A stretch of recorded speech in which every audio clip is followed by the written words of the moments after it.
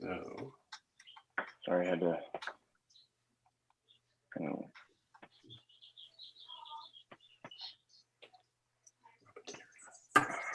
I have a That's okay. comment.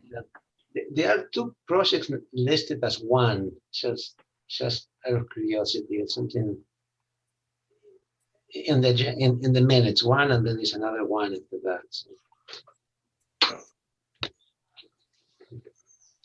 oh, and then it goes to 2 and 3. So, Okay, just a technicality for somebody to fix later on.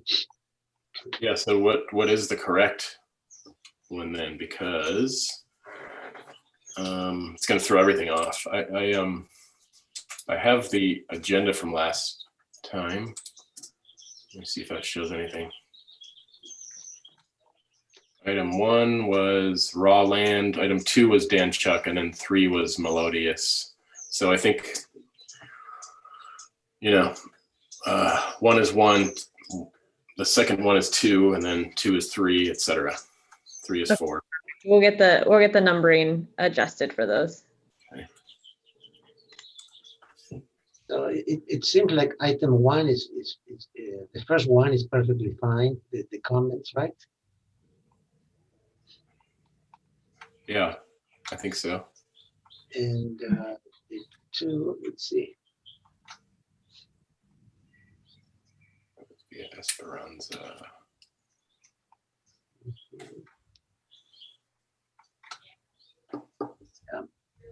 I'm okay with that. With number 2. Well, I guess item number 2, or the second one, the Dan Chucks, we've been trying to shy away from just, for example, number D, study plate height of second story. We're not saying why or what the direction is. Is it because it appeared too high or what? Does anybody remember? Maybe. That was a comment by Valerie. The plate height, I believe, was 8.6 or 9. It wasn't really that high, but it was a one-story house, right? And it was a small addition in one corner. It was designed by, I forgot who was the original architect in the 40s or 50s. And that's the one, right? On Hope Ranch. Yeah. Yeah. So I think that the result was kind of consider reducing the plate height of the second story. Yeah. Val, do you want to weigh in on that? I think it was just a suggestion for them to look at, not a requirement. Okay, so I think it could read, consider reducing plate height of second story. Okay, I got that. Okay, So number 2, 3. This was continue, right? Okay. Yeah. And then we have this one here, the creek side.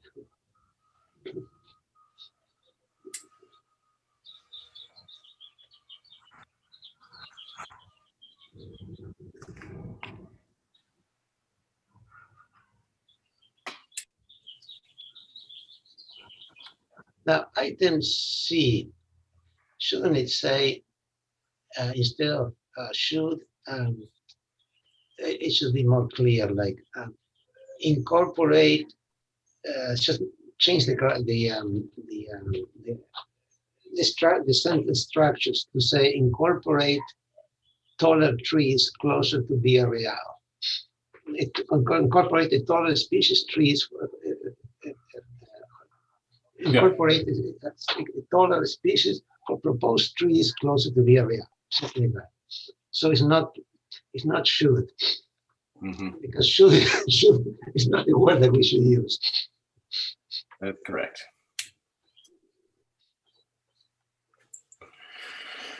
Okay. Alex, can you repeat that? My connection was a little slow and I missed that. On C, to read, incorporate taller tree species closer to Via Real.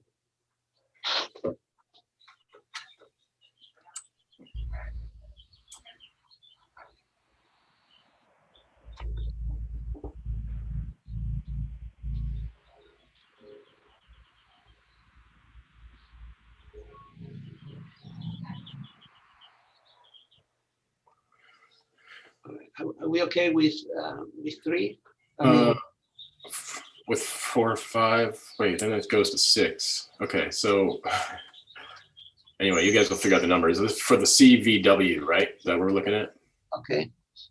I would just say that comment B should just say and or jogging the fence. So consider more landscaping in front of wood fence with different, I think taller species is what we were looking for. Yeah. And or, no, it's not and or. I would say and consider jogging the fence. Chris, can you guys hear me? Yeah. Sorry, I'm having difficulty here. I might have to restart the machine. I can share my screen, I think, Josh, if you want. Oh, it's disabled, so maybe not. I might be able to. Probably have to.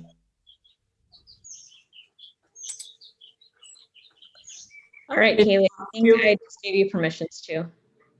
Oh. All right, who's got it then? Someone put it up. Oh, Is that you? I guess I got it. Okay, so we're on item number 4 or 5. And so, Josh, if you want to restart, you can go ahead. I don't know if we need to wait for you, but I think we can continue and you can come back. We can go back if we need to. So this is the CVW project. Consider more landscaping in front of wood fence with taller species and consider jogging the fence. Got that. Or actually it should say add more landscaping in front of wood fence with taller species and consider jogging the fence. What was that comment about jogging the fence? Is that clear? What jogging it where? It's basically to have it go in and out a little bit because it was so kind of stark. Yeah. It would help to, add some change in the plane. That's the one facing the street, right? Like a straight wood fence, right? Yeah. Yeah. That one. Maybe we should describe that better because I'm not Okay. sure that's clear. Taking the fence for a jog. So add more landscaping in front of wood fence with taller species. What's another word for jogging the fence? I know. Offset the plane of this of the fence. Offset planes of fencing along street to break linearity. Yeah. Yeah. Yeah. That's good. You got that, Joe?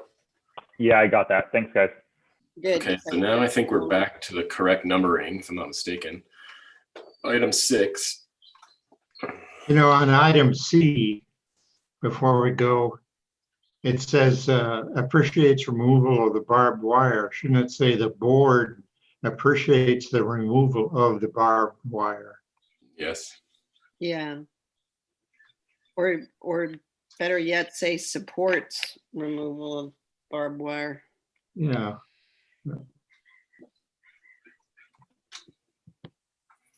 Okay. Item 6. The number 6, we don't really saw it at consent, so let's just move on. Right, exactly. So item 7, this onto this preserve lots.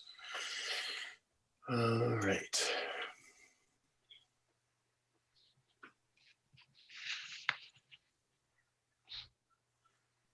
Well, item 6. Item- Dan Brown addition. Mhm. Are we on that or are we gone past We're- that? We're beyond that because that was up today on consent and Oh, It's done. received Okay. approval or will. all Okay, so right. item 7.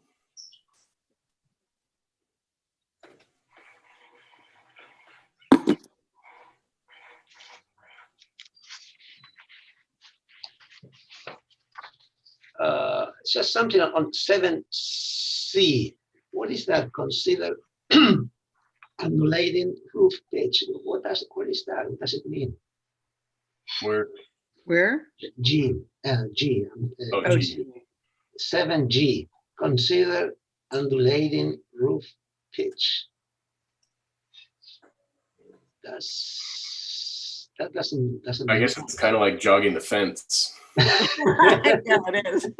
Well, you can say consider varying roof pitches. Oh, okay.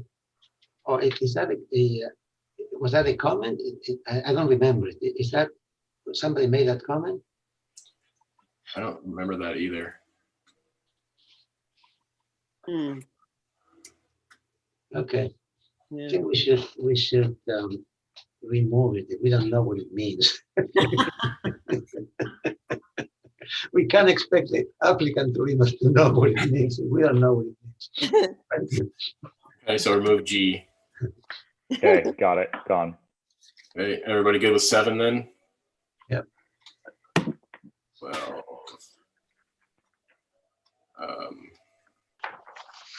Okay, item 8, reserve lot 13.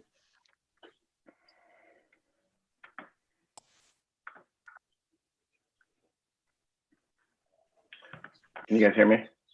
Yep. So I think Cool. we're on item number 8, Josh, which is the preserve lot 13. I think item B is the fairly poor wording. Should be, instead of coloring is better here, just say coloring has improved. How about, Yeah. we're talking about wall color, right? The color of the walls. Walls Yeah, I think it's the wall colors. Yeah, house color is, is acceptable and blends into the natural setting. That's what I think you should read like, right? house color has improved in terms of blending into natural setting.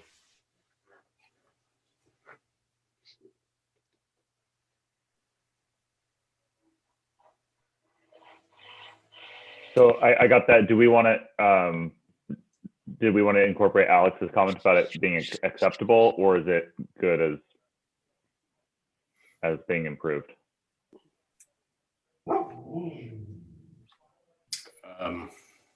I would say improved. I mean, it's not.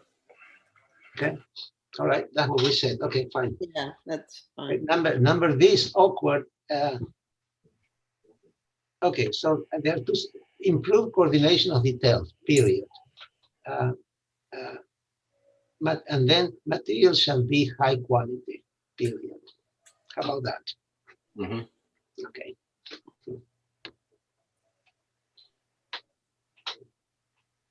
And then for E, Is it, roof tile to be two-piece mission. Yes. Not a mix. And not S tile. Yeah. Or delete not a mix if you want, but okay, so that should be under, that should be moved to the item above, to D, because we're talking about details, where E talks about a whole bunch of other things, right? Yeah, that's true. That comment E has too many subjects in it. If the first sentence should be added to D, you know? Yeah, Materials should be, materials to be high quality, including two-piece mesh tile instead of S tile. right, Not the color mix, period. right. Okay. And then we start with E, to say,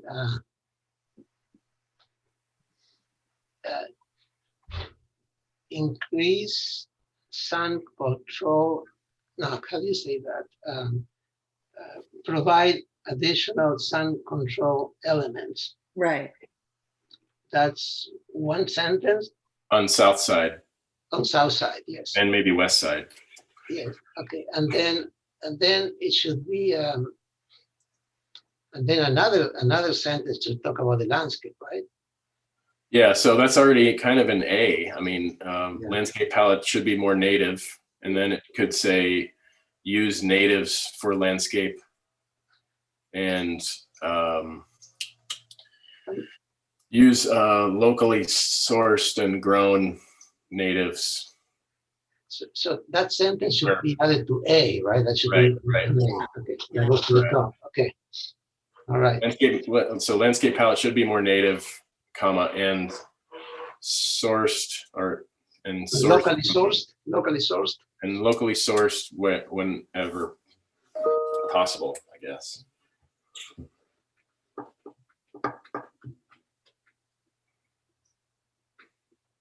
So the only thing in item E now is sun control, right? Yeah, We've yeah. taken out the other parts. Yeah. And on F, it's kind of a strange direction to the applicant that, is that what we said? Then. we'll Yeah, see was there a majority on the gutters? I mean, If it'd we be better did, if one direction. yeah, Well, I think it goes back to, using high quality materials. Yeah. So maybe that could be where we have the mission tile or the two-piece tile and, gutters. well, we shouldn't rewrite history. If that's what we said, we should leave it there, right? Because apparently there's a discrepancy as to What everybody said. Yeah, Hmm. okay. Okay, I'm good with that, with the rest. Everybody okay with that, with the rest of it? Stormwater, yeah. Okay. So just to confirm, item F, were there any changes to item F? I would just leave it alone because there's a discrepancy there between members and, we shouldn't burden the applicant. Okay, And we should not rewrite it. okay, sounds good.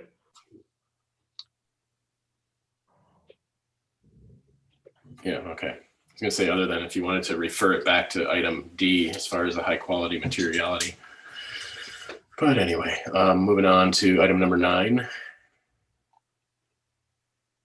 Well, on B, it says question as to why no awning exists on north elevation. Actually, that should be the south elevation. Okay. And item A, stucco color needs to be darker. Yeah, that was what I was gonna say. Oh, I guess it says it right there. Color needs to be darker.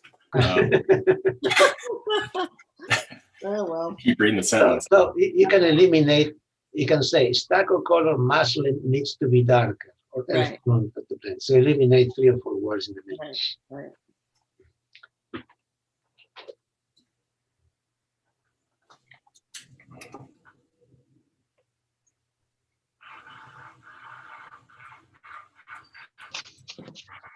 Okay, item K.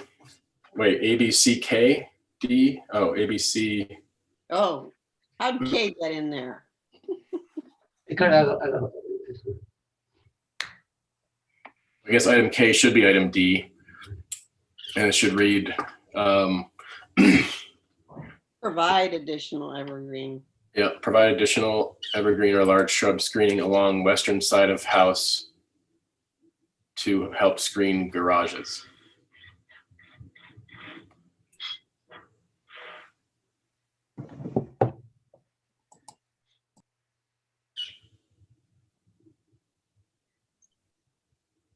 Okay, I think I got that.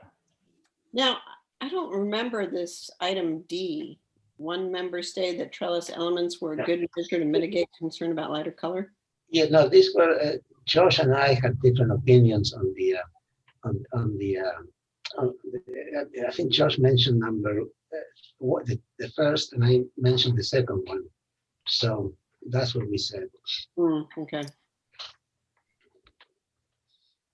Okay, so it seems like we're good, right? So, Okay, so I make a motion to approve the minutes as amended. Seconded. second by John. Anyone? I think, Josh, you need to recuse from item 3, was it? Right? Side. And Yeah, the Creekside element. And then Kaylee needs to yeah, 4 and then 7, 8, 9. 9. Maybe. Yep. That'll- Okay. Okay, so all those in favor? Aye. Aye. Aye. All right. Let's see. So moving on then to SBAR members' informational briefings. I'm going to stop sharing here. So those of you who don't know, Lori Romano our esteemed colleague for many years passed away 2 Saturdays ago. And we have, we're all, broken up about it, but we have Lisa Plowman here, the Director for Planning and Development, with us today to say a few words. So Lisa, whenever you're ready. Thank you so much. I was very saddened to hear about Lori. I've known Lori for many, many years and worked with her over the years when she was at Arcadia Studio. And I, in fact, am sad to say I didn't know that she had cancer. But Lori was a really committed community member. She contributed her time to volunteer efforts. She worked with the county for, I think, 12 years. She had also served on the city's ABR and was just a really constructive, kind, giving person, and just gave her all in her participation. And I'm really sad for her family and for her colleagues on the SBAR. And I wanted to be here just to pay my respects to her. And I would love to hear what you all on the board have to contribute to that. So really, my heart goes out to Keith and her family. Okay. Thank you, Lisa. Anyone else would like to speak? I'd just like to say on a personal note, I worked with her for 7 years, sitting right next to her at Arcadia Studio. So she was my personal mentor, boss, partner, and friend. And we are missing her and will miss her for a long time. She contributed an amazing amount to our design community. Yeah.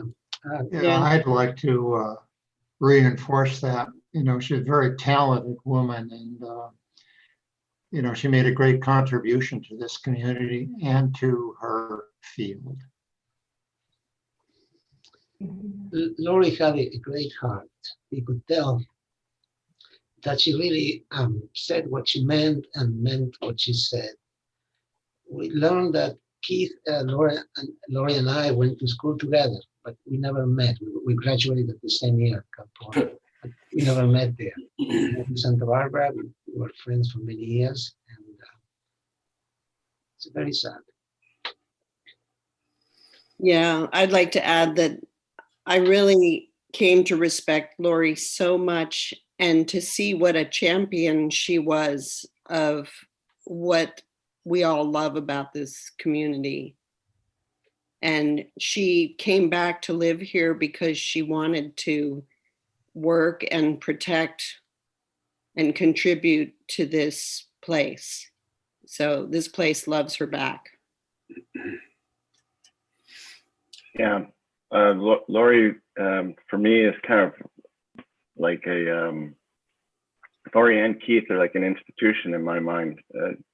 Growing up as an architect in this community, I can't remember a year or month where I didn't have some interaction with them at some event or some going on in Santa Barbara. And, always friendly, always interested and curious and ready to talk about how to make a difference in our community. Every time I met her, saw her, socialized with her.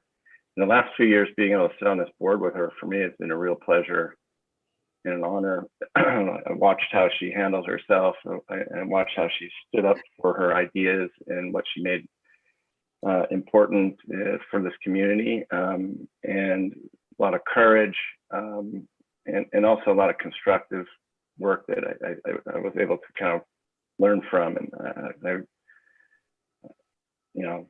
I keep telling people who have asked me about this, it's for me, it's like Santa Barbara won't be the same without her. It's hard to think about participating in this community of designers and builders without her spirit. But I think her legacy will endure, and the people at Arcadia, really, our thoughts are with you. You guys lost a huge leader and a terrific colleague, and we hope that you guys will continue on her work, and I know you will. You will. Thank you, Josh.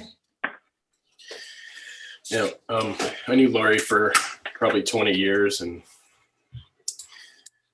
we always got along really well. I just found out she was from Jersey, so it all makes sense now. Hey, I'm from Jersey too. Are you really? Yeah. All right, cool. So yeah, she was always speaking, she always spoke her mind, and I always appreciated that. And we got along well, and we'll miss her. So thank you all for everyone for speaking. And like we said, our thoughts are with Keith and their whole family. So thanks. And just one last thing. This is Lisa. I just want to thank all of you for your service too. It's no small commitment, and it's provides a great service to the community. So I just want you to know we really appreciate the effort that you put in and the hours that you spend even just correcting the minutes. It's important work, and you're very valued. Thank you, Lisa. All right. Anything else? Informational briefings. Anyone have anything to share? Oh, maybe I should remind everybody that we're still missing one member. And I have a very hard time recruiting somebody from the 3rd district. Lisa, maybe you can help us out. We're missing a representative from the 3rd district, right? From the southern part of the 3rd district. And I don't know too many architects that live there. So I'm not sure if they need to be from the 3rd district at this point, right? I know, but they would prefer. They said they would prefer, and Okay. it's just impossible. So, anyways, if anybody knows of anybody that would like to participate in this board, let me know, and let's see if we can get that number lined up, because we're really short. We have quorum problems quite often. Yeah. And we are the coolest board around, so it's a hold up. Okay, folks. Moving on then to item number 5, the staff update. Anything from you, Joe? No, I don't have any updates for everyone at the moment. Okay, thank you. Item 6, the consent agenda. We had 2 items on consent today. The Ortiz edition, which was here for preliminary and final, and received preliminary and final as submitted. And item C2, the Damron additions, which was also here for final on consent and received final as submitted. So Josh, do you want to make a motion? I guess I'll make a motion to approve items C1 and C2 from the consent agenda as submitted. Okay, and I'll second. And all those in favor? Aye. Aye. All right. So moving on to the standard agenda with, let's see here, item number 1.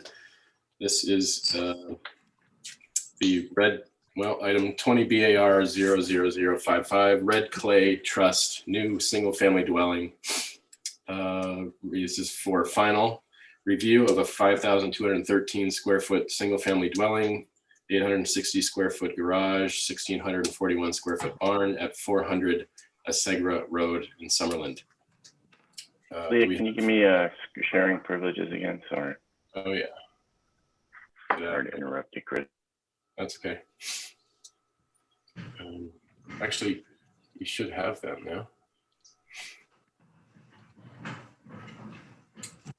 There you go.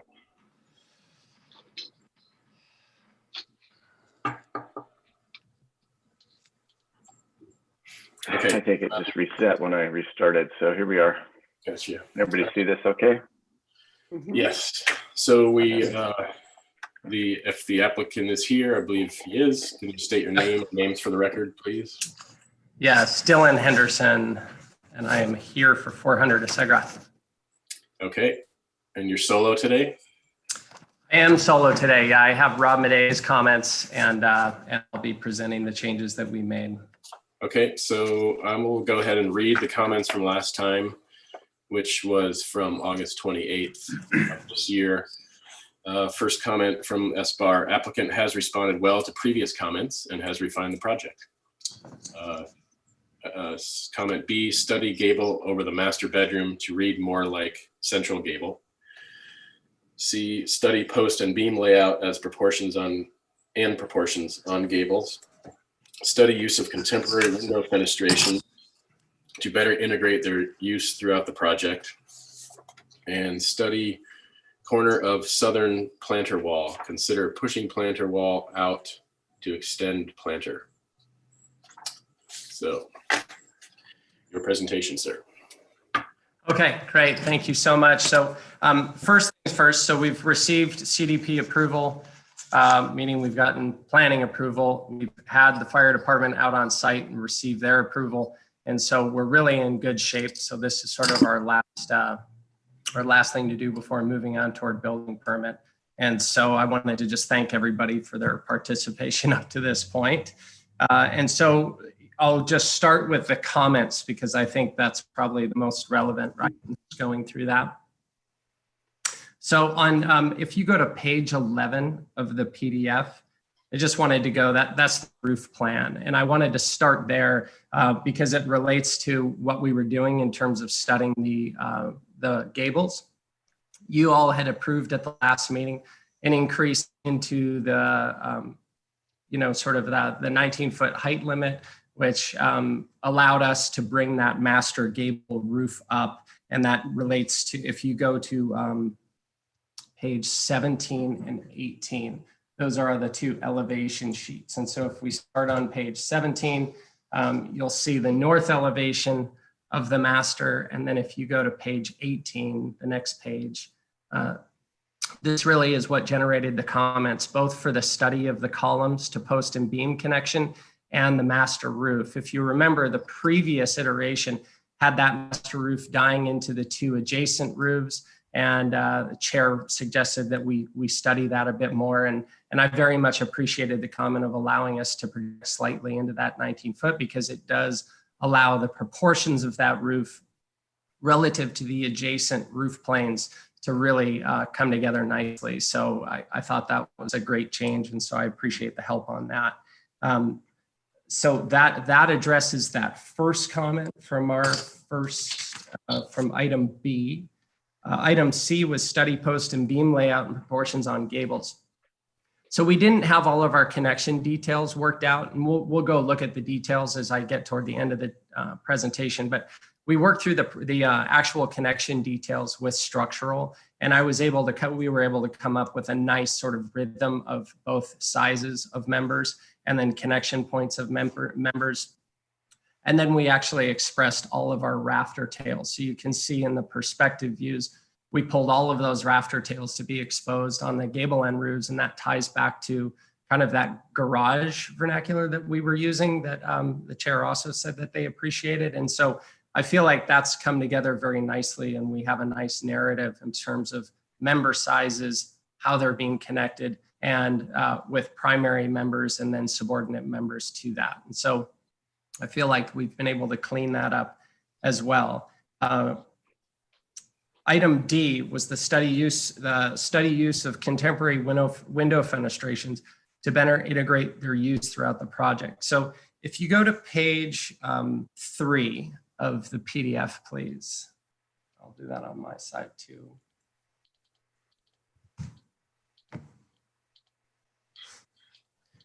So page 3, while we're waiting, is the exterior material board. And I just wanted to give you a sense of how we're wrapping these windows and doors throughout the project.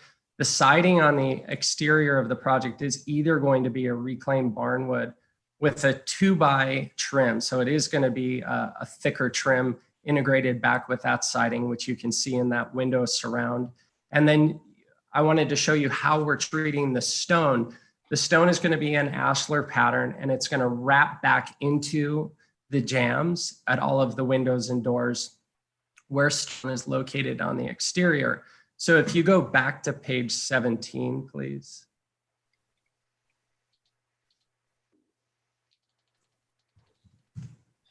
And actually go to 18, sorry, that's a better view for us to look at. So the comment in the lower left corner, you'll see how the window at the master shower, it's in that lower left side. I don't know if it's easy to zoom in or not. What we did is we took, in the previous iteration, we sort of had that glass going to a butt joint in the corner.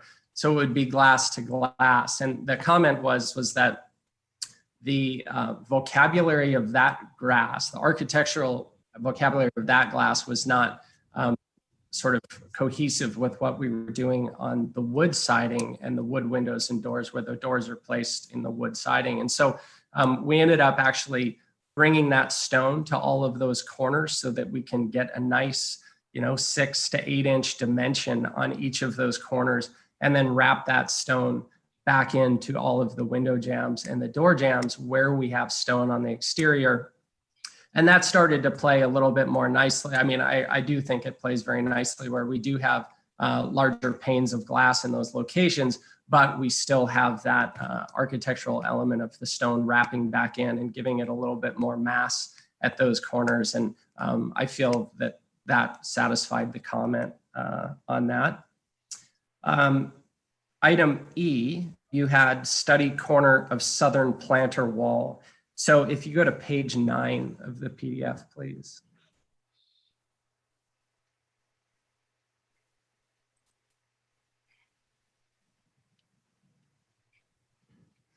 So I'll do it on my side too. So the comment was in the lower left corner where you see the sort of the non-linear planter wall, which is defining the edge of our patio over the gym below. That was pulled in. It was quite tight in that location. And the recommendation was give that a little more breathing room and let plants actually do what they're going to do there. And we were going to need some more space. So again, appreciate the comment very much. I think that we did pull that out, and I feel proportionally it starts to really feel more gracious in that corner. And so I thought that was successful as well. And so just very quickly, I think to end my presentation, if we can go to page 22, and I just want to scroll from page 22 through page 29. And these are our section views. It shows how we relate to the topography on the site. And then we get to our details at page 26 through 29. And so these are standard section views just showing how we're relating. And if you scroll down from there, I'll just say next as we go through this. Next. Next. Next.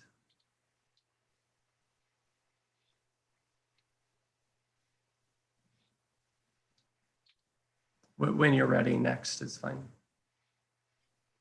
Yeah, so here we get into all of our details. I don't know how much you would like to get into this, but really what we did is we went through these was studying those relationships between size of members, primary to subordinate, how we're wrapping that stone back into all of these window heads, jambs, and sills, and we're dealing with the timber connection to the stone cap. There's all going to be blind knife plate connections, and that's sort of that is my presentation. So please let me know if you have any questions. Okay, thank you, Dylan. Oh, I'm sorry, landscape. I'm so sorry. Can you open the landscape? We had to break our files up because they were so large, and I do have comments from Rob. You just had the civil plan. If anyone has questions on civil, Mike Viatoni is the civil on this project, and he's done a great job. If you want to flip through the civil plans, more than welcome to. I'm going to read the comments that I received from Rob because he couldn't be in the meeting, and then we can look at his specific drawings. He said, sorry I couldn't be here today. Planting, he realigned the entry path to front of home, creating more opportunity to appreciate the architecture. He simplified the plant list. The tree selections are based on the client preferences. He reduced the lawn area and generally reduced the total amount of new planting as the garden transitions to open natural space beyond. The lighting is a modest amount of path and all down lighting only, dark sky compliant. And so those were Rob's comments. And if we have, I think we should just flip through the sheets here. If there are specific questions, I hope I can answer them. But I've gone through this with Rob, and I think he's done a very nice job. So if we just scroll through, we can pause anywhere you would like.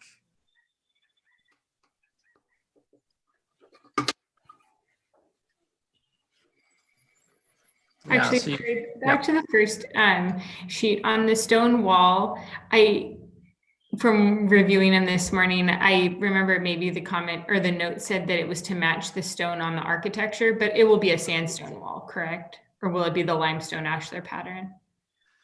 Well, right now we have it, I'm thinking that all of the stone on site matches, so it would be the limestone ashlar. Does he have a note saying sandstone? I think so, but it's Okay. minor. I just wanted to make Okay. sure. It's intent Yeah, or- my preference would be that all the stone matches on the site. Okay.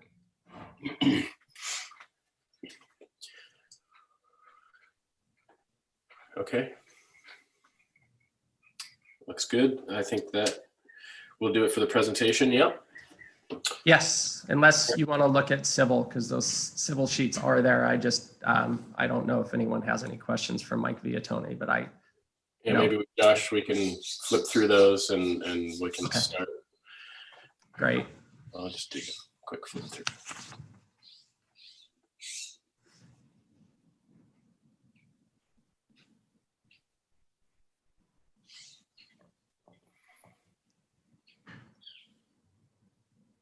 There's a bit of grading up at the front entry, just to, the fire department actually wanted us to do that.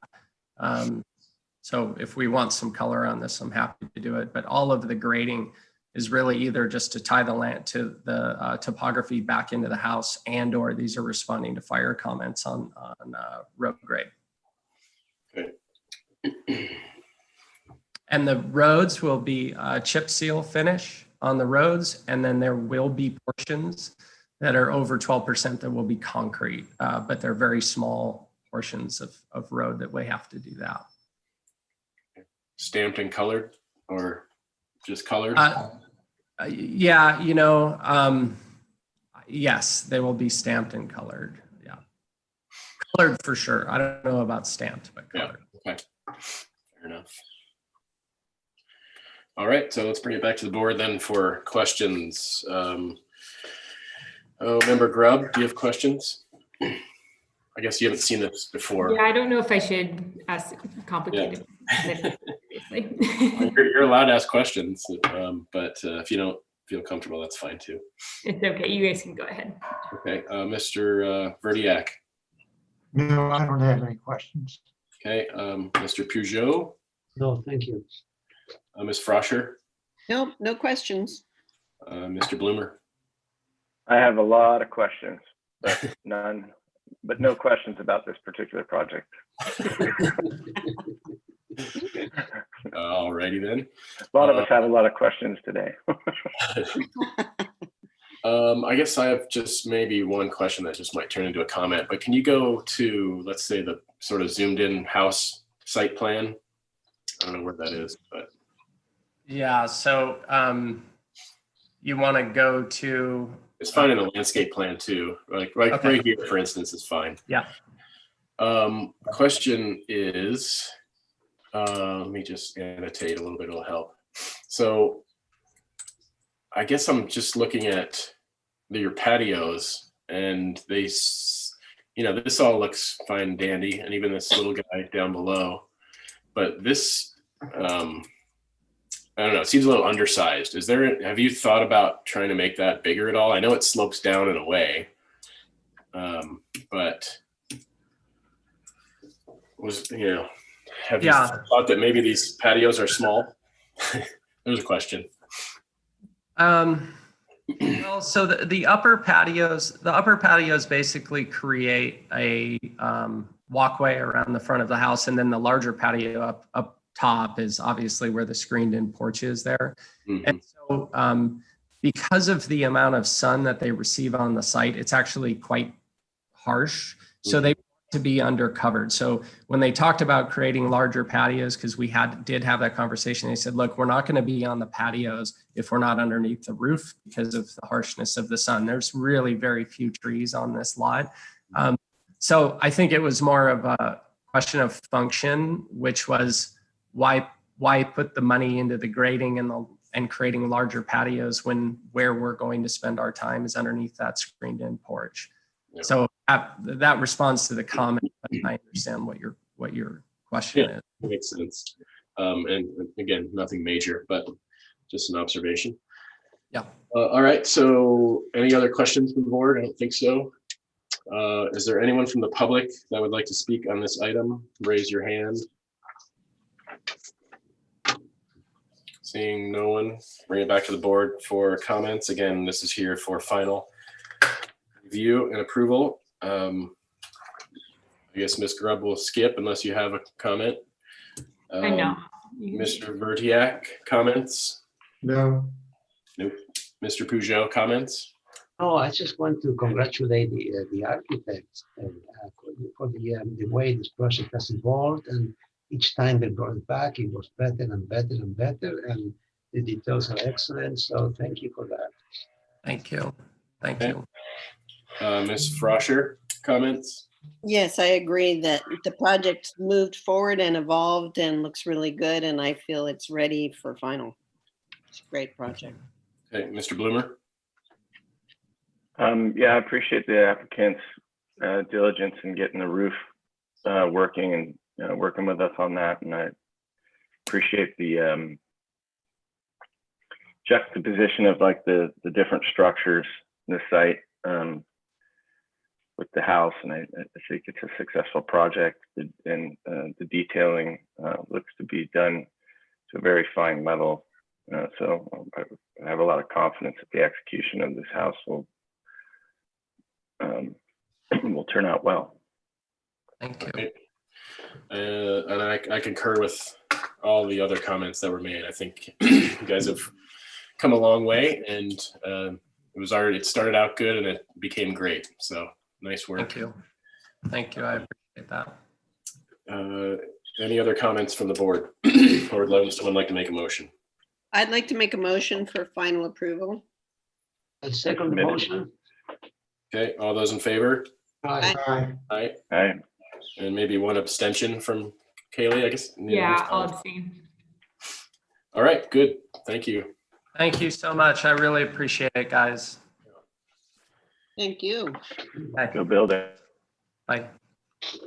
All righty, item number 2, the Wainwright edition. This is for further conceptual review of a 1,728 square foot 2-story addition at 2758 Painted Cave Road. Last heard February 7th of this year, pre-COVID. We have several or many comments. Do we have the applicant here with us today? Please state your name for the record. Ann Wainwright. All right, and sitting next to you? Are we unmuted? No, we heard you. Am I muted? No. Aaron Teniel Wainwright Metlovsky. All right. I'm the son of the applicant. Okay, you look like you're in the back of a limousine. Sure. I'll ask the applicant that there are many comments here. Do you want me to read them, or do you want to go through them one by one?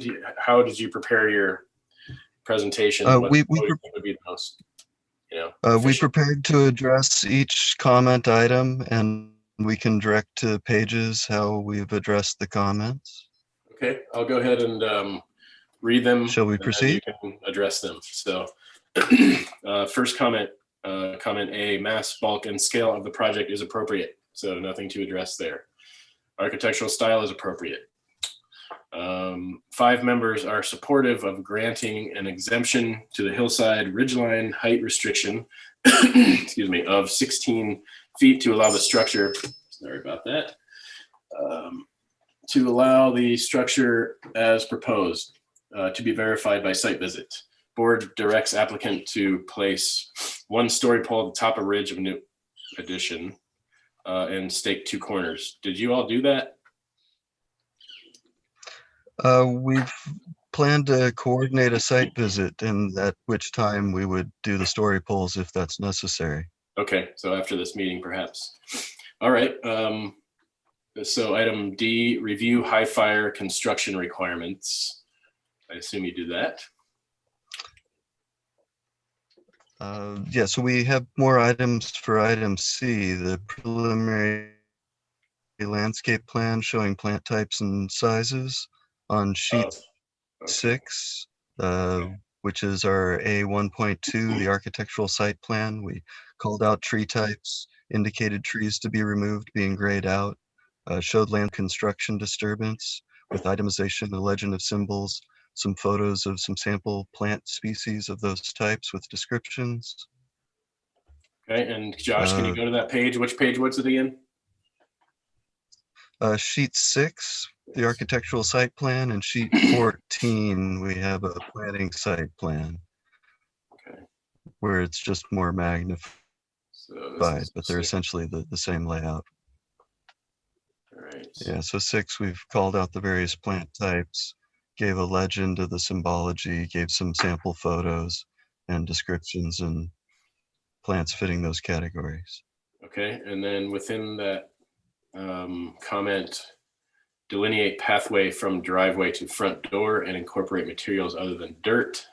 Looks like that was, you did change your configuration here. Can you maybe walk us through a little bit of what your materiality is? Sure. So we're looking at asphaltic paving for the driveway, enhanced paver stones for the walkways from the driveway.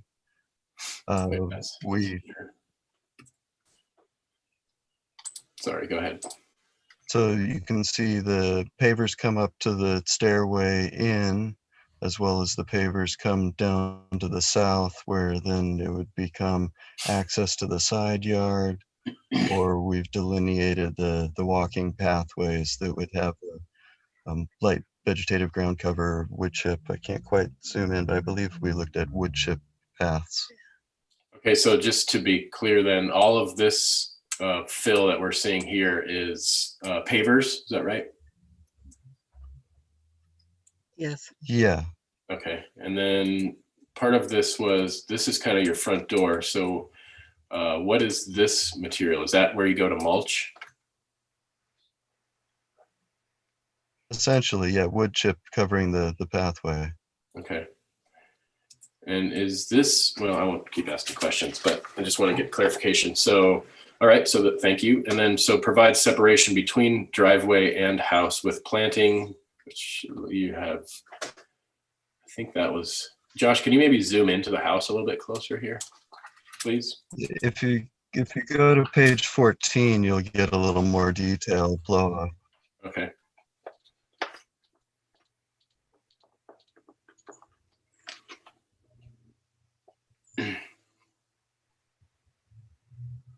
Oh.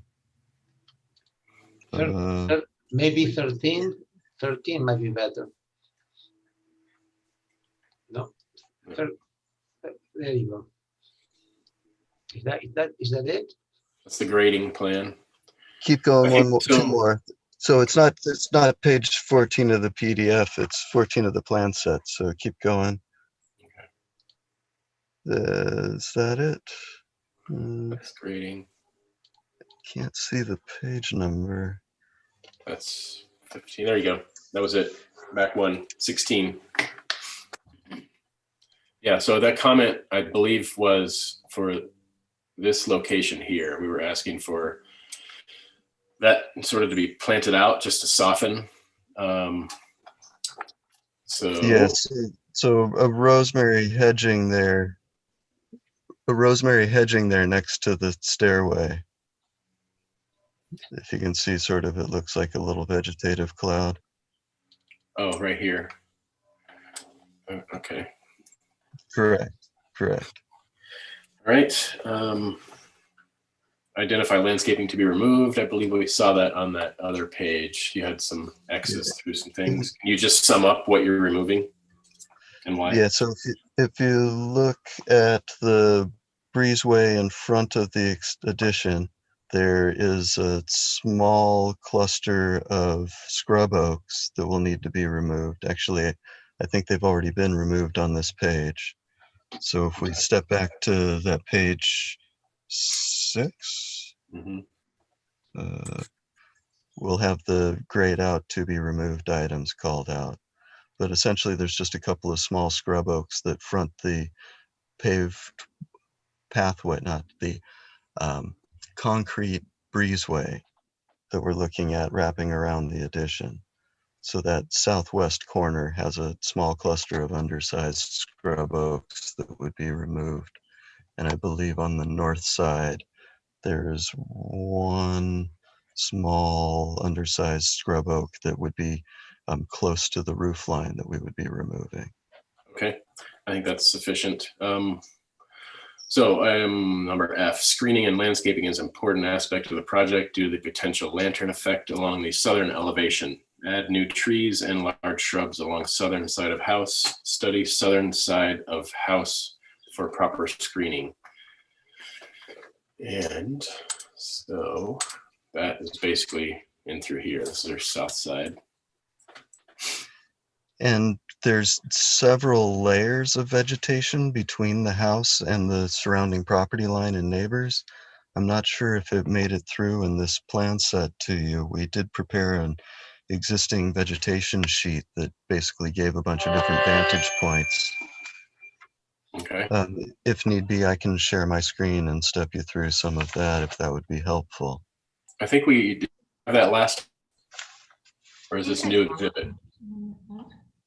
It wasn't technically a page of the plan set. It was more an enhanced sheet. Okay. There we go, existing vegetation screening images. Yeah. And so we can see on the lower left, sort of angle orientation for each of the views, but essentially we've called them out from vantage point and whether you're up close or far away. Some of the initial screening concerns I think can be seen in the center image set, the south screening. Mm-hmm. And so we can see the canopy space that basically would be screening the addition if we look at the leftmost upper image there in the center. And then if we look to the one to the right of it, we can see the existing vegetation that would provide more of the screening. As you step farther back, there's sort of 3 layers as you're up close, mid-range, and far out. And that's essentially what we were trying to show, as well as if you look from the southeast screening, the column of photos down to the right, the views of the house from the surrounding road wrapping is very, very limited. And we do show the one image where the existing house can be seen, but the vegetation would be basically screening where the addition would be going. That's the second image down on the right. Okay. Very good. And now moving on to sort of the architectural comments. Some members feel that the front entry mass should be a gable. Consider a new roof design with the front entry massing. Option 1, gable. Option 2, parapet with roof break facilitated by parapet. Option 3, continuous ridge line and roof pitch, all 4 to 12. Or consider standing seam metal roof. So let's check out, would that be elevations? Best way to look at that for the entry. Yeah, let's see. Which comment item was that? This is G.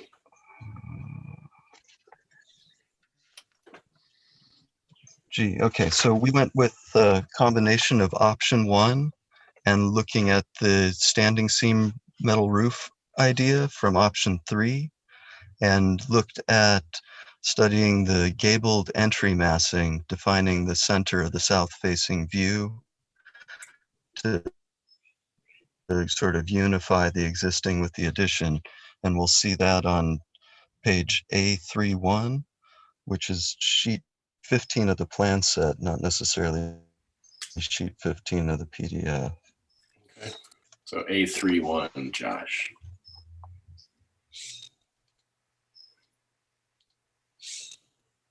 The reason why I say it's not necessarily the sheet of the PDF is that we have some duplicate pages with AirPhoto or without AirPhoto.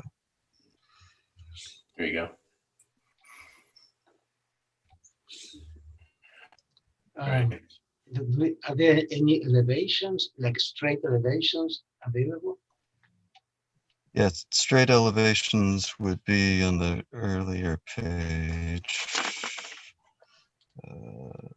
Bear with me a second, I got a sheet list separate.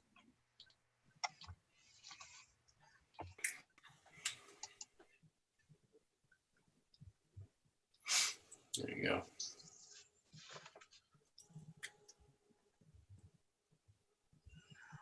Okay. Is it still loading?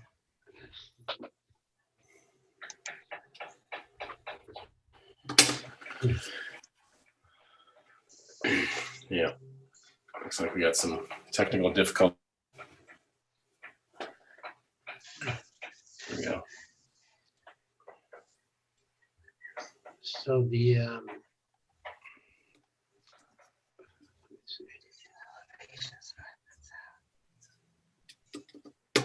Maybe go to 11, Josh. Number 10 doesn't seem to want to load. That's the two ends. So basically, yeah, you did add a gable to that front entry mass, but we can't seem to. The south elevation would really show what we're talking about. Josh, maybe download the files. There you go.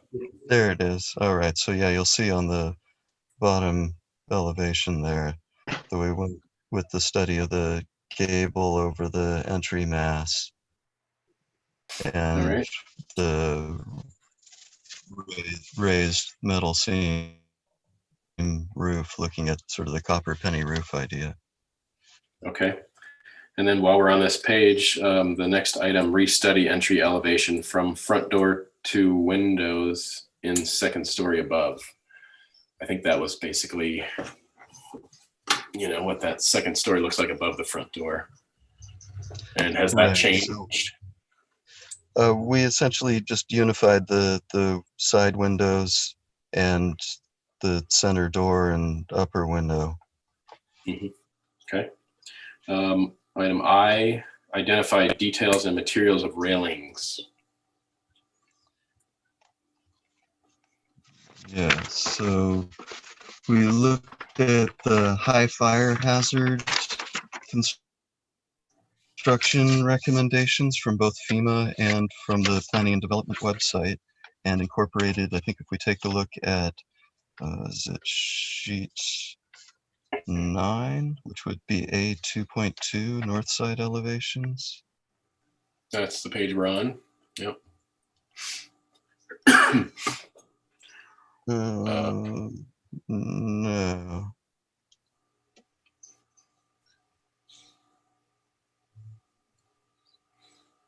Or sheets A20, the cross sections, which would be sheet 7 of the plan set. Yeah, I think the reason for that comment was we were looking at these, just, you know, wondering how they're gonna go together. So let's try to go back a few pages, Josh. Well, if you look on the west end, there we go. There on the detail on the right in the margins. We'll see the FEMA. Yeah, so that's the planning and development for the overhanging eaves. And above that is the FEMA cross section for dealing with railings and decks. But essentially, we've been looking at cement, wood patterned tile decking options. We had wanted to go with cementitious lumber instead of open exposed wood. And so some elements of the FEMA detail gave that notion of like a tile surface deck with metal railings. But we'd be looking at mimicking wood patterns in metal and concrete of some form. Okay. All right, let's see. Item J, aim to simplify or plans, identify plans and elevations, all materials, and provide key design details of the exterior. Do you have sort of a, you know, you have call outs for materials? Yeah, I believe if we go back to the north-south elevations, we had some call outs. How did we address this specifically? A2.2, Josh, 2 pages.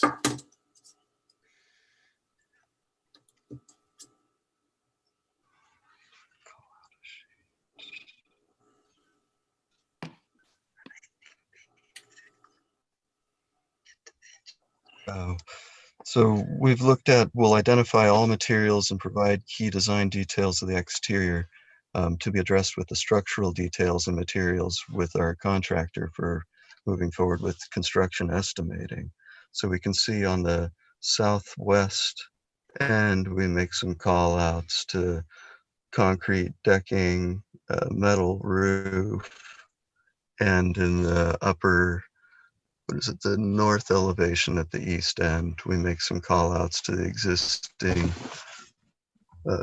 exterior wall finish to match existing dwelling in color and style, focusing on cement, stucco, and wood aspects. Column finish to match dwelling in color and style, cement, stucco, and redwood. So we're basically looking at cement, stucco, and wood accents. The existing deck, I believe, is redwood. You had some concerns about some of the deck materials. Again, the FEMA high fire hazard construction elements is what we would want to employ there. And we're likely going to need to rebuild the existing stairs to the deck as part of the septic expansion. Okay. At which time we'd replace the materials that it's currently constructed out of. Got it. And lastly, study stairs from parking to porch. So I think that was what, 2 pages back again, maybe? Well, we can kind of see some elements of it here. We'll look at it from the plan view, but there was some concerns about the excessive railing making kind of a cavalcade sort of chute to get down through. And after addressing what the ground elevations are, the 1.5 foot step off the edge wasn't significant enough to require railings. So we only have the internal railing to stairs to breezeway is not so channeled with railings as it was first initially proposed. Okay. All right. Anything else that you need or want to share in terms of any changes that you've made? If you'd like to see the plan view, how I think we addressed it with just the materials and the initial pathways wrapping around, but that was again looking at from parking to porch and making it so that there could be essentially, if needed, to be accessed by wheelchair, not having to go up or downstairs. So there's a side yard to access the breezeway that we can see in the south view there at the end of the retaining wall would be the pathway that would wrap up around through the paver stones. Page 6, I think, right? Yeah.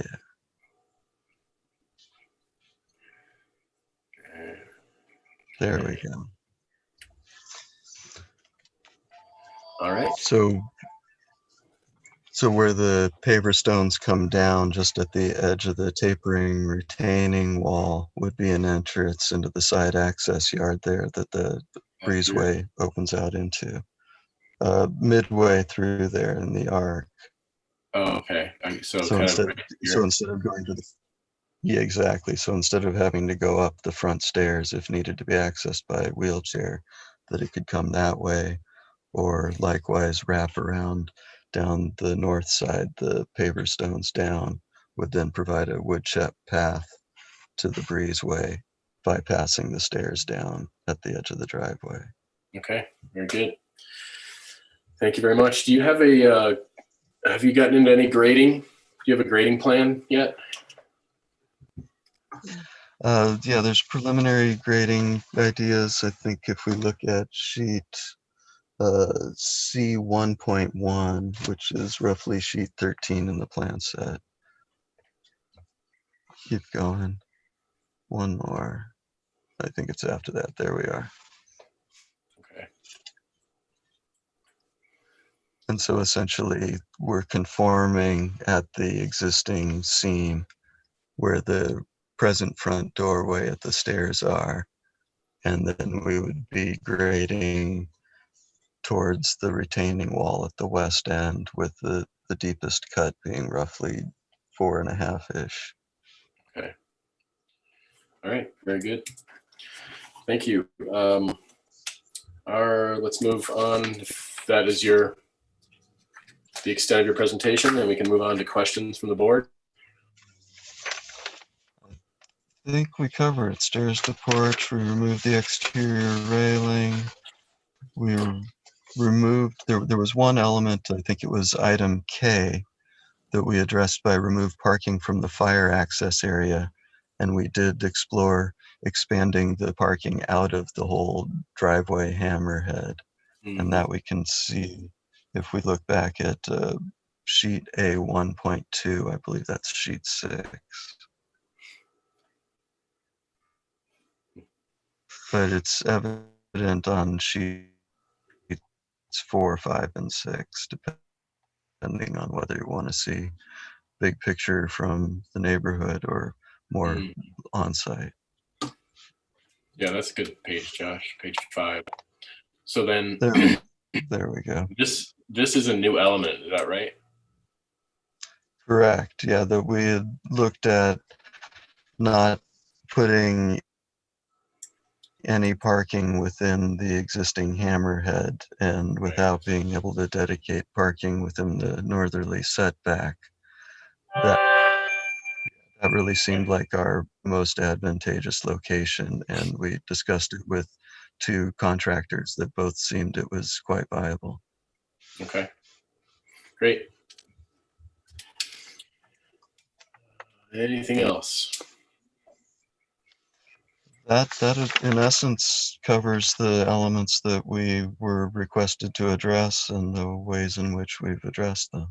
Okay, perfect. Thank you very much. So we'll bring it back to the board then for questions. Vice Chair Bloomer, do you have questions for the applicant? No, not this time. Okay, Member Frosher, questions? No, I don't have any questions. Okay, Member Peugeot? Yeah, I just have a question. Where is the landscape plan? What page would that be? It's right there. It's page 6 Yeah. and the one that he was just on. 6, Page 6? and 16, I think. 6 says the legend. Yeah, okay, 6, okay, so that's the legend. Okay, very good. Okay, thank you. Okay, Member Vertiak, questions? Yeah, you have a wood chip pathway to the front door. Is that Partially. correct? Yeah, if you partially look at done. this page here, that essentially, yeah. I mean, would that be, it doesn't seem practical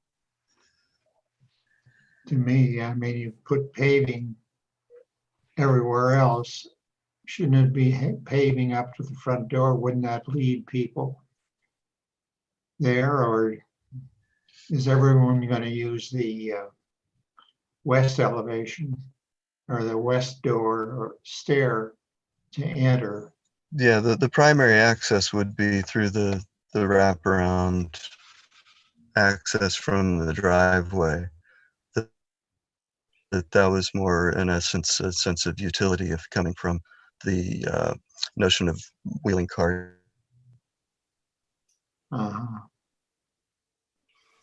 Okay, well, that's all I have. Okay, Member Grubb, questions? I was just trying to see do you have a tree species in mind for the screening trees on this along the south elevation? I think it's called out on the plans. Is it okay? I think story poles will be helpful. It's just hard to tell if you're located in a way to help screen all the larger windows. I don't have any other questions. Okay, I don't have questions either. Are there any members from the public that would like to speak on this item? Raise your hand if so. Okay, seeing no hands go up, we'll bring it back to the board for comments. Mr. Bloomer? I don't want to go first. You don't have to. Let's see. Why don't we come back to you, Ms. Frosher?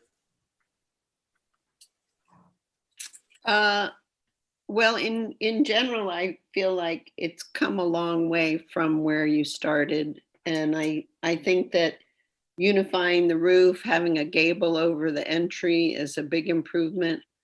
The metal roof is good. So I'm feeling comfortable with this project. I think as much, maybe some more effort on the landscape screening would be good. And the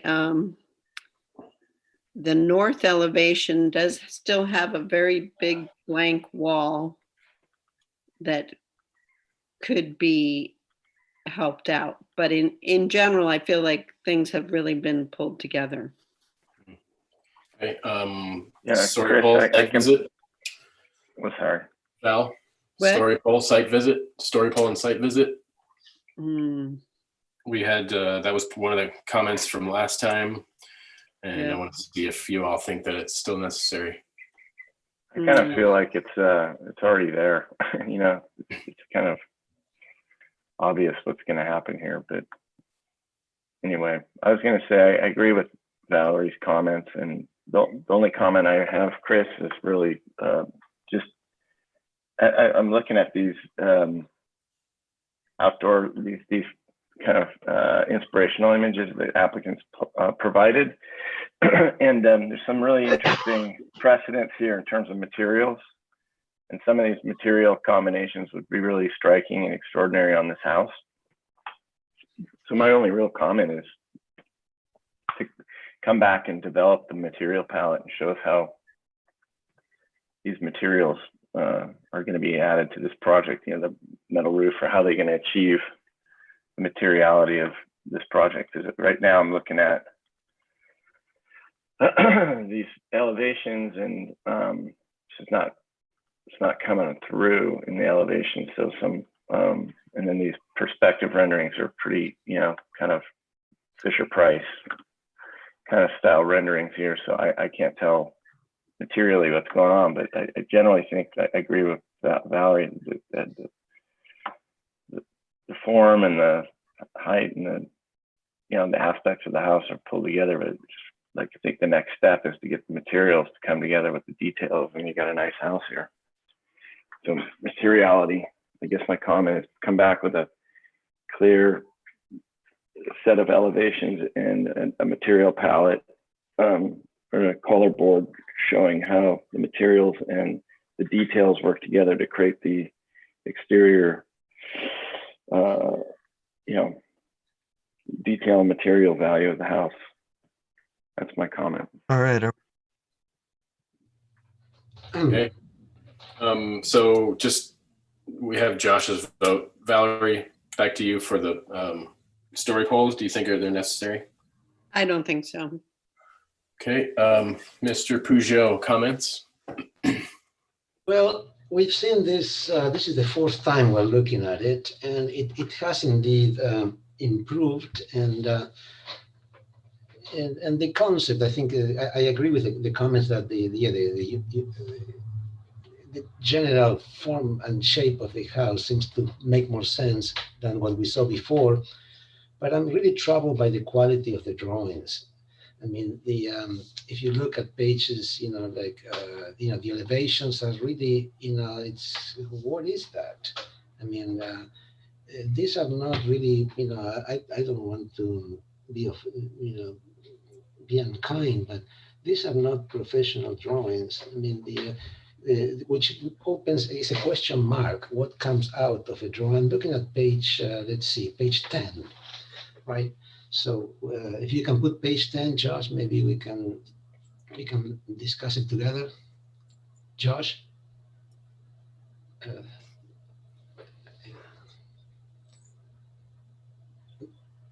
There we go. Okay, so what is this? It's very hard to tell what is going to come out, or what will be the, what exactly are we getting out of this drawing? The materials of the well, the materials in themselves. The shapes also are somewhat awkward. I mean, the overhangs on the gable on this south elevation the overhangs there. That is very awkward. If you go to page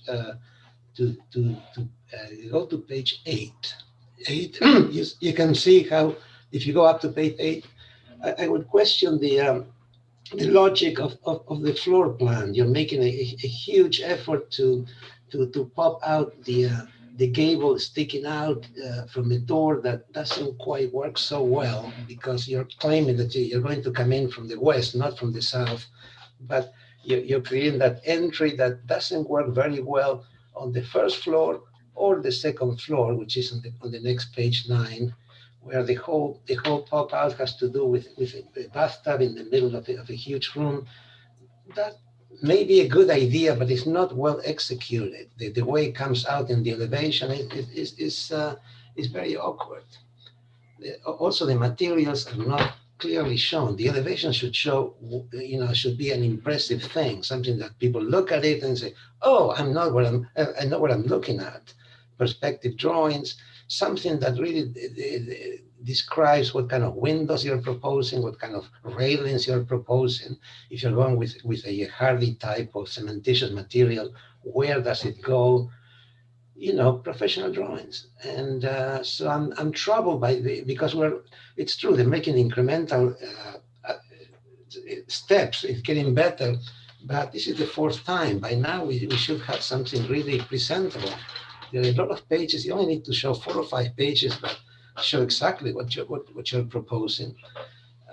And I let others comment on the landscape plan, but it's also very unclear how you're proposing to address the landscape, the screening. The approach from the west is very awkward. You're coming in, there's a parking lot that ends into some kind of a wall and a porch, and you're coming in and you wrap around. It's not really finished. And remember, you're asking for an exception. You're asking for the board to give you a modification, a leeway to support this height, the increase in height. So I'm having trouble with this application. Those are my comments. Okay, thank you. Mr. Verdiak, comments? Yeah, I agree with Alex's comments. I mean, I think that project's come a long way from its initial submission. But the north elevation, are those clear story windows really necessary? What's the plate height there? It seems like changing the roof pitch, on the north side creates a sort of awkward looking wall and loses, the scale of the building. I think that it might be a good idea to rethink that. Are those clear story windows really necessary? Josh, can you go to the page, please? No, the elevations. There you go. Yeah, the elevation on the top, it seems like there's just windows helter-skelter all over the place, and it changes by changing the roof pitch. It changes the scale of this elevation a great deal. And is that really necessary to do that? You talking about these windows, John, up top here? Yeah. Yeah. Yeah. Okay. You've done a lot here, and the thing is beginning, it looks pretty cohesive now if we look at the south elevation. But when you have decks going around, the front entry doesn't make any sense to me. But the building, it has a pretty good scale to it, and it's beginning to look pretty good. But when we go to the north side, that that scale and that cohesiveness disintegrates. And I think it's because you're changing the scale, the roof height. I don't know what the plate height is at the second story, but it seems if that, if you wanted it in more, put in more north light would be one point, but perhaps that elevated roof line is too long or too extensive. Anyway, I would restudy this north elevation and the south elevation is looking pretty good. So that's a lot of progress. Okay, that's my comment. Thank you, John. Mr. Chair, can I make a quick comment? Yeah, sure. Okay. This house in its form reminds me of like some projects I remember from living in Colorado and other mountain communities. It definitely has the form of something that looks like a mountain house or a rural type, hillside mountain house. Almost kind of like has some kind of form to it. Almost reminds me of some of these old mining buildings that get converted into things or get referenced. And my feeling about this house is it's a little, like to Alex's point, and I think to a little bit to John's point, there's a bit of a randomness to the fenestration and how the exterior window package and the rhythm of these things change. And I think when you do this kind of architecture with a kind of a rustic finish, it could work. Like I know I could actually render this professionally, these elevations, and illustrate them with the correct material palette and detailing. I could sell it to this board in a heartbeat and get an approval. And I think that's where this project's suffering. It's not this last bit of execution, to Alex's point, it's tough, but I don't think we're ever going to get a house that looks like it was imagined from day one with like this kind of clean fenestration that's all dialed in on all four sides. I think like you look at the elevation on the bottom of the page and then the top of the page, they don't have a lot of relationship to one another in terms of the rhythm in the windows and so forth. So, but my comment is if this was pushed into a kind of a rustic detailing, and that means no plaster probably, and it has to be compliant with high fire, of course, with the metal roof and the right kind of trim package and siding material and detailing, especially with all these wood decks, in the right color palette. This could actually be, I think it could, I don't know if it disappear, but it could ameliorate the issues that you guys have with the kind of randomness of the addition and the window package and how things feel a little bit disjointed. But on a rustic kind of level, that those things kind of work, but it has to kind of come together that way. So I don't know if there's a way to guide it that direction, because I don't see any way that this house is ever going to turn into like a contemporary. It's just not going the way that you guys are talking about. So anyway, I don't know if that helps. All right. I think Ms. Grubb was our last commenter. If you want to go back to the landscape plan, I think page 6 is probably the easiest to see. But my comment is similar to Alex's, just in the graphics. It seems like you have some good concepts going, but it's a little graphically hard to discern what takes priority over other things, where you have paving and planting overlapping,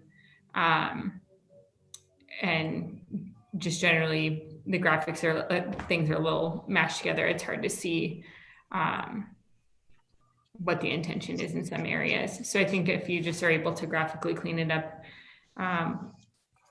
it seems like when I was reading the call out for the mulch path, you also have a planted ground cover hatch over it. And then where the rosemary hedge is going to go, it's also showing pavers, just for a couple examples. So those kind of clean up things. And then also if you can graphically depict how the screening from some of those important views will help in mitigating the lantern effect on the south elevation. I appreciate that you did add some trees to the south side. It's just hard if we're not going to do story poles, to see if that is if those are located where they'll mitigate some of that light coming out of the house from the south side. Okay, thank you. Let's see, I'm kind of, I'm having similar difficulties just sort of reading the plan. I mean, this, on this page, for instance, just as Kaylee pointed out, to me, this looks like you're trying to have a driveway going over there, but then it stops abruptly, and it is awkward to then switch to mulch to go to the front door. If you have guests, that's a strange thing. So I don't know if you're intending for this little roadway to be driven on, but then, if you are trying to get around here for the potential wheelchair access, you also have your topo lines over here telling you that that's not going to work. I'm kind of confused. I think we could maybe, again, clean up the plans, eliminate extraneous information, and really hone in. This one's called enlarged architectural site plan, but I think it's also meant to be the landscape plan. So that's confusing. I think you need to break it down a little bit more and be more, succinct with your presentation. I think one of the big comments was to try and just soften this up and along this front elevation. And as Kaylee said, there's pavers running up to it, but then you're also saying there's rosemary. So I don't know which one it actually is. I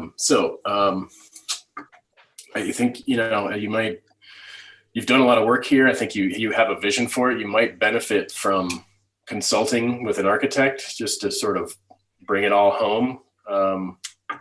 That may, as Josh said, you can, if you just cleaned up those elevations just so that we can read them. Actually, Josh, if you can go back to that page briefly with the elevations, I think it was page 10 or 8. 10. Page 10. Yeah. So for instance, these, you're showing your railings as just 2 rails, but that is not going to fly because you have a drop that's greater than 30 inches. So these, you're going to either have vertical pickets here that are only 4 inches apart or horizontal, so that, nobody falls through them. So show that in these plans. And that's going to help to clean it up. Maybe put some color into these elevations so we can see where, maybe leave the existing as black and white, but the new, add the color that you want, that you're presenting to us, and show the actual railing. Same thing going up the stairs here. You're going to have pickets here, either horizontal or vertical. So what is that going to look like? And I agree with John about these awkward windows up here at the top, and the fact that the south elevation and the north elevation don't necessarily look like the same house. So I think the south is much more successful and the north just needs a little more help. So where to go from here? I mean, you're here for conceptual, and it is the 4th time. So, we hate to have you keep coming back, but we want you to see you get through this. So I don't know, my suggestion would be to consult with an architect and maybe a landscape architect or designer and have them reinterpret your vision here and bring it home. I mean, I guess just looking at this, you have this sort of elevation grayed out, but then all of your dimensions read better than the elevations do. So the hierarchy of information on the page it's hard to read. And the railings are all in color, but the house is all in black and white. So we don't see what this house looks like, really. It's hard to read. So I think that given that I think everybody's fine with the form and the mass and bulk at this point. So I think we could probably move this forward for further conceptual / preliminary, if the board agrees. So that if you come back with drawings that we can really sink our teeth into, then we can move you forward on the next go around. Terrific. I think that's what our primary goal has been, that we are looking to consult with professionals to actually get the detailing worked out. We wanted to be more on our way with the actual mass bulk concept, and that the initial proposal for the addition and the elements that we were wanting to work into it, playing off the existing house. Like you notice the existing north elevation is what we were working with and tried to play off of that for cohesion with the addition. Similarly, the south facing elevation being that clear story, we echo it while breaking it up with the deck between the downstairs and the upstairs, providing the covered breezeways. Mm-hmm. Well, Okay. if I could add a point on the north elevation, if you wanted to introduce more north light, you could do it with dormers instead of elevating the roof plane, and I think it would match the building better. In the Well, John, I think we already went through that. We had the whole dormer thing on this building before, right? It was on the south elevation, if I recall. We actually had it both echoed on the north and the south, and it made kind of this XW roof design that didn't make a lot of sense. Yeah. So I think that Mr. it sounds like Chair. we're on the same page in terms of what direction you're headed. So does the board agree that we can bring this back for further conceptual and preliminary for the next meeting? Mr. Chair, I think the south elevation that most of you seem to like, I think that gable, that gable is awkward at this point. It seems like the projecting mass, it should be wider, so the overhangs are all consistent. Yeah. It seems too puny, and yeah, and maybe the wall should be, like a couple of feet wider on each side or something, just to be more in keeping with the rest of the house. Is that's what the intent is. Looking at the floor plan, it is just so awkward and really, I don't understand why the plan cannot be simplified so it works in a more logical way. So you come in, you go through the front door or through the side door or whatever it is, but without so many pirouettes. And regarding it's going to be the porches, the decks are not going to look like this. They're going to have some kind of skirting, right? Because the fire department would not allow them like that. So there are a lot of unknowns on this house. So I'm just, we can go through preliminary next time, or at least schedule for that. But the applicant needs to make a concerted effort to show professional looking plans, professional looking elevations. I mean, we're done with all these sketches and notes and CAD computer generated stuff. We need something really that is more well, for lack of a better word, professional. Okay, Joe, how's it going? Do you need clarification on our comments? Yeah, there's, I think I have a pretty good set of comments, but I do need a little bit of direction on, I think, two of them.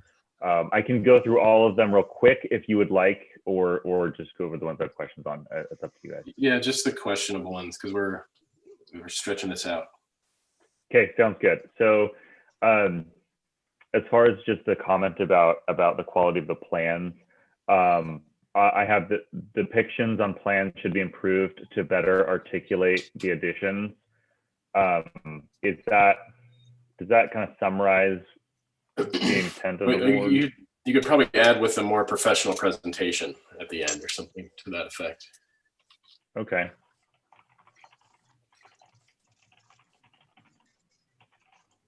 And then the other question I had was in regard to your comment about softening the elevation that's where the pavers kind of go down and wrap around towards the driveway, or I'm sorry, towards the front door. Which elevation was that?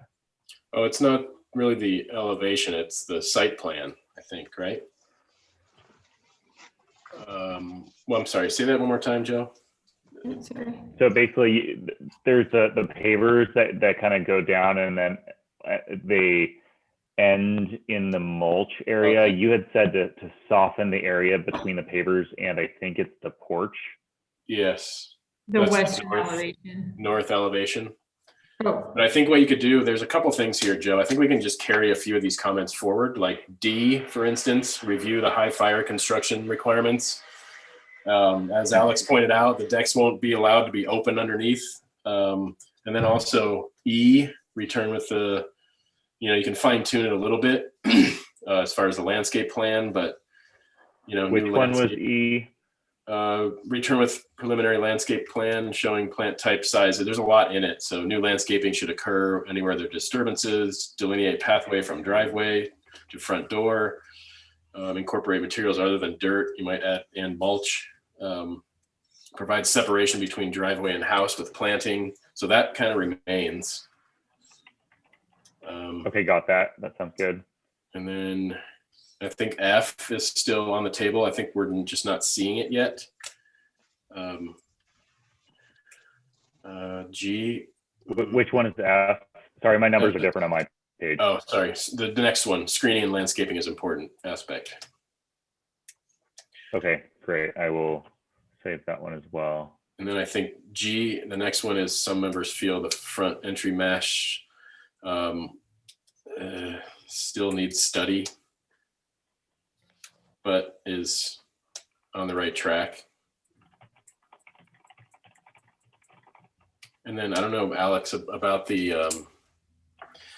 the interior configuration. It's not really in our purview, so it might just be a comment for the applicant to take home with them and maybe consider, again, consulting with an architect to get maybe some input into the layout, but I don't think that's really a comment that we can make. I think it is important to be clear that the north elevation is unacceptable the way it's depicted, that there needs to be a tie-in from what's strong about the existing south elevation into that north wall. Those little clear stories don't make any sense. So either there should be bigger connected windows that mimic the tall part of the existing house, or change the roof pitch, but the north elevation needs serious work. And it could be gables instead of dormers. That was the wrong word to use. Perhaps, if he put a gable flush with the wall and extended the glazing up to the roof line, perhaps he'd get the north light he's looking for. If he even just connected big, tall windows instead of those little tiny things up at the top, and then disconnected windows, I think keeping it simple is better. Yeah. Mm-hmm. Okay. And maybe a change of exterior material in that whole middle section, like Josh was saying, bring in more of the mountain feeling, use hardy board or something else there. And then depicting your railings the way they really are going to have to be built, because it's going to change the way it looks. Mm-hmm. So it really is time to get some professional help for your finished materials, your fenestration. I think you've got your basic roof lines going, but you have a lot that's not there yet. Okay, thank you for clarifying. Joe, back to you. What other comments do you need help with?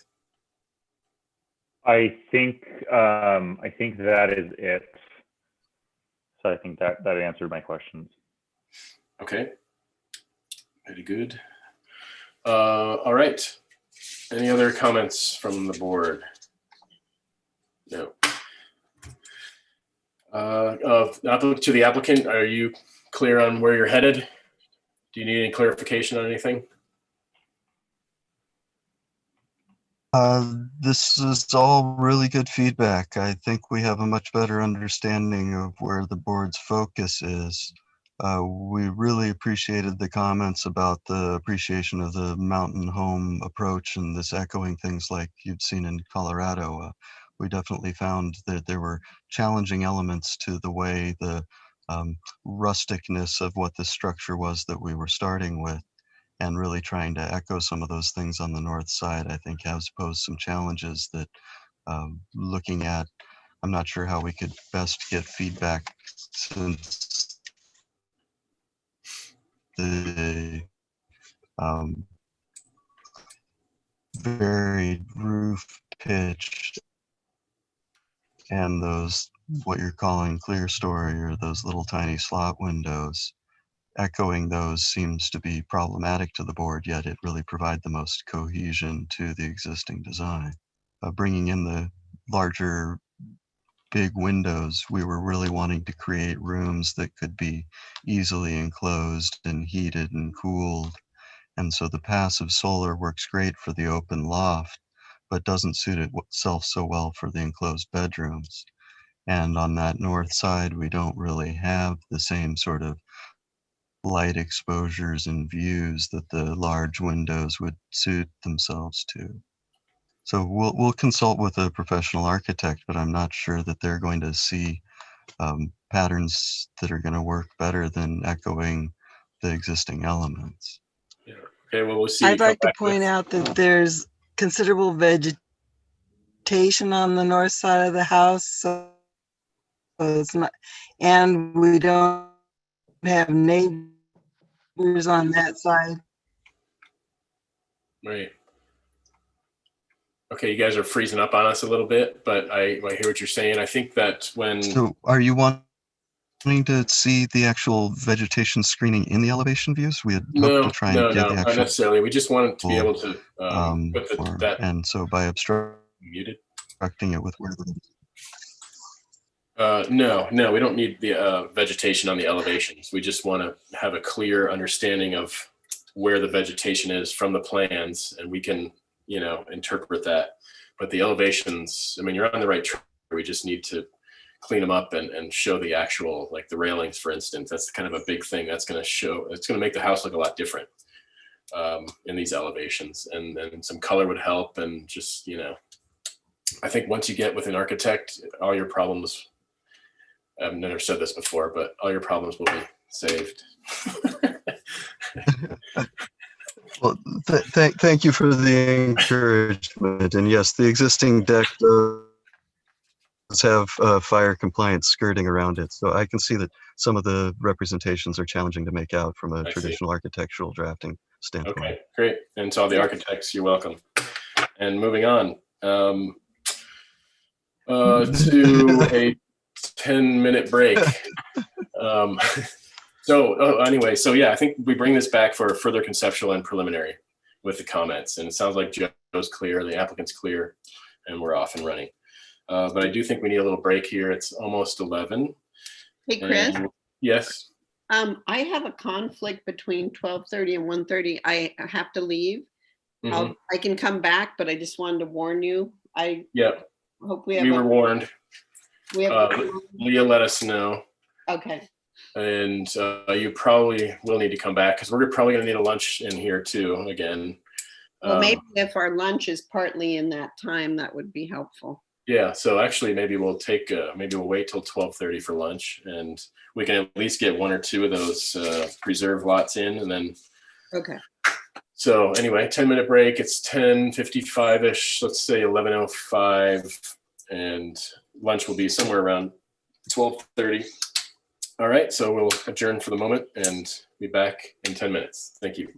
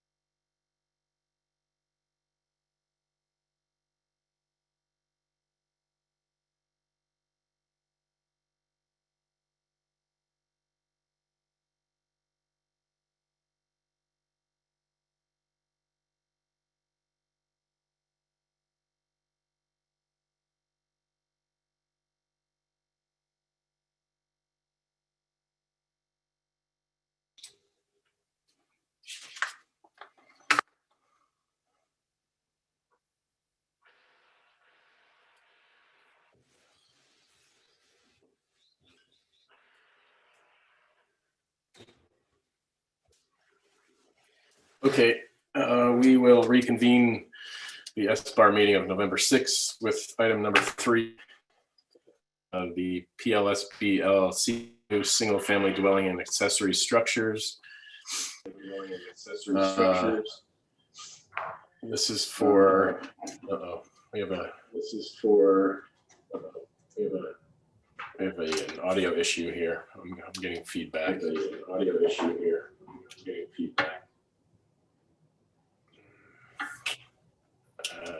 Okay, well, this is for conceptual review of a 3,233 square foot family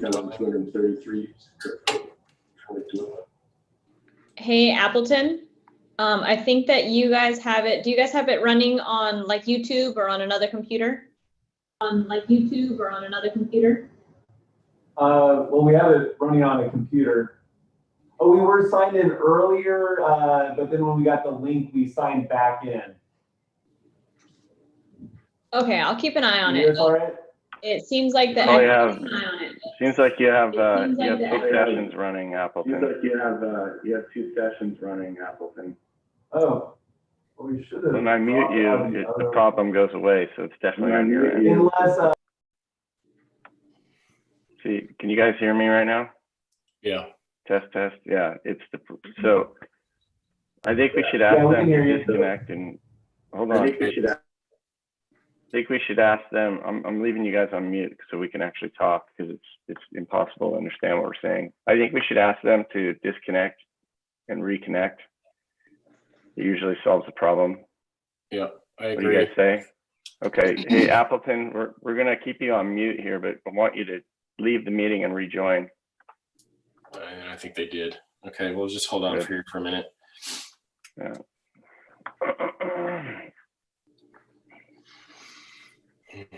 Anybody got any good jokes?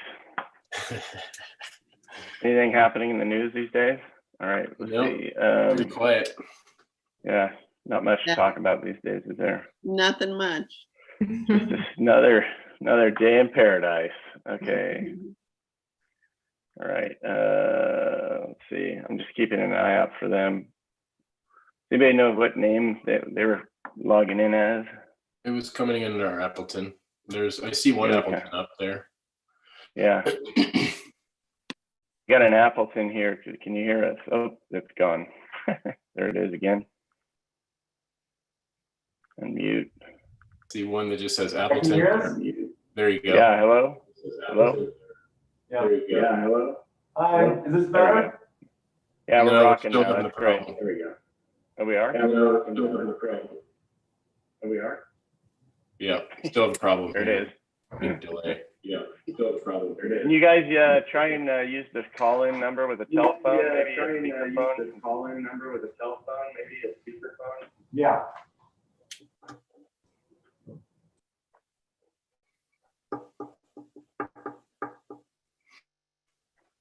Okay, well, they can hear us, so we'll wait for them to call in.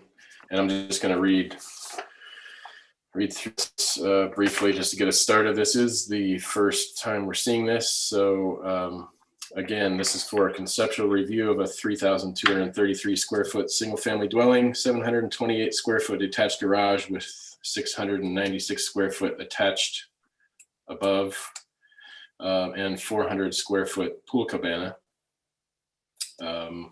With a lot of grading, 1,750 cubic yards of cut, 3,950 cubic yards of fill for an import of 2,200 cubic yards. This property is 2 acres and is located at 3393 Padara Lane. So as soon as you all from Appleton are able to, we'll wait for you and you can begin your presentation. And when you do, please state your name for the record.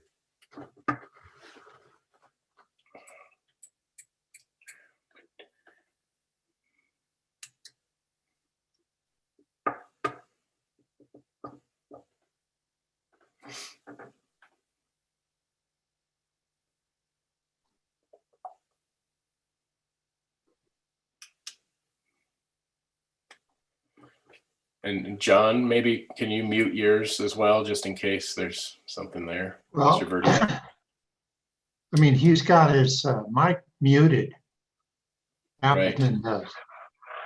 Right, I know. I was asking if you could mute yours just in case there's some kind of feedback loop with them and you. Yeah, thanks. Okay.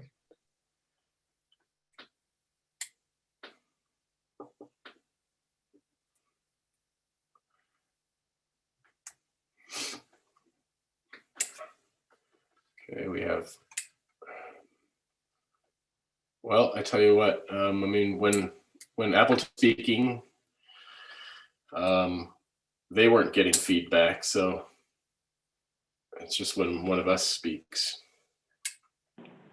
All right, can you guys hear us now? Yes. This is Appleton. Yep. Okay, go ahead when you're ready. Excellent. So this is Paul Rubison with Appleton Partners and Ken Minot with Appleton Partners. I think you just kind of went over the project description, so we can take you through the set and show you what the scope of the project is.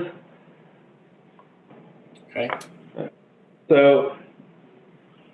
Describe that elevation. Yeah, I mean, this one right here is the view of the property and the adjacent property from the beach. So we're looking at a lot that's just under 3 acres. It's 2.92 acres. We are proposing that the existing structures on the parcel will be demolished. We are keeping an existing gazebo that's there among the rocks out at the beach.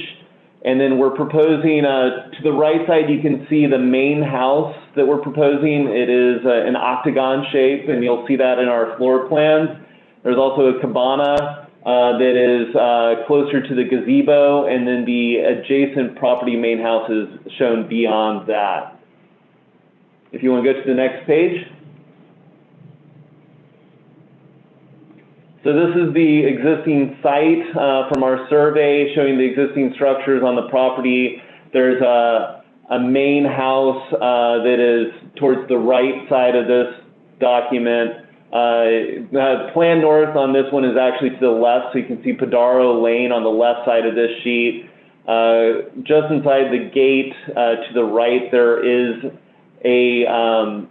like a second residence and a garage there.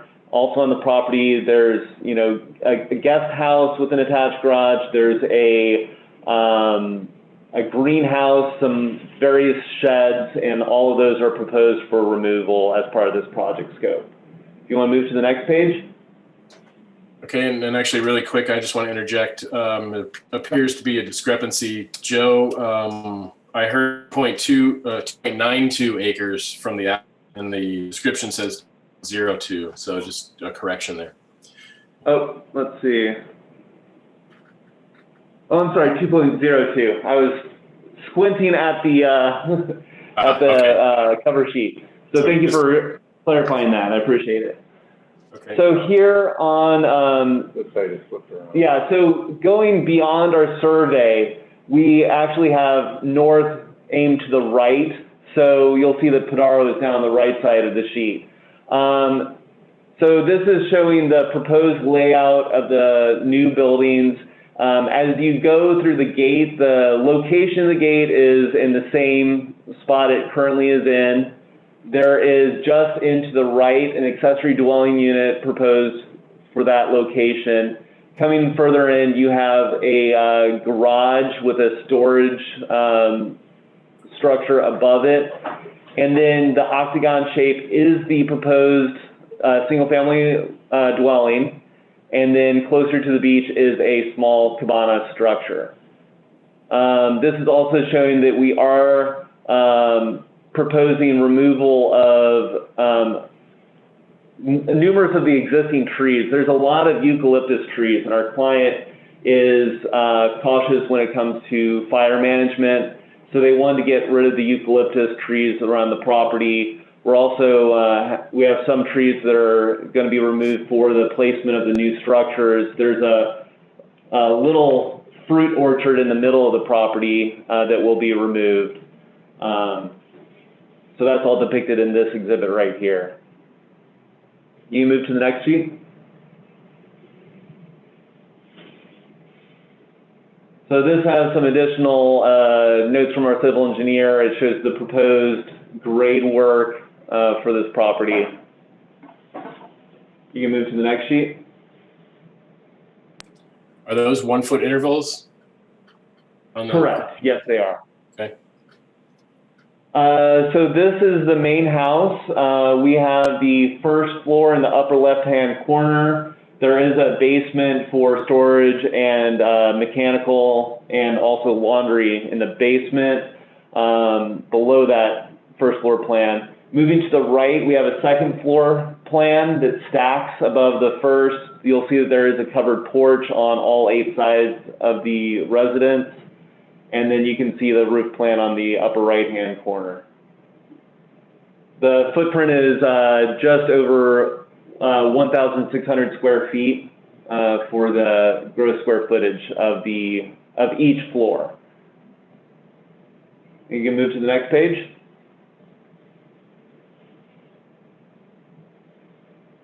These are the elevations of the residence looking at the primary north, south, and east and west elevations. We are showing the existing grade dashed at the bottom of each elevation. We're showing a hard line for the proposed new grade, which is coordinated with those civil contours. And then we're showing the height limit for this structure. There is a cupola that does extend above that as an architectural element. And then we have concrete shake roof tiles. We have wood windows, wood exterior doors, and wood shingle siding as our design elements here. And we're also doing a stone chimney that you can see. You can see to the left of the east elevation, which is in the upper right-hand corner of this drawing. You can move to the next sheet. Do you have some photos, site photos in this package? We do have photos. Are they included in our folder? We submitted photos as part of our planning submittal package, but I don't know if they're in the hearing. If not, I do have them accessible from our computer here, and I'm happy to share that with you.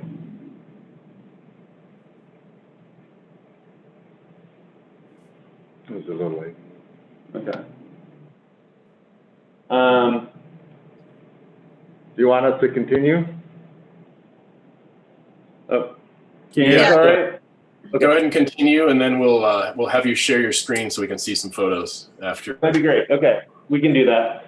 So right here, we went ahead and we included the ADU just to show what was proposed for that area of the site. These are the the floor plan, the roof plan, and the exterior elevations of that.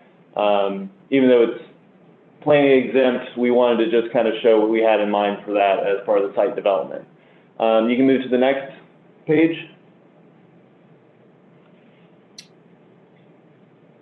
So this is the garage and storage structure.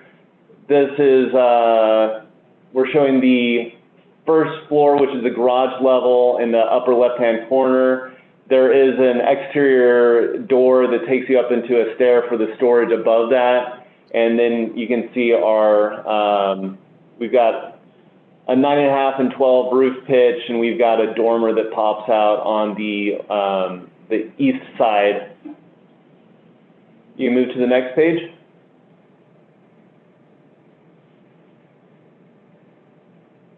And this is the cabana, which is a steel and glass structure with shade awnings on all 4 sides that is located closer to the beach.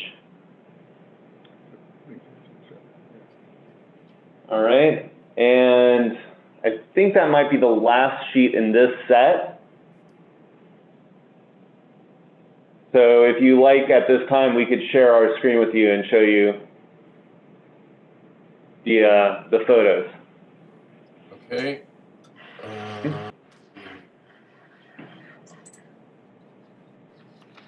Go ahead and I should be able to co-host. Okay. Okay.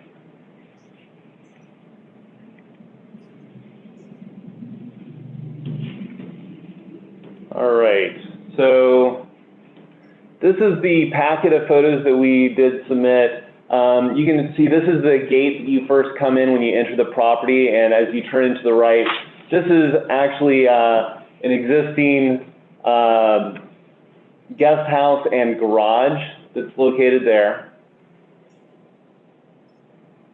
This is the existing main house, which is located quite a bit closer to the beach than our proposed location for the new house. Looking through the across the lawn to the east of that main house, you can see some of the sheds, and there's like a greenhouse structure that are over here among the trees. This is a second residence with a garage, an attached garage here that's on the property. This is that greenhouse. This is like a barn structure that's in the northeast corner of the parcel. The entry gate is actually over here, just past the dog kennel area. And this is looking at the existing gate from standing on Padaro Lane. And then we also have an exhibit of, it's a rendering of the site we did that shows some of the proposed landscape, if you'd like to see that at this time. Sure. Okay, so this right here is just showing, you know, basically the proposed, we're showing the existing trees to remain here. But we're looking at doing some gardenias, some Alaska indica, some Camellia sasanqua, hydrangea. Let's see if I can. It'll be complementary to next door. It's going to be, yeah, complementary to the planting pound that's actually on the parcel next door to it. Here, hopefully you can see this whole screen now. This is Camellia japonica, and we are proposing some sequoias, star jasmine. We have a native meadow that's going to go in the middle area over here. This is Carmel Sur. We have some island elm root, some coral bells, Catalina currant, hummingbird sage. We were going to plant some oak trees. And then for hedge material, we have the green gem, De La Mina, some Yankee Point. There's going to be a lawn area over here where there actually currently is a lawn next to the existing residence and in front of it. And that's pretty much our plant palette right there. Okay. All right. Anything else that you were looking for? Or should I return the stream back to you? Do you have, I mean, any proposed grading yet? Do you have civil involved? Yes, we do. Yeah. So in that drawing set, we have a full civil design. Mark Lloyd developed this where he is proposing reworking the existing contours. We're looking at raising the elevation at the proposed main house location. This is the location of the existing residence here closer to the beach. And basically we're gonna just rework the contours to raise up that main house a little bit. To the BFE. Yeah, we're wanting to make sure that our house is the 2 feet above the BFE. Okay. So we've got the first floor elevation of the main house established at 18 feet. All right, sounds good. Let's see.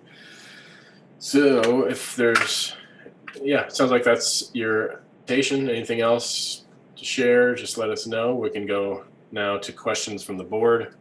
And Okay. we'll start here with Member Grubb. Do you have questions? No questions at the moment, no. Okay. Member Vertier? No, I don't have any questions. Okay, Member Joe? No questions. All right, Member Froscher? Yeah, I have a few questions. How much are you raising the grade between, say, below the proposed residence? What's the grade now and what are you raising it to? Because you do have some big grading numbers on this site. Right. So basically at the main house, this line right here, this is the existing 15-foot contour. And what we're doing is we're bringing, this is the 17-foot contour going across here. So we're raising it approximately 2 feet at the main house. And then we're, basically we're bending these contours around it. The 16-foot contour, we also wanted to have that come along the east side of the proposed residence. And then we're gonna have that run along this new site wall that we're proposing along the property line. So is there kind of there's a low point in the property now and you're pulling it up? Is that true? Correct, and that's based on, wanting to make sure that we work with the base flood elevation and place the house 2 feet above that point. Right, but in terms of the existing grades, you're kind of pulling up a low area to meet some of the higher existing areas. Like at the That's right. Exactly. This is a low site on the beach. In fact, the rocks that are in front by the by the beach are higher, and so we're kind of in a hole, if you will. Right. And so we're just kind of bringing it up to about the beach level when you go to that little staircase there, and getting out of the floodplain and the, it's a bit murky and swampy in there. So we're just raising up a little bit to come up. We still want to have the building out of the ground. That's why it's at 18 and our grade's at 16. So it still has a porch all the way around.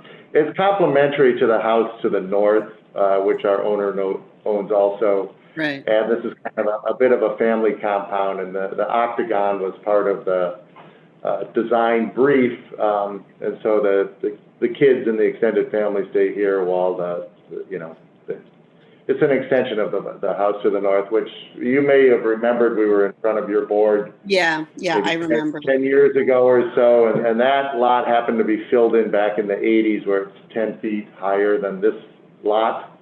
And so, but we have different constraints here, and we're going up to the BFE, and we have our 25 feet at the top, and we're kind of working it together. Yeah. And in fact, a lot of the details and the materials that we're using on this property are matching what is on the adjacent property. Okay.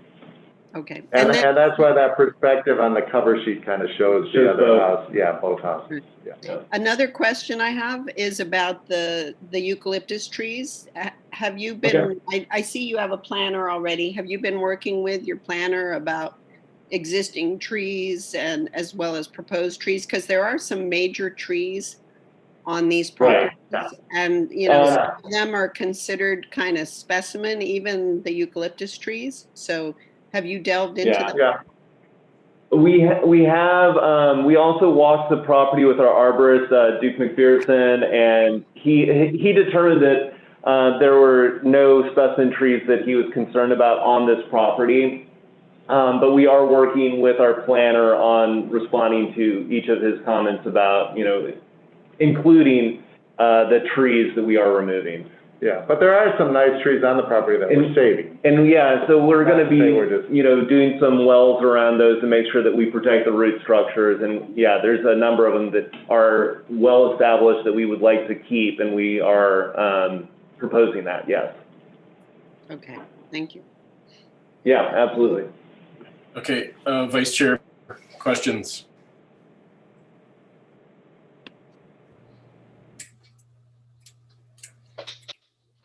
I guess I'm talking with the mute on here. No, I don't have any questions. So.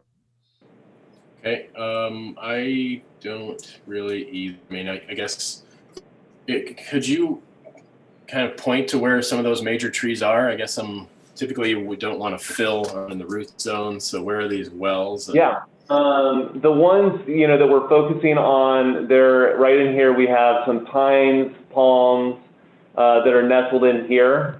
And we're keeping, all of those. We're going to work with Civil as we develop our plan for some wells around the root structures of those.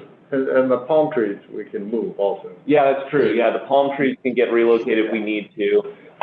There's a pine tree here that's lovely that we're going to be keeping. There's also, as you come in the gate, there's a sequoia here that we're going to, we're keeping that. We're going to make sure that we keep that one protected. And we're not changing the grade there. Exactly. Yeah. So, I mean, those are some of the larger trees that are of note, but there's some pines and some palms scattered throughout. Okay. And you have a cabana, but no pool, is that right? Correct. It's for adjacency to the beach. Got it. Okay. That's all my questions. And that little structure, just to be clear, is it's a structure that is a historic structure that was owned, and it's coming from a different location. And so it's a bit of a folly that will be used as kind of a gathering place, if you will. Yeah, look like a dining pavilion of sorts. Yeah, looks cool. Exactly. Exactly. All right. So if there's no other questions from the board, we will go to public comment. Is there anyone from the public that would like to speak on this item? Raise your hand if so. No one, we can bring it back to the board for comments. Ms. Grubb, comments? I don't think I have any comments at this time. Okay. Mr. Verdiak. Yeah, I think it's imaginative, a lot of fun, and reminds me of old Montecito. Thank you. All right. Actually, shoot, I do have one more question. Just real quick on the materiality for the driveway and maybe the walkways, pathways. What are you looking at there? Are we, I was going to see if we had it called out on one of our exhibits here. And we have some that are going to be probably gravel, but we were looking at like, it'll match the driveway that's next door, which I believe is a gravel driveway. Our civil engineer just drew, stone pattern here. But I mean, we're going to have some DG paths across the property. There will be some hardscapes, but we'll make sure that we direct all water flow to adjacent vegetation. And we'll be finalizing our pallets for a lot of these. But yeah, we were thinking it'd be like a gravel. Okay. Right. And then what about fire turnaround? Is that required here? What we're proposing is there's going to be a fire hydrant on the site, and Mark Lloyd is coordinating with Carpinteria Fire on their requirements for that. Okay. Very good. To the comments, Mr. Peugeot. Yeah, I have some comments, and they're all good comments. I mean, thank you. Yeah, no, I'm very impressed with the approach, and the general approach is different from what we usually see. I like the variety. I like the creativity of the different pieces, and I was a little bit surprised about the style of both the architecture and the landscape. It seemed more like an East Coast type of style, but it seems to fit very nicely. And I like the foley. I like the little cabana. I think it's sweet. I like everything about it. I like to see how the details. How this project evolves. One very, very minor suggestion. Excuse me. If it were up to me, I would make that fireplace on the main building more prominent. It seems like it gets lost. It is such a strong form, the octagon, and maybe the fireplace should be more like a rectangle going all the way up, and maybe more modernistic. But again, it's just a minor suggestion. Take it or leave it. Okay, that's that one there. Yeah, this one right here. Yeah. That's it. Okay. Okay. Ms. Froscher. Thank you. Yeah, I like the approach that you're taking with a compound of smaller buildings, and particularly like the folly that you're putting out in the front. That's a nice touch. I was interested to learn more about what you're doing with the grading and the trees, but it sounds like you've got a good handle on that. I'm not a landscape architect, but the landscape strikes me as, yes, as kind of not completely typical with, I deferred to the landscape architects on the board for comments on that. And then I have a question for the board about some form of story pole. In general, we do that for all beach properties because they are so prominent to the public view. And so I would suggest that we do that for this as well. Okay. Thank you. Mr. Bloomer.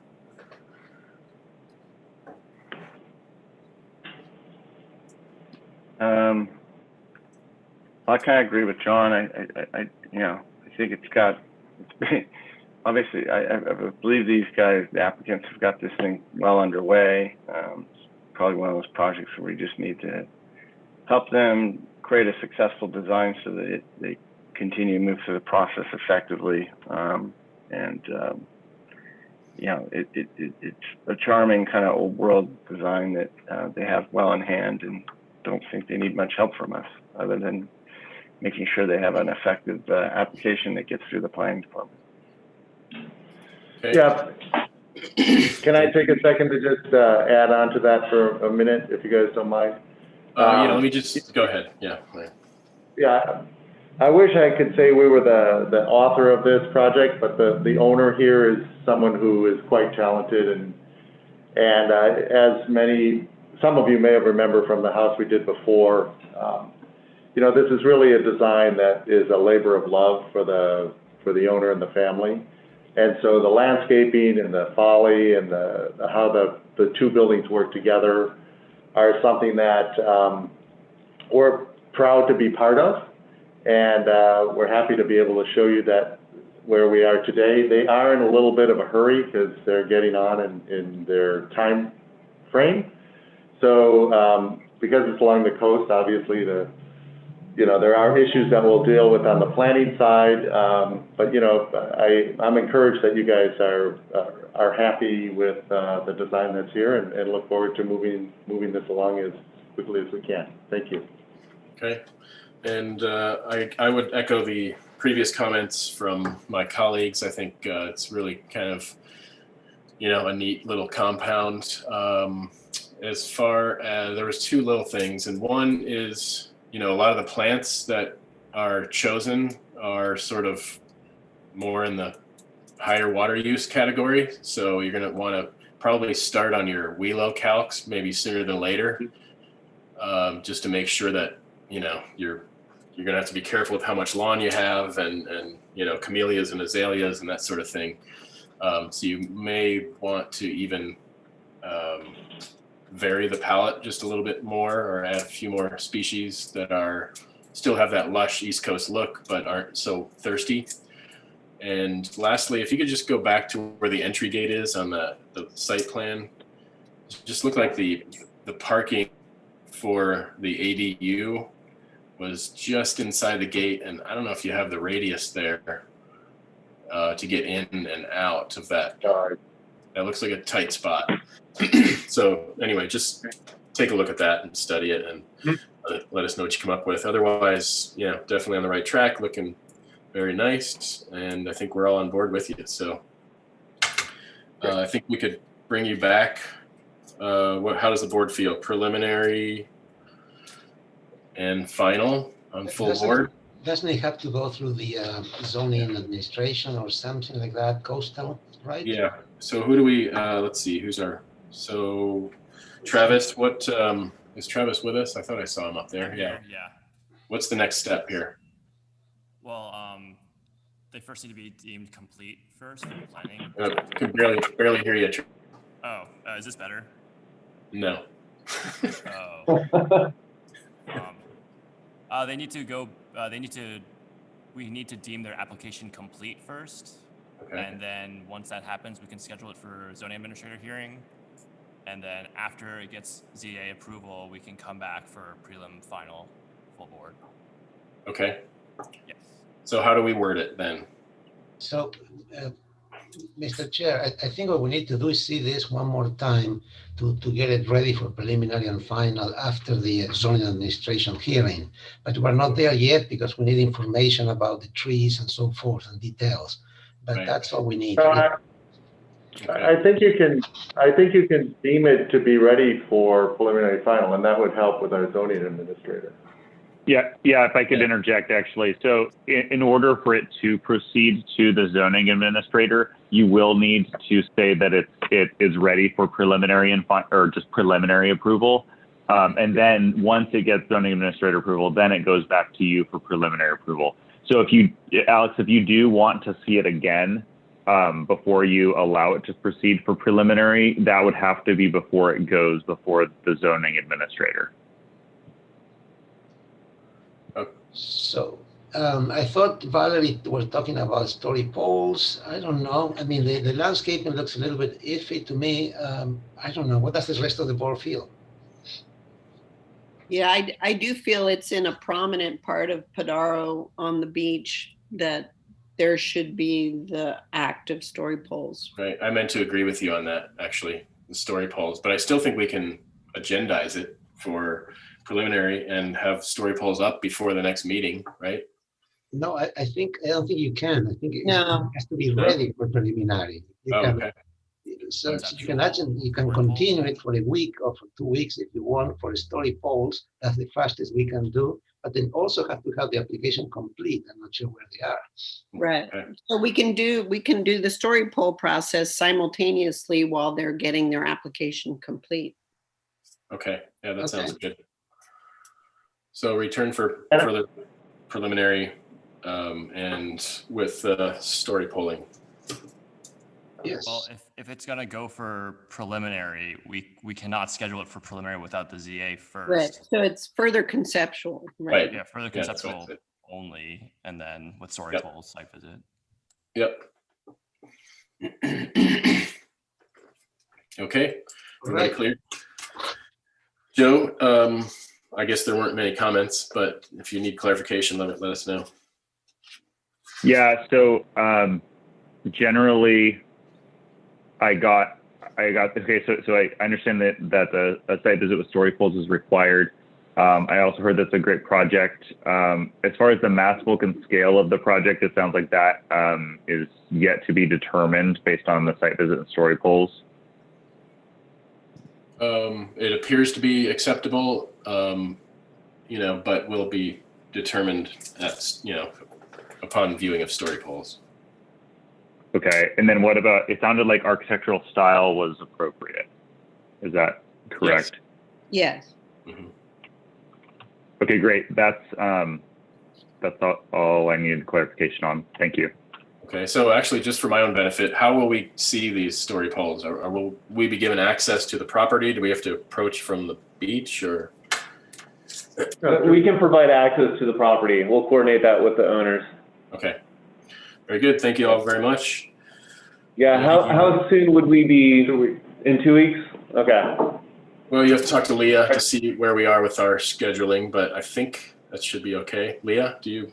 Yeah. Well, you guys can work that out with her, but we'll see you when we see you. We'll try to get it back for. Be aware that the story poles are going, the visits is going to be in the beach. It's not going to be a group visit. So, so you have to figure out how to leave the gate open or how to sketch the time frame. It's going to be at different times. So that needs to be worked out. Yeah, there's a way to get access. It's not a problem. And as you know, the site is low, so the story poles are not going to be anything dramatic, if you will. There's no drama on this one. All righty, thank you. Thank you all. We have item number 4 was continued to the next meeting, which brings us to our 5 Santa Barbara Preserve lots. I'll be stepping down. Okay, Kaylee will step down. Val is still here for another half hour, 45. Yeah. Okay, so let's see how far we can get. This is 20 BAR 00070, Santa Barbara Preserve Lot 1, for preliminary and final and review of story poles of a new 4,664 square foot single family dwelling, detached garage, guest house, and pool and cabana. Property is currently vacant. This is located at 1155 Via Gaetero Road. And we have the applicant with us. State your name for the record, please. Good morning. Yeah, Steve Fort is here. Chuck Landy, Steve Fort with Suzanne Ellis Planning and Permitting. Chuck Landy is here, and our design team is here. Same folks as usual, Aaron Heidi, Bob Heidi, Jeremy Saltz, and Martha DeGeisis. If you guys don't mind, I just wanted to say a little bit about Lori, and I wanted to reemphasize the comments made by SBAR members and staff earlier. Lori was a member of this project team for quite some time, and of course our office worked with her a lot. And I just wanted to reemphasize how much of a pleasure it was to work with Lori and be a friend of Lori and Keith's as well. You know, she was an asset to this project. She's an asset to the community in general, and an asset to our community of professionals that we all interact with at AIA events and various gatherings. So she was a friend and a cohort, and she will be missed, and our thoughts are with her in her memory and with Keith and the family. Thank you for letting me say that. And Steve, if I may, please, you know, when we started this project, getting a building architect obviously was critical, but as critical is bringing on the proper landscape architect to the team. And we spent hours having discussions with landscape architects to find the right person that understood the site and the goal of creating and continuing the natural setting with the landscape palette. And it was a pleasure really working with Lori. Her passion was extreme, as you all know, and it's reflected really in the work that's before you here today, now picked up, unfortunately, in our absence by Martha, who's done a great job of taking her themes. So Lori, we'll miss you tremendously, and let's go forward. Thank you. All right, thank you guys. So how would you like to proceed? Do you want me to read through all these comments? Do you want to go through them one by one? Actually, before we do that, Leah, we talked earlier about, do we have the general comments and are they still applicable here? You know, I'm looking for those and I don't, give me just a sec.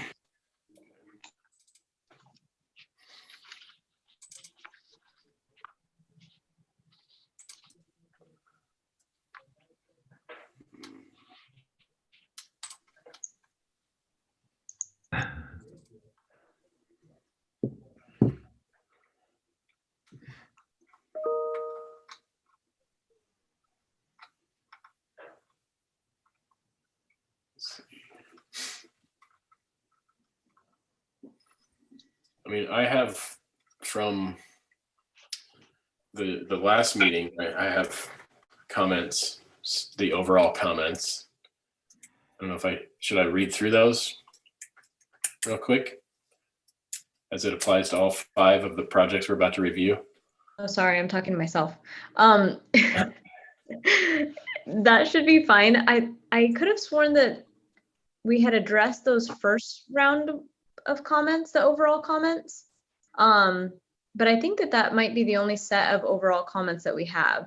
So it's probably worth reading just to make sure that we got all our bases covered. Okay. Just kind of breezing through them here, and it looks like actually a lot of it kind of was addressed, but I'll maybe paraphrase a little bit. So overall comments for the development were many, and I'll try and sum them up here. The board's feelings: architectural style is well executed. Board appreciates the variation of architectural styles between the lots. would like to see greater variation in the floor plans between the lots. Floor plans do not seem to fit well within the constraints of the smaller lower lots. Consider making a distinction between the upper and lower clusters of lots in terms of site layout. Grading is unknown, though it is now, and additional information, return with site sections, provide sections north, south, east, and west, minimum of 20 feet beyond the building envelope on all sides. Structures should be stepped down with the terrain where possible. Naturalized grading should be utilized. Appearance of engineered slope should be avoided. Accessory structures do not need to be at the same elevation as single-family dwellings. The formality of building layout at times conflicts with the rural setting. Rotation of wings and other portions of structures and informal planning could reduce volumes of grading and improve integration of structures within existing setting. Restudy orientation of buildings, circular driveways, we did that. Reflective roofing materials avoided. SBAR encourages landscape architects to propose naturalistic planning schemes throughout, so it's in keeping with the natural surroundings. Avoid the use of alleys, other formal planting design. Consider the impact of landscaping from public viewing areas. Applicant return with aerial map. Show how we comply with the green building code. Suggest applicant integrates topography, guest houses, and landscaping into 3D renderings. Appreciate the absence of individual gates at each lot. Show proposed fencing on the site plans. Return with more developed material palette. Return with site of each lot from public viewing locations. Story poles required. Okay, so those are our overall comments. Now, question for the applicant. Do you want me to read these questions for each lot one by one and have you address, or read them all first and then have you present, or what are your thoughts on that? Are you referring to the minutes from September 18th, moving to those next and having, having the architect go through those? I think it might be more timely if kind of like we've done in the past, Aaron, our architect, Aaron Heidi, in combination with Bob and the team, if they go through the September 18th minutes, comments, and just talk about how they've addressed those. Yeah, that's fine. That's kind of what I'm asking, so no problem. Okay, so I'll just read each comment and then you all can tell us how you addressed it. So first comment from this lot, applicant has responded well to previous BAR comments. Second comment, southern exposures need some sort of architectural covering or landscape to provide sun protection. As presented, covered areas are shown in northern elevations, and the project could benefit from shading on the southern side. So have you made any changes there? Yes, we've introduced new covered areas at the southern exposure, the south exposed elevations. We've also reviewed the rake details and the overhangs of the eaves to extend shading. We've also introduced new areas for deep recessed doors and windows. Sorry, Aaron, can you tell Josh which page that those are on so we can see the results? Yes, no problem. Page 14.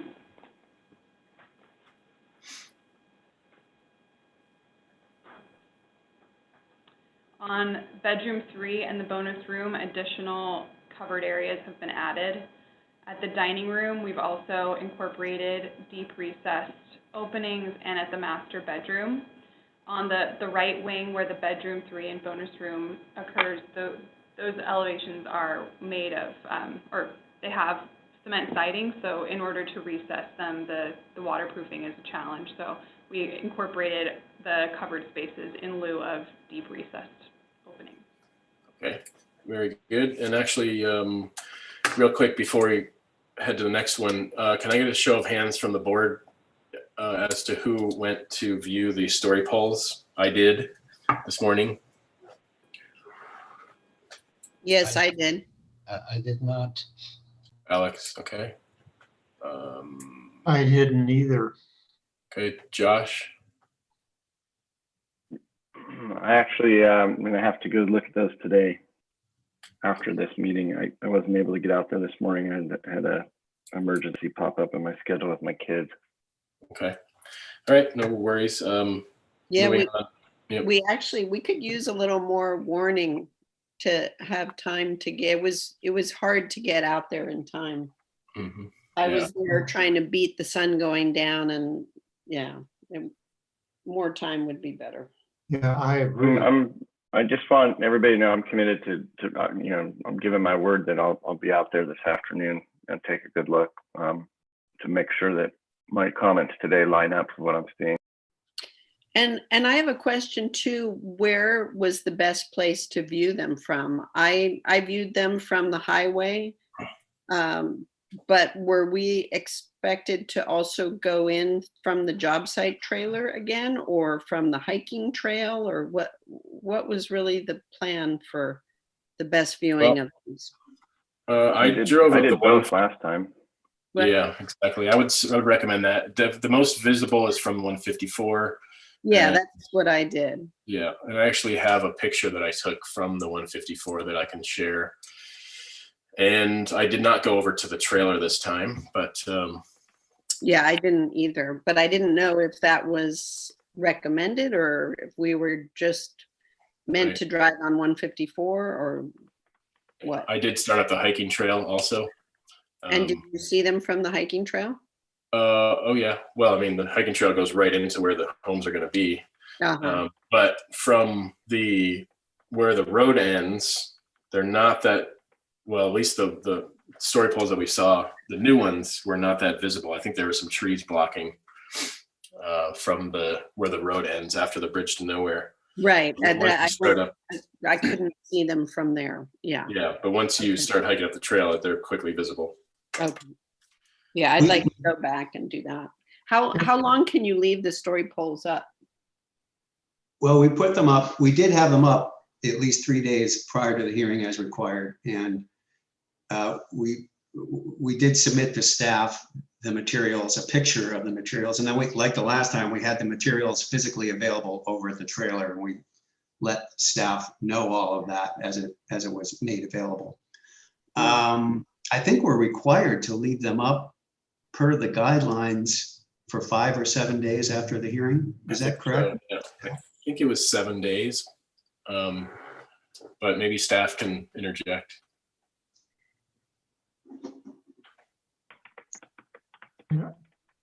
Yeah, I think So Steve.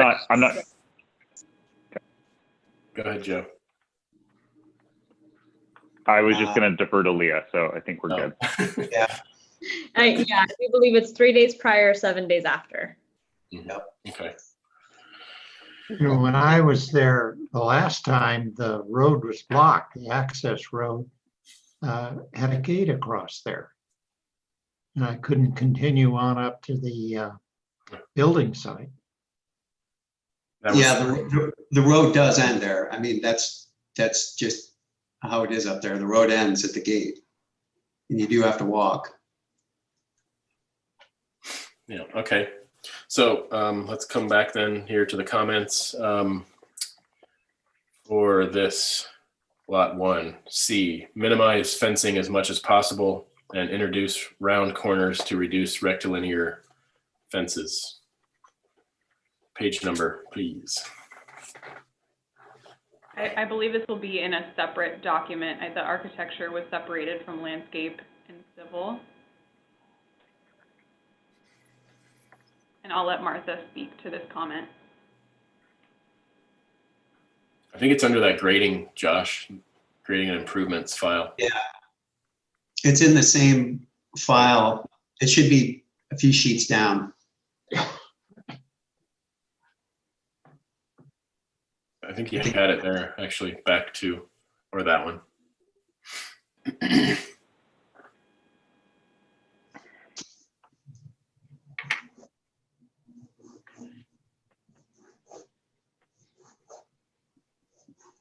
Okay, Martha, are you there?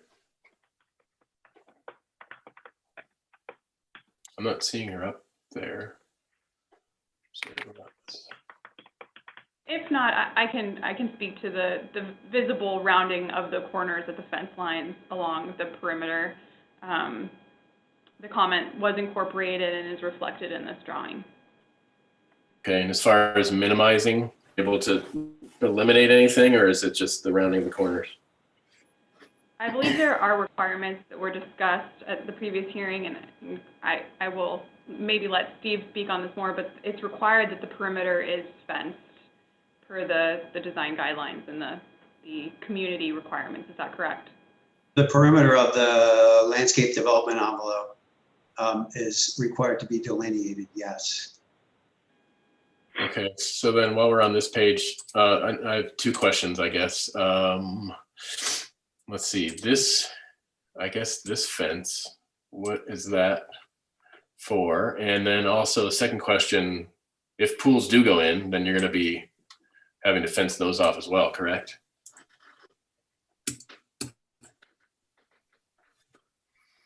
Martha, I think you're muted. I just emailed her, that's why I was.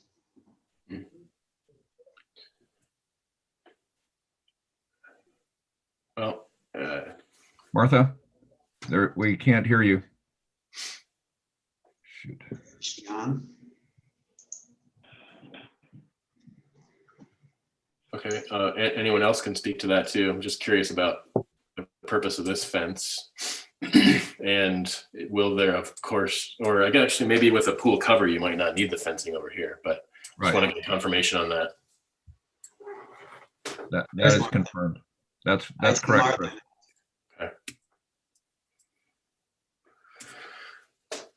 Martha is on. I can see her now. And then I guess there's, this, it looks like this fence sort of ends. I assume these are the split rail. They are. And then is this split rail and this is split rail also?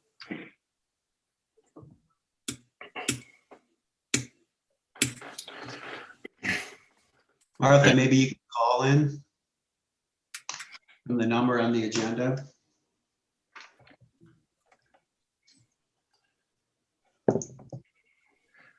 Chris, those are split rail.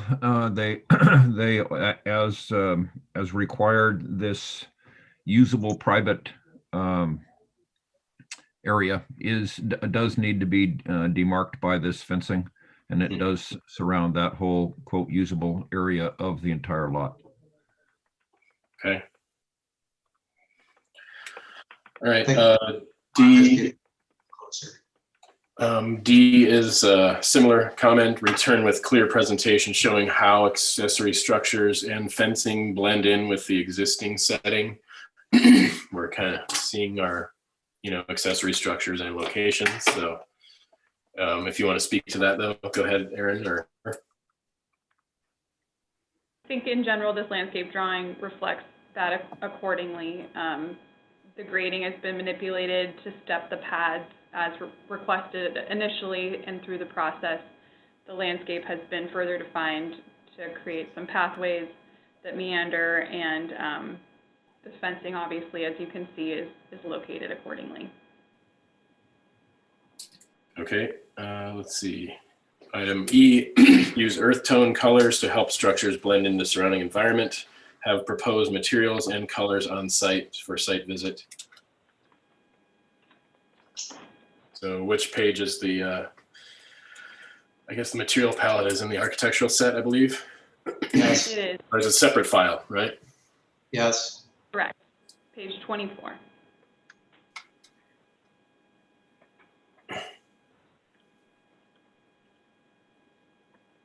So Josh, separate set.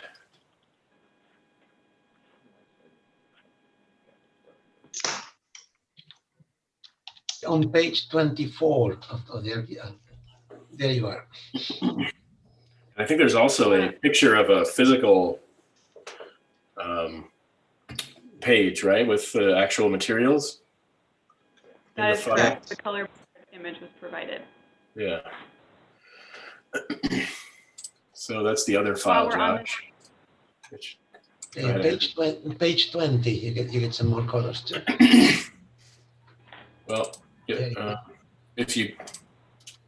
an image in the folder, lot 1 SBAR prelim and final lot 1 samples. It's an image file, JPEG.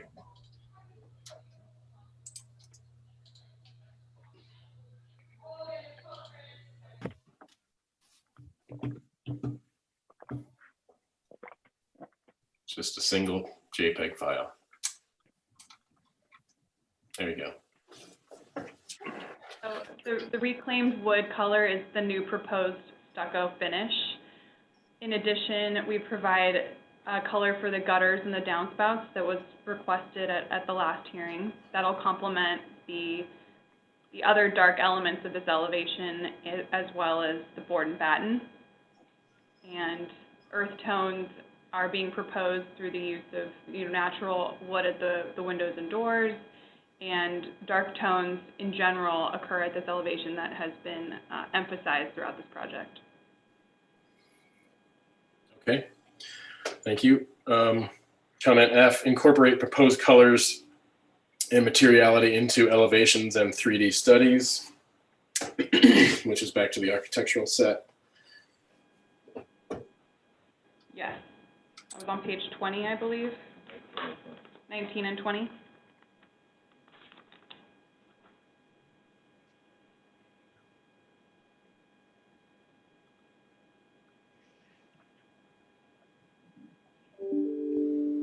Oh, sorry, I guess I was muted. Item G is study front entry walkway, which would be site plan, I suppose. The landscape plan again. Or landscape. In the civil and landscape file. Back and forth.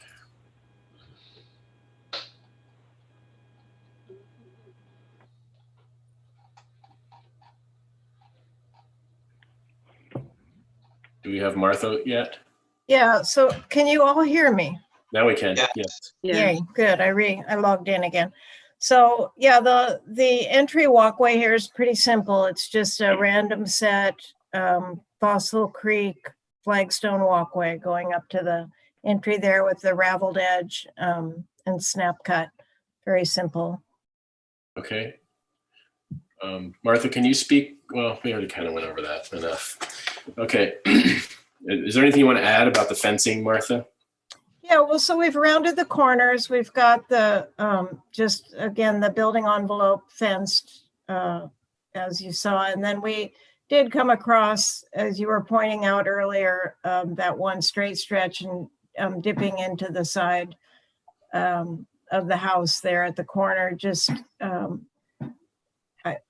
in case they want to have a pet fencing or something like that. So it's not a critical piece, but also gives a little extra protection security for the future pool area if that goes in. So again, that's not a critical piece of fencing, but it was just added as an amenity. Okay. So item H, return with human scale angled views from public viewing areas to help simulate proposal. Found on the architectural sets. Unfortunately, I'm sorry, we're jumping back and forth, but that's pages 4 through 13.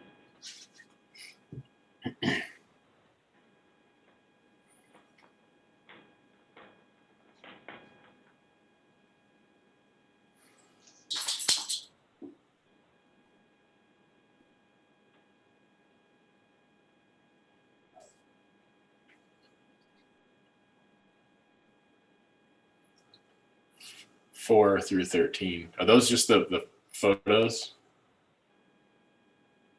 Yes, the existing and proposed angled images from 154 and other areas that have been mentioned as concern by the board. Okay. All right, you can just flip through those, Josh. They don't show much. Return with additional landscape and hardscape details that match the level of architectural detail. We saw that. So if maybe that's basically a Martha presentation if you want to present the landscape. And then is this, oh, okay, you do have propose. Okay. So while we're on this page, I just want to share my screen and show you the picture because this is so wide. I mean, you don't really see much of anything, but I did take some photo, just one photo in particular that just shows kind of the view from the 154. And then I'll hand it back.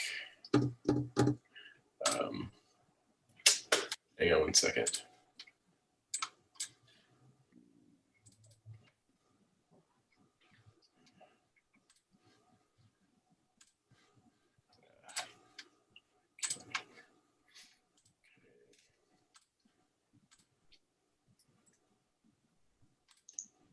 Okay, so this is taken this morning from the 154, showing story poles. I believe that's for lot number 1. And I think the other story pole was just out of frame here. And so you don't really see the others beyond that because they're just single, but this does show, I think, a pretty good representation of the view from the 154 of the story poled lot number 1. And so I'll hand it back to Josh to continue with, if you guys want to present your architecture first, or you want to do landscape, since that's kind of the comment we're on. Mr. Chair, it seems like they have addressed most of the comments already. I'm not sure how much more do we need to present. Okay, yeah, I mean, it seems like we're done with the presentation, unless there is something special required. Sure, I guess so. What I was saying is, is there anything else you want to share for the architecture? And then we have the comment for the landscape. So we do need a landscape presentation. I will just point out that in addition to the comments we reviewed, a lighting layout has been added to this set in preparation for preliminary final review. And other than that, I think we've addressed all the other revisions that have occurred at this lot 1. Okay. And then I think, we could be brief with the landscape presentation, but I think that we would like to see one.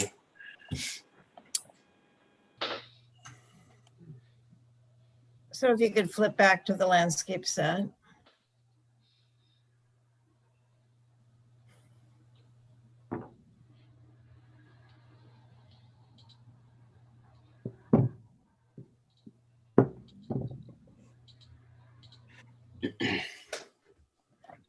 So since the last time you saw this, these lots, we've added quite a bit of perimeter landscaping, as you can see at the edge of our edge of the graded area. So we've got oaks, elderberry, a couple of kinds of spruce, lemonade berry and sugar bush, and toyon. So we've got some substantial screening on that edge there to help soften that view. Again, areas of hydroseed. We've confined the ornamental landscape close into the house, actually between the little bark path and the building, and that's very low key, subtly colored Mediterranean plants. So we've got some Coria and manzanita hybrids and coffeeberry hybrids. So we've got some of the native hybrids around the house, but we've got the true natives farther out from the proposed pool and house building. And what we've added on this go around is we've added some locally sourced natives. So that was really in response to the lots 12, 13, 14. And you can see we have those on our plant list that we've indicated there to be genetically pure local sourced plants. And again, those are the perimeter plantings that we have there. Again, native grass or carex grass, little lawns there, and just a nice informal arrangement of the plants, mostly coast live oak. We've got a few olives closer to the house and a couple of strawberry trees or Arbutus marina for a little extra accent plants. So. Thank you very much. So anything else from the applicant for your presentation? Are you all set? That's it.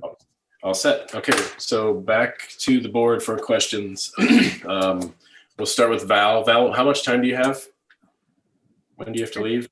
15 minutes. Okay, well, let's go and we'll just start with your question and then we'll do your comments first. Yeah, I think I have more comments and questions, so go ahead, pass. Okay. Keep going. So Kaylee's not here. John Verdiak, questions? No, no questions. Okay, Alex Peugeot, No questions. Josh Bloomer, No questions. I don't think I have questions either. So, public comment. If there's anyone from the public that wishes to speak on this item, I know we have a letter or two, but we can start with public comment. I see one hand raised, and Hello. that is Julia. Yes, this is me. Okay. For this particular lot, I would like to comment on the simulation photos. Thank you, Chris, for taking that photo this morning. I take issue with the photos and simulations of what the development will look like from a long way away. The photos included in the plans are not taken from far enough away. The simulation photos are taken at the base of the alluvial fan, which doesn't really show the effect of the homes because you are looking up at such a degree. They should be taken at UCSB or at the top of Elings Park, which is a similar elevation. I included photos in a letter that I sent to you. I took a photo with my iPhone that doesn't give you the exact what it would look like, but you can see from Campus Point the big condo development across the way very clearly. And the photo I took was on a cloudy day. When it's a clear day, the paint bleaches out and it appears white. Those homes will be highly visible from UCSB, and we don't need more big unsightly developments that scar the natural landscape, especially since the beauty of the natural landscape is what draws people to this community. So I would suggest looking, you're not going to see the story poles, but you will see the buildings. So that's my comment on this particular one. Okay, thank you. So that. All right, we do have is there anyone else that would like to speak? I don't see anyone there. I do see hands raised in the panelists. So Samantha Eddy. Yes.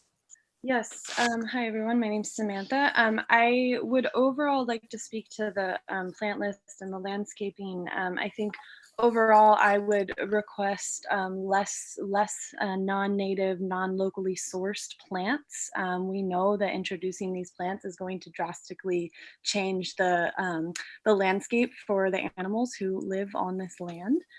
So I would request more locally sourced plants. I also was given, read a plant list yesterday, and these plants were not mentioned today, but on the list that I had seen was red buckwheat, coyote brush, rosemary, bush mallow, and Australian fuchsia. The first four I mentioned are all listed as having poor fire resistance as per the Marin County website, official website. Coyote brush in particular is considered extremely dangerous. I think we know that this area just had a fire less than a year ago, and I would request for the safety of the people living here that there are no plants that are considered dangerous or considered to have poor fire resistance. Also, there's a plant, Australian fuchsia. It is not native. It is not native or Mediterranean. It's Australian. So I would request that that plant also not be included. And then lastly, the last thing I just want to comment on is that I would request all people on this board who are in the approval process of this go to the site and actually walk out to the story poles. I think that that is essential to approving anything, to actually see in person what the story poles look like. So I would request that that happen before any forward progress is made on these plants. Thank you. Okay, thank you very much. And anyone else would like to speak? I see Steve Ford. Are you wanting to make public comment? Not public comment, but just part of the team. I just wanted to reiterate, and I've mentioned this 2 or 3 times before, but I do want to reiterate that the locations of the landscape development envelopes were reviewed assessed and approved back when this project was originally approved in the mid to late 2000s. So I just want to continue to reiterate that the locations of the houses within those envelopes and the location of those envelopes are approved. They were the subject of an EIR that looked at visual resources, and they were placed there to minimize visual impact to the maximum extent feasible. And that's part of all the environmental review and the project documentation that was done previously. And I just wanted to remind everyone of that. Thanks. Okay, thank you. We also have a letter here from concerned citizens of Santa Barbara concerning their concerns are regarding materials, lighting, and landscaping, not limited to, there's a good list of things here, a lot of, as far as lighting and landscaping, signed by 100 citizens. And so I just wanted to let everyone know that. And I think that is it for the public comment. Anyone else from the public wishing to speak? No hands gone up. I think that's it. I'll bring it back to the board for comments. Let's go with Valerie first, since she has to head off here soon. Okay. My main comment on this house would be, after driving along 154 and looking at the story poles, I think that the darker the colors are really, really important. And I think in this particular house, it's kind of reversed from what it should be. The board and batten is very dark, and that's on the north side, which is kind of away from the high visibility. The south and the west has the stucco, which is the lighter side, and that's going to reflect in the sun and is more visible. So I would recommend reversing that or darkening the stucco. But I think it's really, really important that these houses, because of the sensitivity of the site and the visibility, be very dark. I feel it's stronger than I did before, and particularly on lots 1 through 5. Okay. I deferred to the landscape architect for comments on that, but certainly screening is really important too, because that'll help minimize the visibility from 154. Okay. Really cool. Okay. All right. That's all Valerie, right? Yeah. Okay. And let's see, Mr. Verdiak, comments? Yeah, I agree with that the color of the house is very important to get them to recede into the landscape. And after seeing the story poles and driving by there, I think it's more important than my first impression was also. That's all I have. Okay, thank you. Mr. Peugeot. I agree with those comments. I have no further comments. Nice presentation. I appreciate the applicant's response to all the issues raised. Okay, Mr. Bloomer.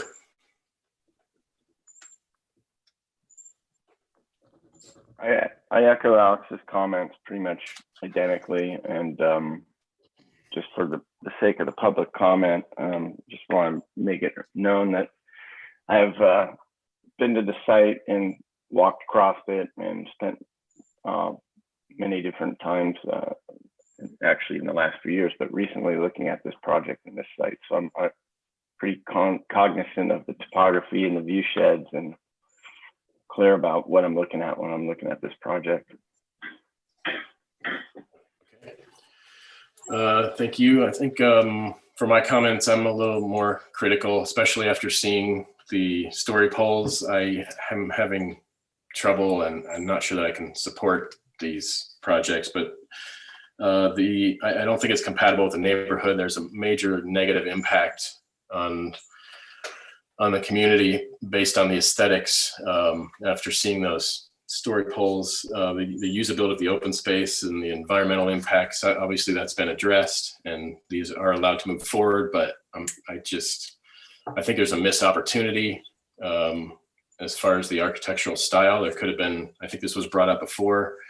It's a good opportunity for some organic, more sensitive placement of the structures. We have 150-foot long homes that don't step with the terrain at all.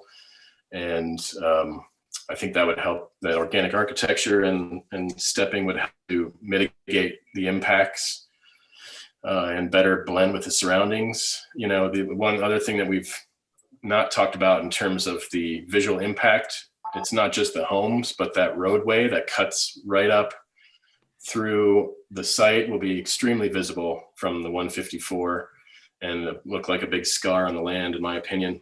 The fencing, I think there's still, I know it was decided that it should be required, but I still think there's too much of it. And we're talking about, thousands and thousands of posts and fencing running everywhere. It's major visual impact. I think the planting getting there, but I think it could go more native. I'm worried about things like olive trees that are really going to stand out against the natural coloring of a native landscape. So those are my comments. I'm having trouble. So Mr. Chair, since you're having trouble, I have a question, because it sounds like you're struggling with this project. And I'd like planning staff to get us clear about what the planning commission approved and what they're asking us to approve, so we don't, because it sounds like we're kind of digging into issues that have already been decided and placement of, this seems like a project where we've seen in the past that it's already been decided where these homes should be, and there's lots of criteria that's been handed down to us, and we're supposed to be looking at quality of the landscape, quality of the architectural style. And I feel like these projects have gone far enough through the process where it's too late to be talking about redesigning multi-level houses and all that sort of thing that you're talking about, and creating stepped massing in the landscape. The opportunity to have that discussion with this applicant is already really kind of fleeting. I mean, it's like we're going back and re-engineering what we've already been discussing with them. Well, that's the struggle, and that's why it wasn't really. Yeah, I know, but they're here in good faith to work with us in good faith, and we can't just switch people. We can't have people go through a process and then change our minds capriciously as we walk through it. And I feel like you're struggling with the project, for reasons that are, I think, potentially beyond the scope of what we're supposed to be reviewing here. Like, we're not here to decide whether or not these houses get to be on this land or not, or where they get to go. That was already decided before us. And I think planning staff, somebody should make a presentation to clarify that so we can get back on track. So I'm happy to jump in here. Yeah, I'm here too, if you guys want. Oh, good, Nicole, thanks. Okay, great, go ahead. So back in 2005, there were home designs and lots approved, including the roadway location. Just a couple of things. The development envelopes are set where they are, as are the road locations. The architecture that you see before you today is not exactly what was approved in 2005. It's, some modifications to that, but there was specific architecture approved at that time and homes approved. So there will be homes of this, in these locations on these lots, and the roadways will be there. Your board does have, the conditions that were applied in 2005 do ask for Board of Architectural Review approval. So you do have authority over making comments on the design and the landscaping. So hopefully that provides some clarity that there will be homes in these locations. And it'll either be basically, these homes modified by your comments, or what was, approved in 2005. Okay.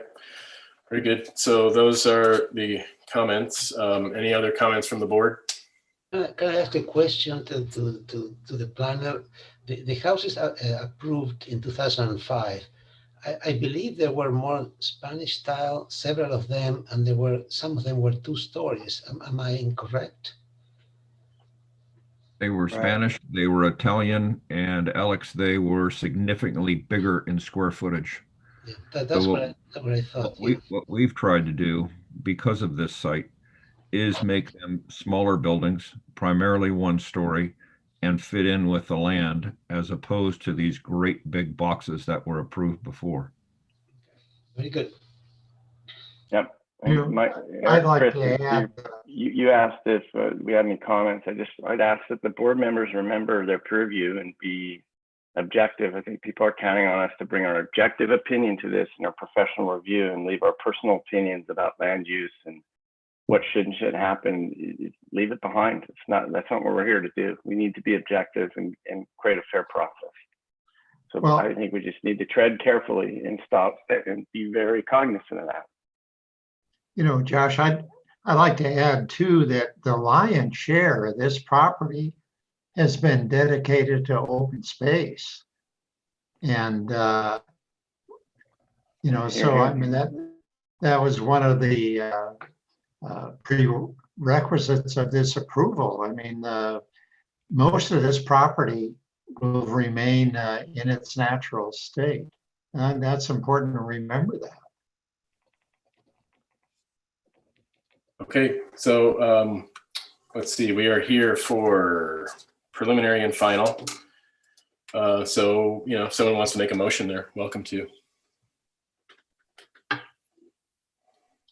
Well, I do feel that we have an obligation to do the best that we can do for the overall impact of this on the community.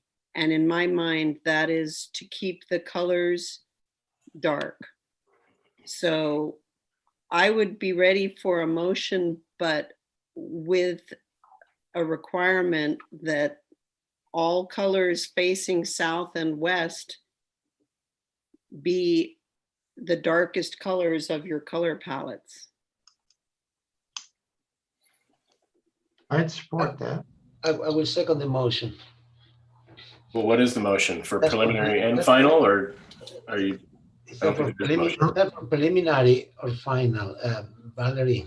Yeah, that would be preliminary. And now, yeah, this is unfortunate because I need to leave right now, but I really do have issues with the 2-story proposals, and there isn't 2-story in this house, but in the others, some of the others there is. And I think the way that these blend into the hillside the best is dark colors and single story. Okay, so are you adding a condition to your motion? Because we got to get your vote.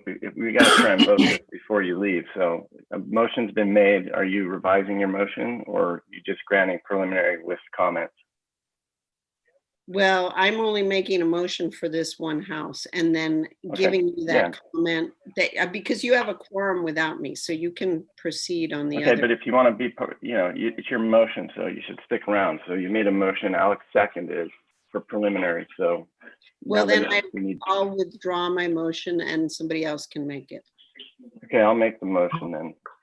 Well, the motion should have, say that these colors, the darkest colors on the palette would be on the south side.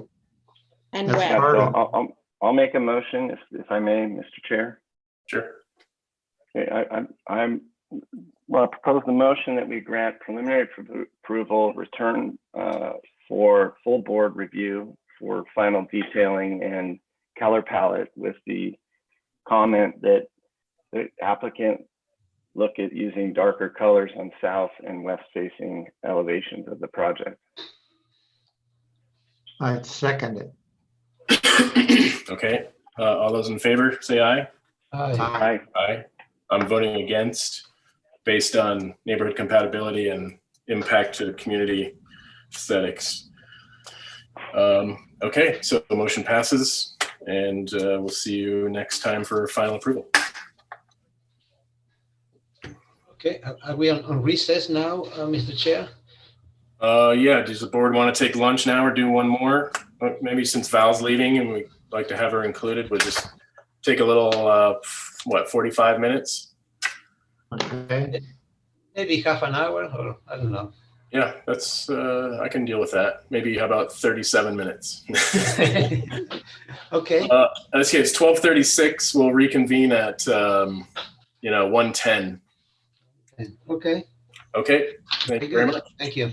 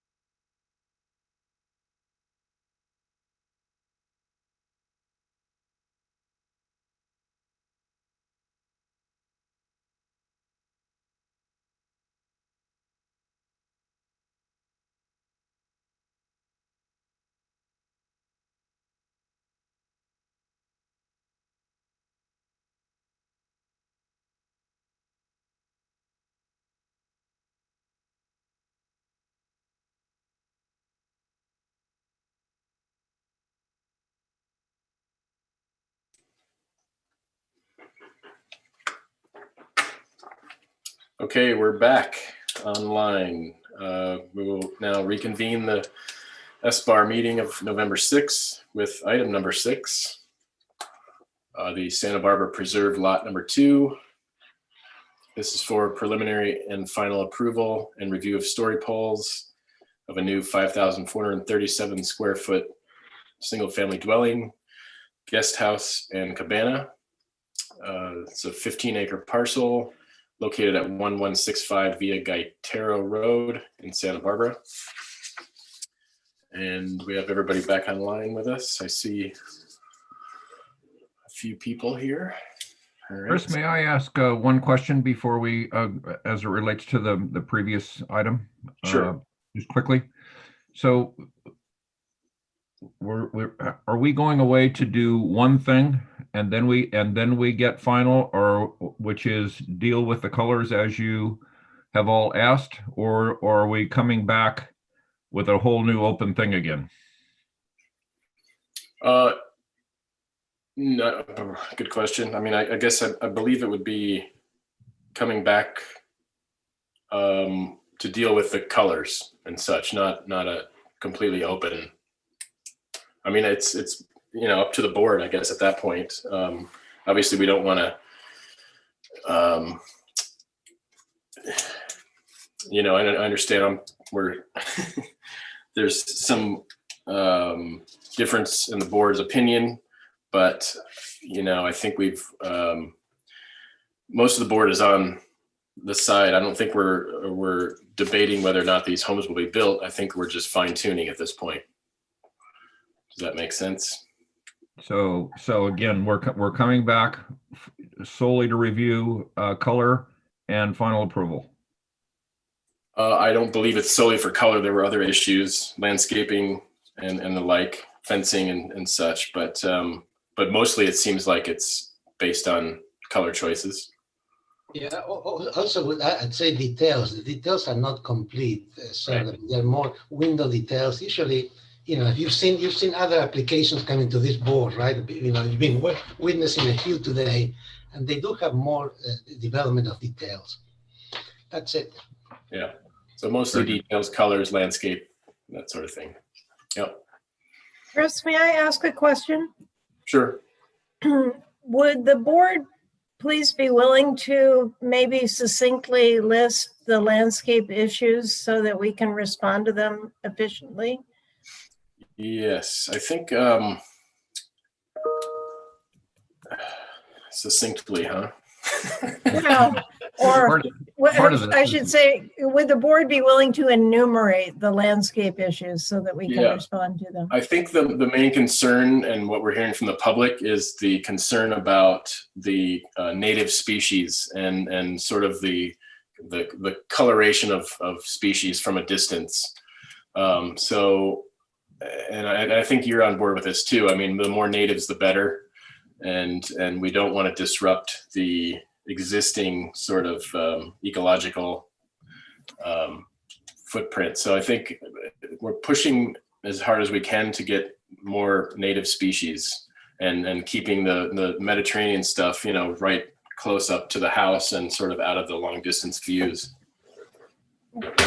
Which is how we have approached the project. Right. I mean, very, very carefully.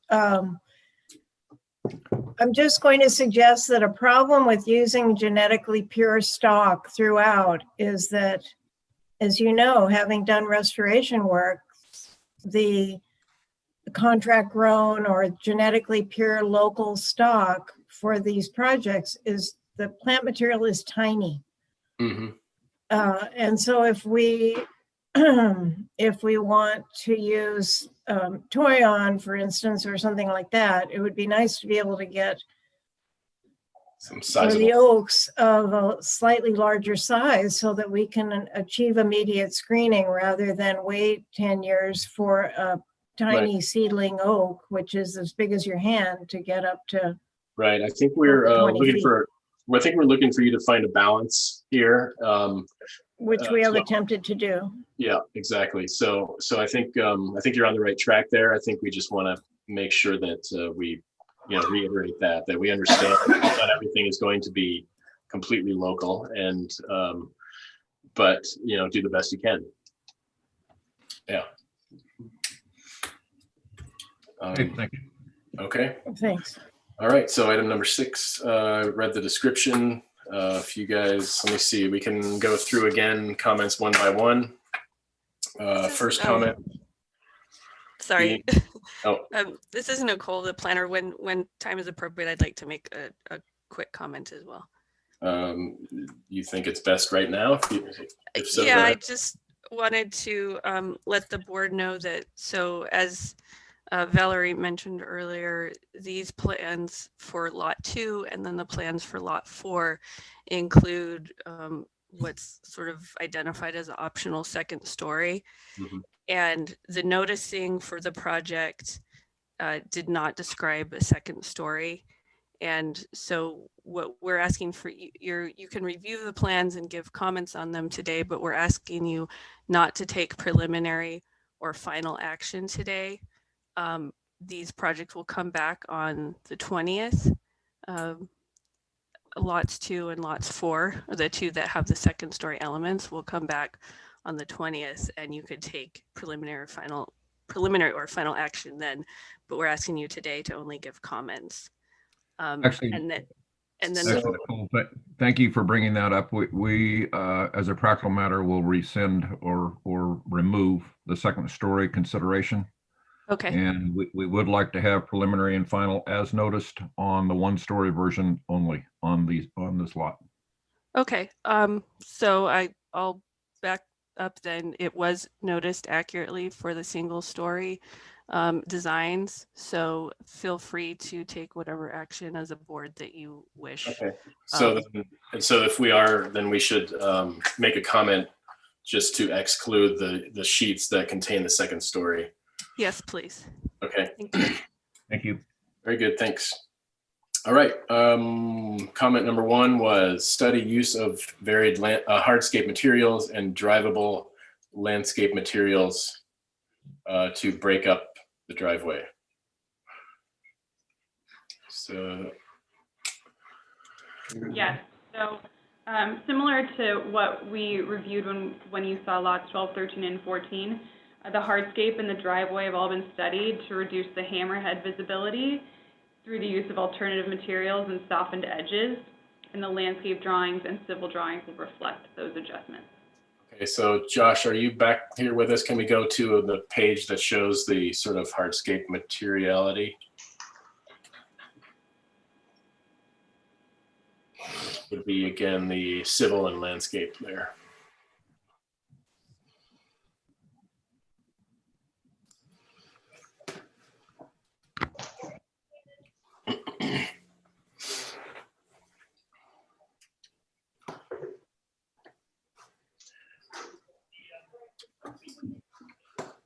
I think it would be the landscape sheet. Yeah, if we can fast forward a few pages and get to the site plan or hardscape plan.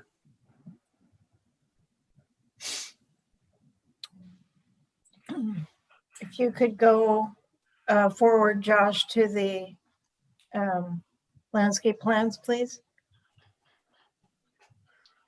That would work. So on this lot, you can see, as we've done on all the lots, we've softened that hammerhead. It's going to be a gravel surface. The gravel surface will match the chip seal, which is adjacent to it.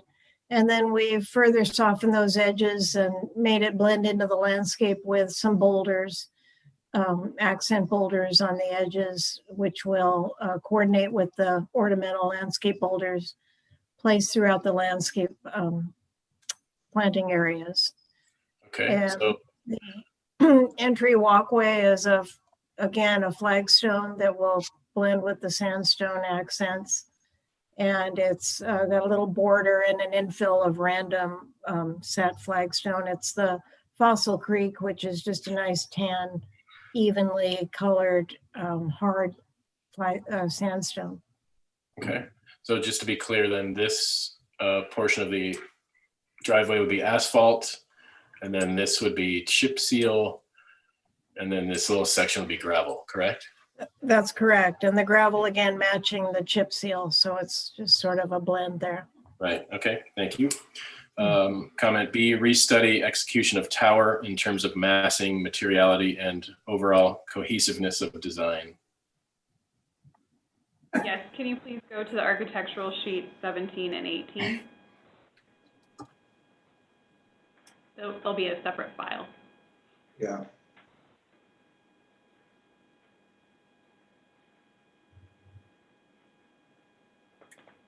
This one, yes. Oh, no, one more. Thank you.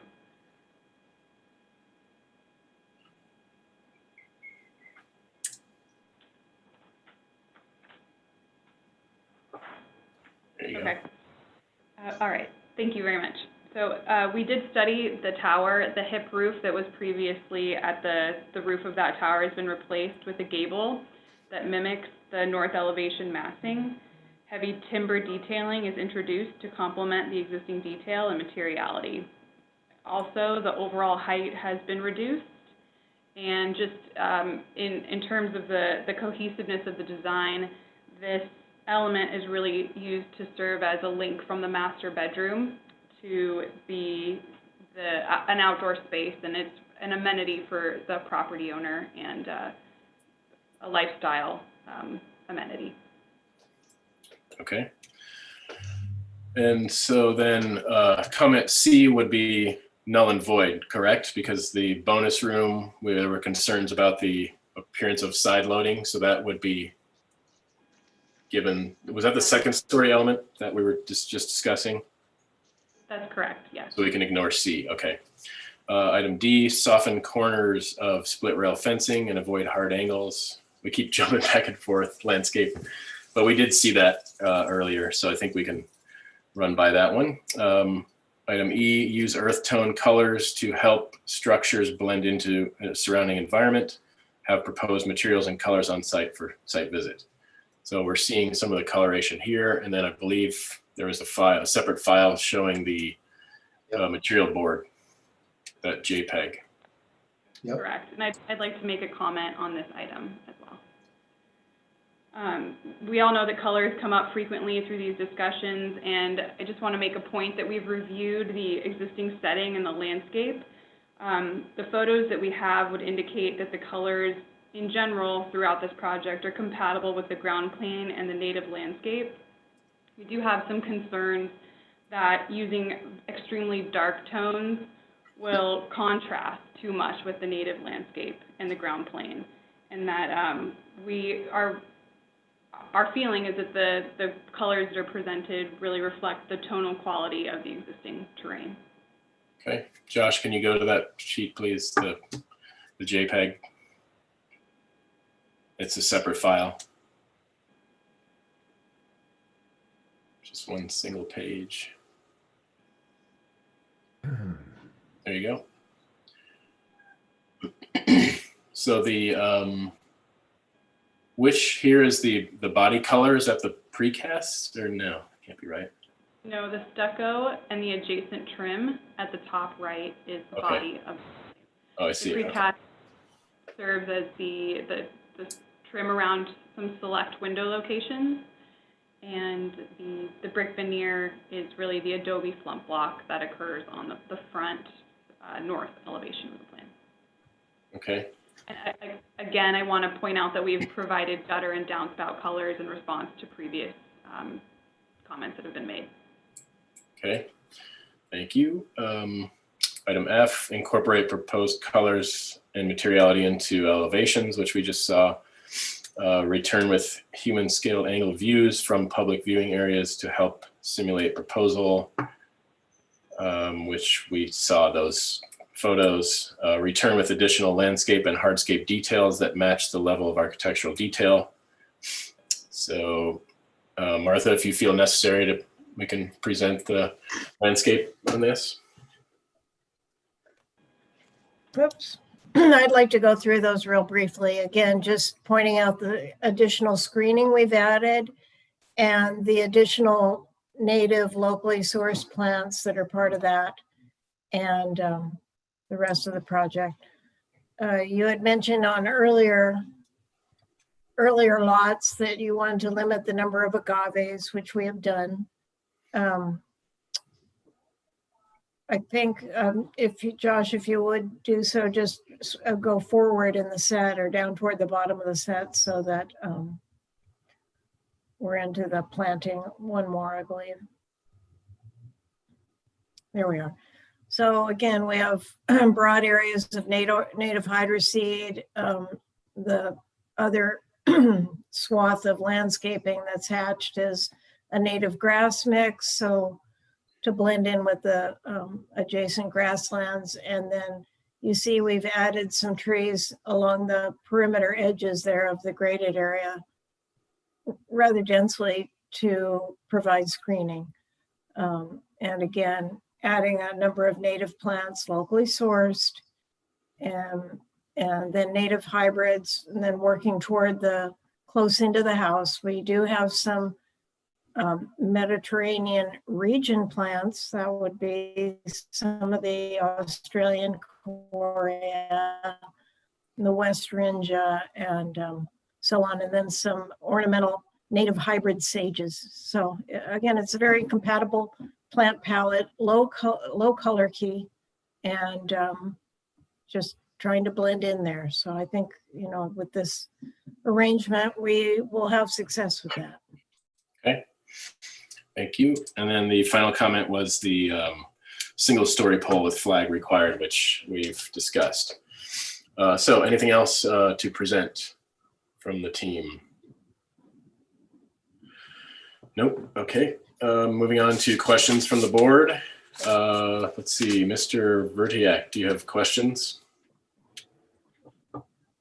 No questions. Okay. Mr. Peugeot? No questions, thanks. All right, I don't think Valerie's back yet. Mr. Bloomer, questions? Actually, I did have one question. Let me see if I can find this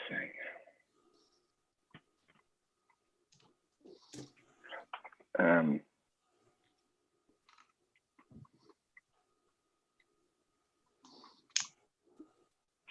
Sorry, I'm having a hard time finding that. Oh.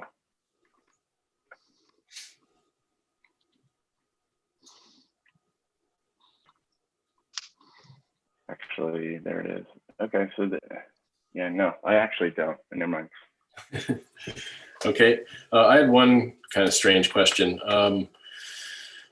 Do you all have any experience with colored asphalt?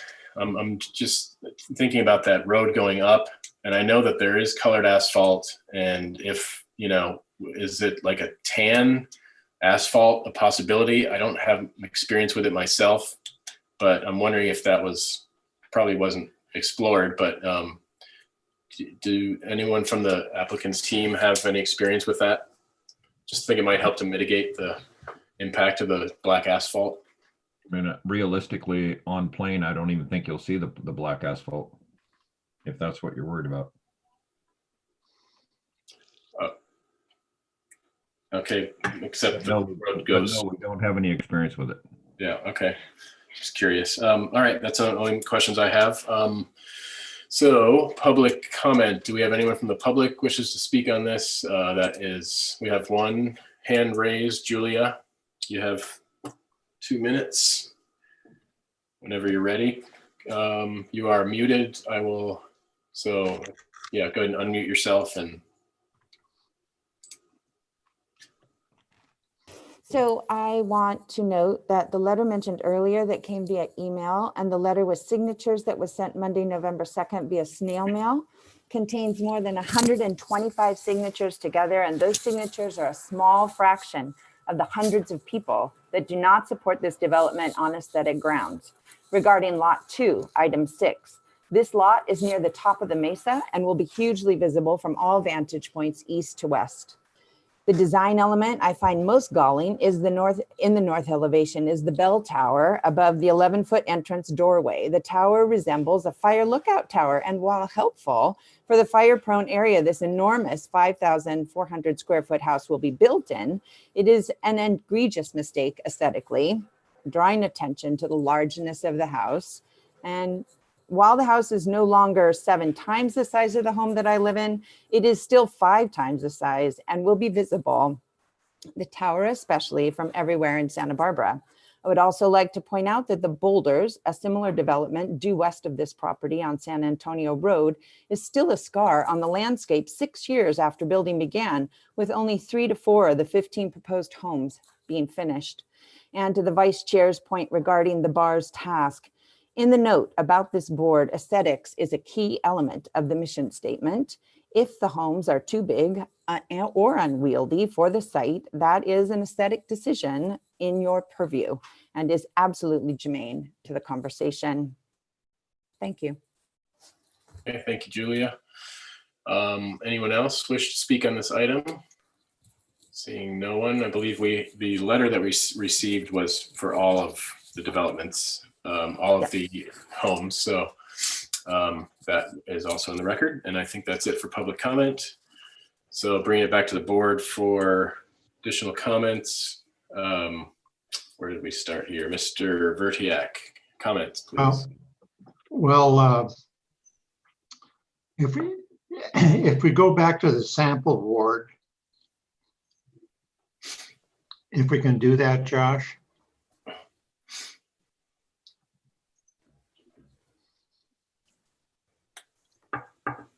You know, see this material on the upper left, which says roofing. I don't know what that is. Is that clay? Or what is that?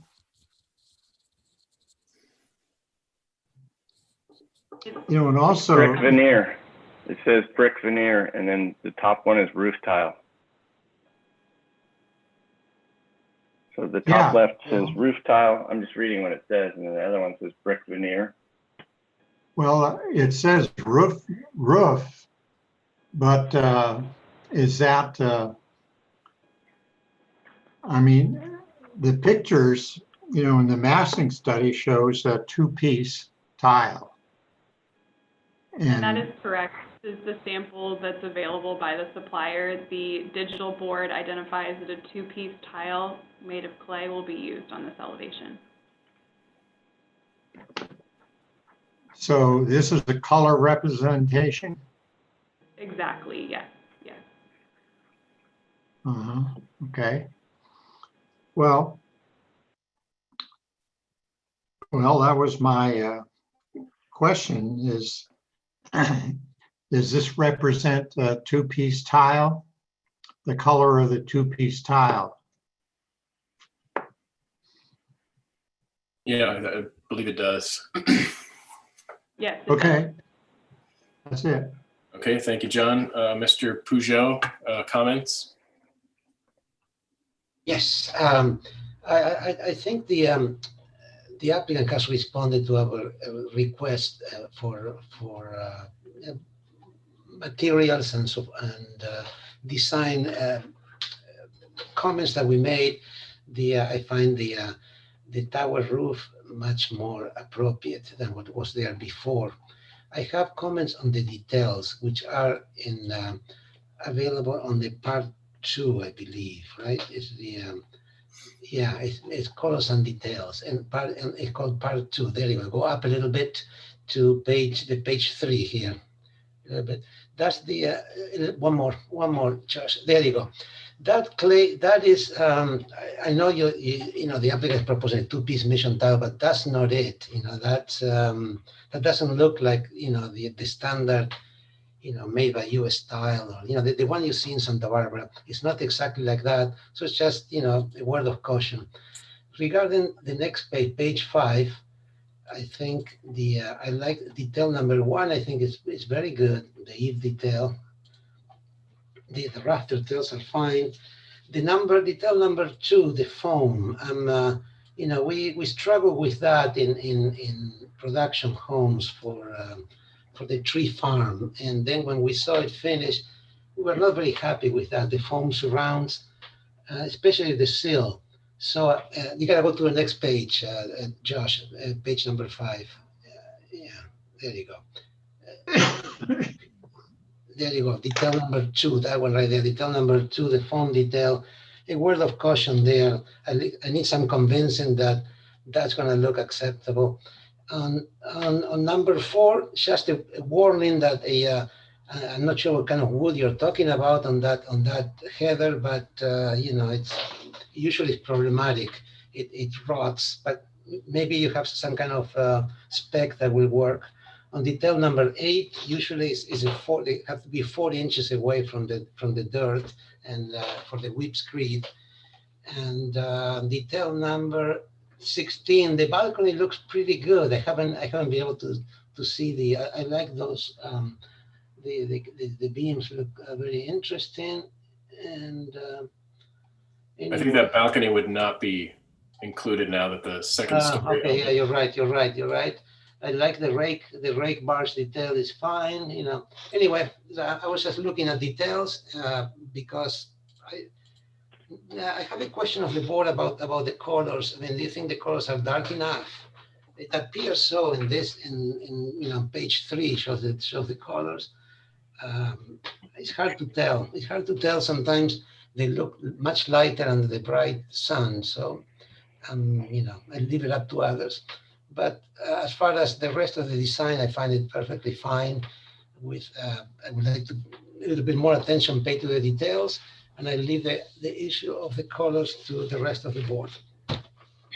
Thank you, Alex. Ms. Froscher, questions, since you were not here for questions and/or comments from you? Well, I'm thinking in terms of the colors that if the color boards are in the job trailer, and if that can be available for the next week or so, just like the story polls, to be able to delve into it further, I'd like to look at the actual color samples. I was unable to do that because I couldn't get out there until the job trailer was closed. So that would be my request. It looks dark enough in the computer screen, but they're never very accurate compared to the reality. So if all the color boards can be at the jobs trailer, that would be helpful. Okay. So for the applicant question then, what are I assume the job trailer is for the development to the east. What are the hours that the board may be able to swing by there and take a look at those? It's usually staff 7 in the morning until 3:30 or 4 in the afternoon.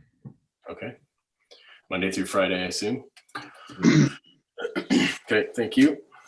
If someone wants to contact me, I can do my best to make sure there's someone there or meet them there maybe.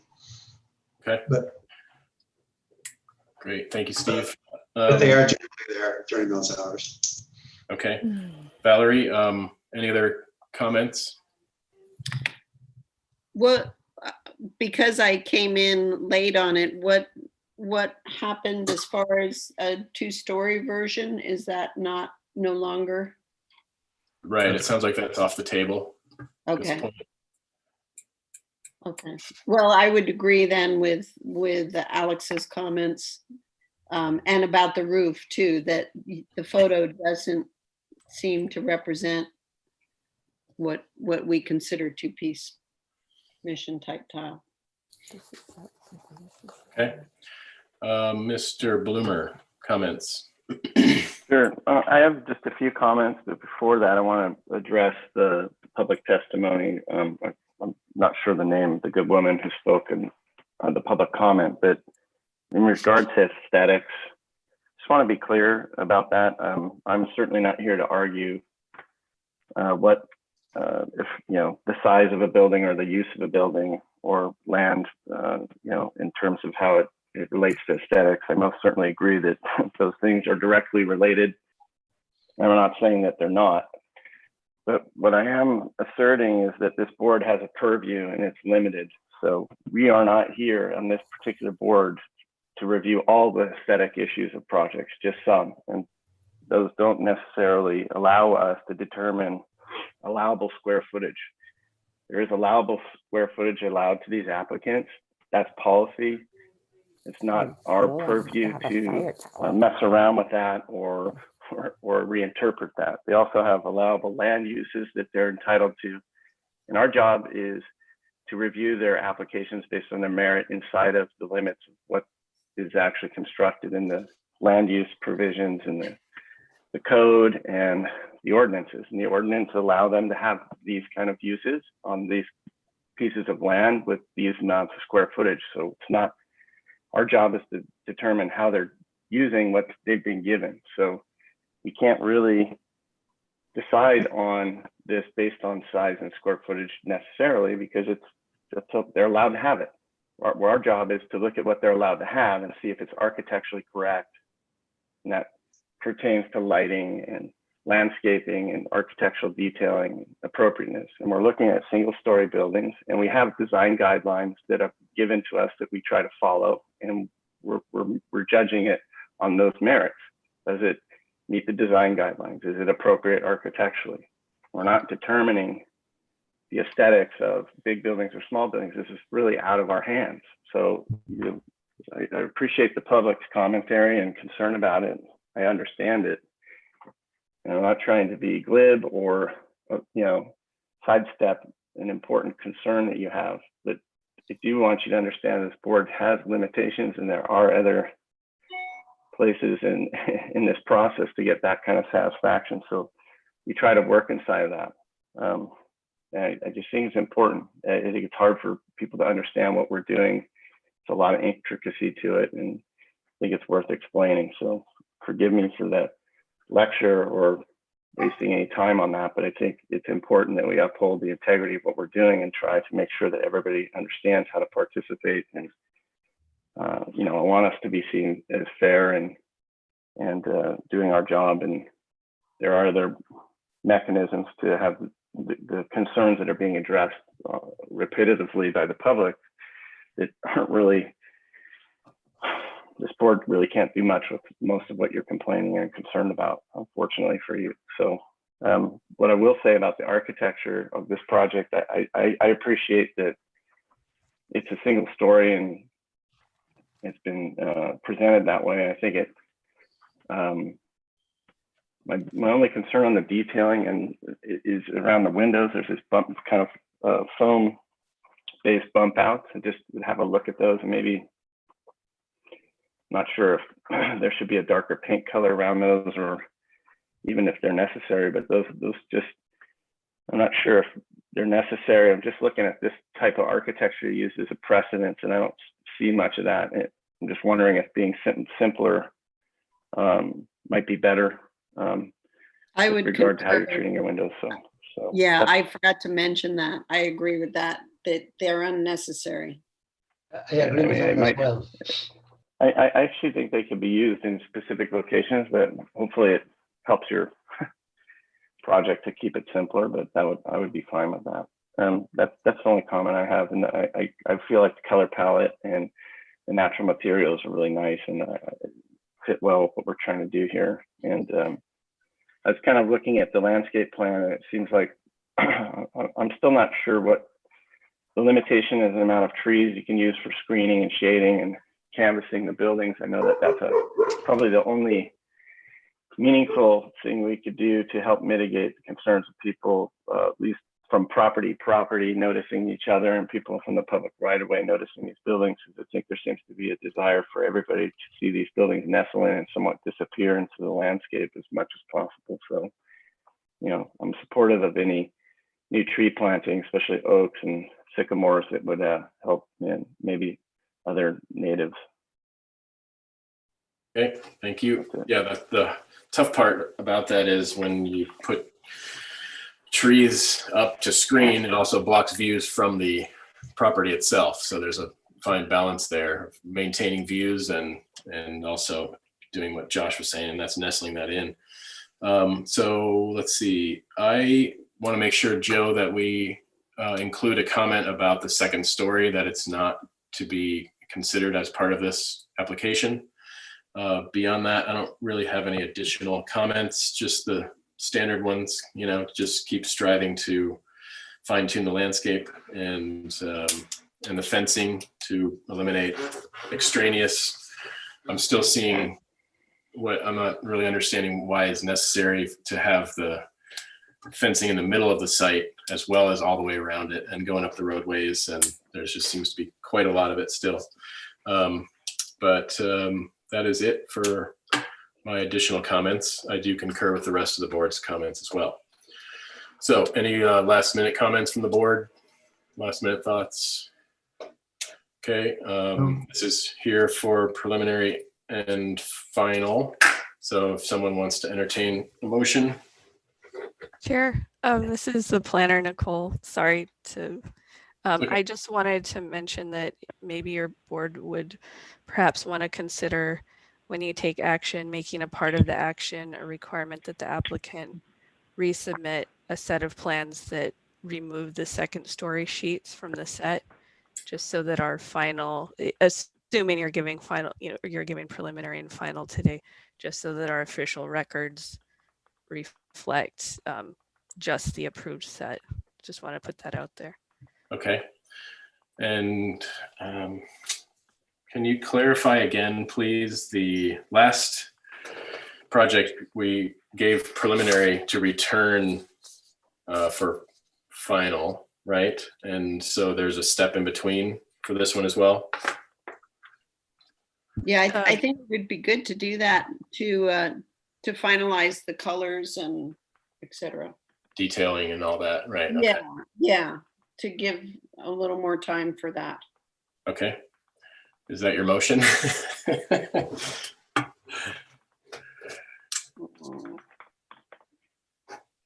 I'll make that motion, Mr. Chair. Okay. So it's preliminary approval with details and colors to return to the full board for final.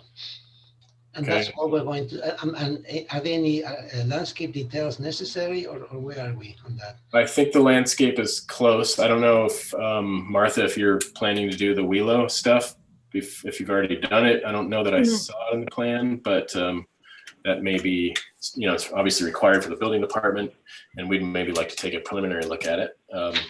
We do have that included in this set.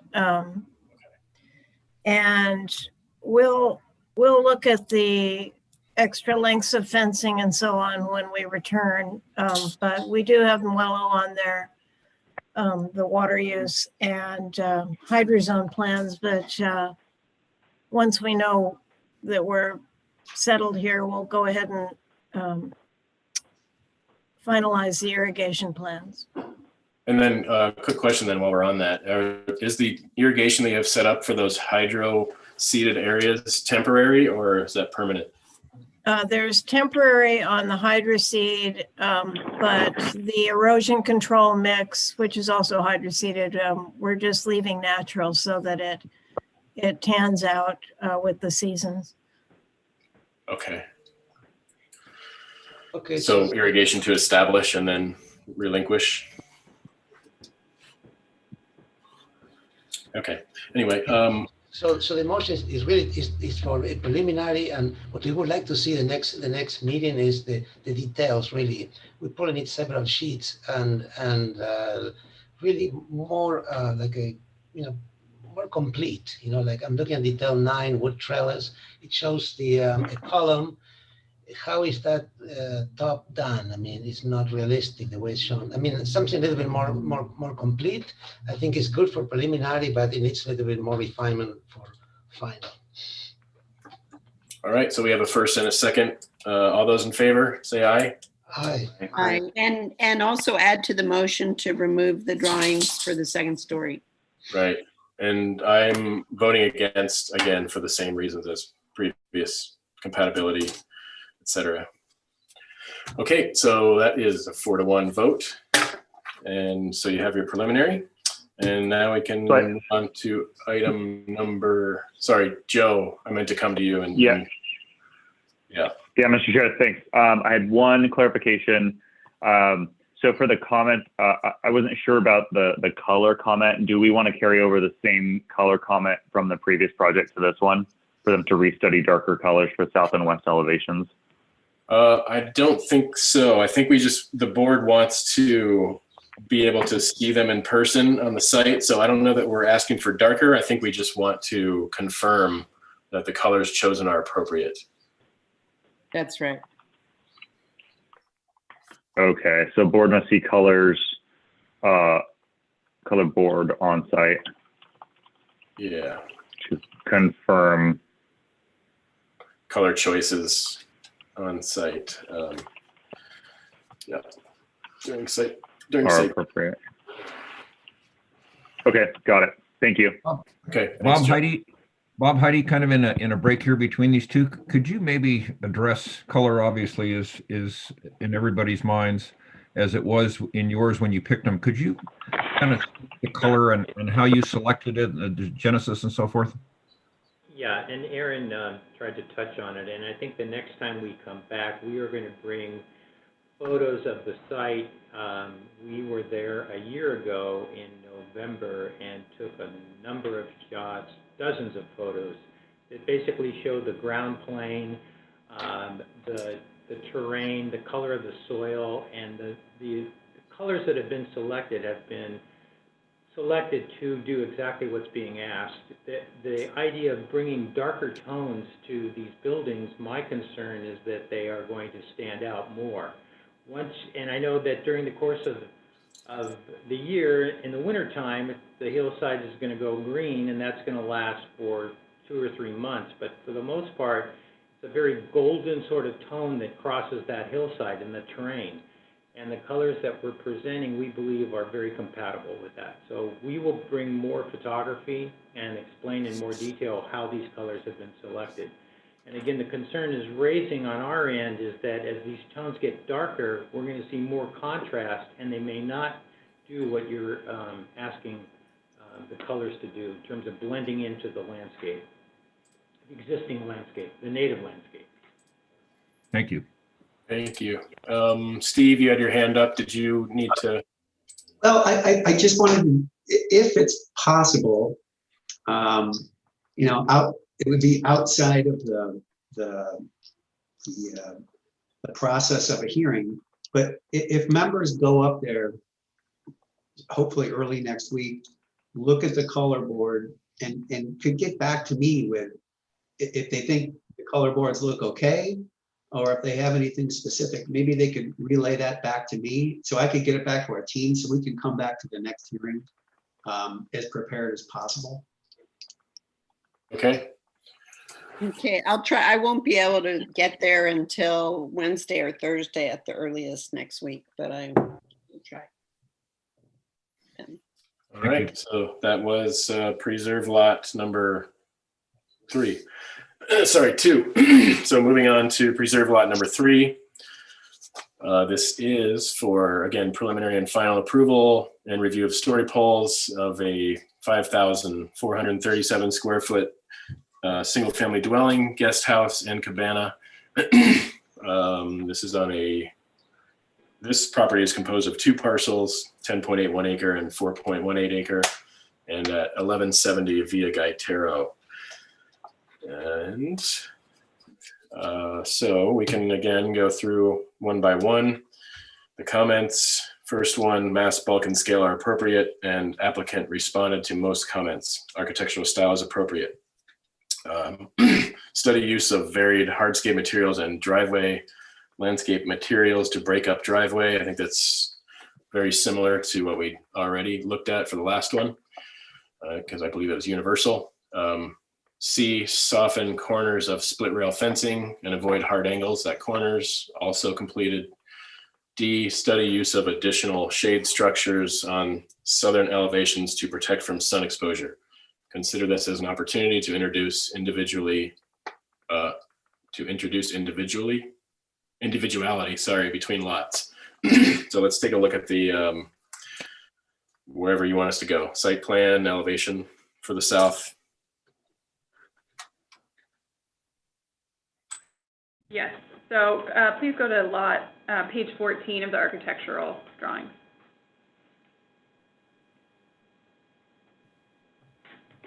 Page 14? Yes, please.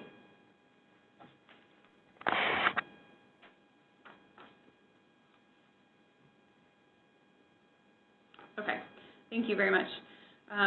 Again, similar to what we've been speaking about on the other lots, the doors have been recessed, at the rear elevation to provide additional relief. And where appropriate, we've introduced covered areas so that there could be additional shading provided at that southern exposed elevation. Okay. Should we take a look at that in elevation, or we'll get to that? Of course, yes. We could go to page 18, please.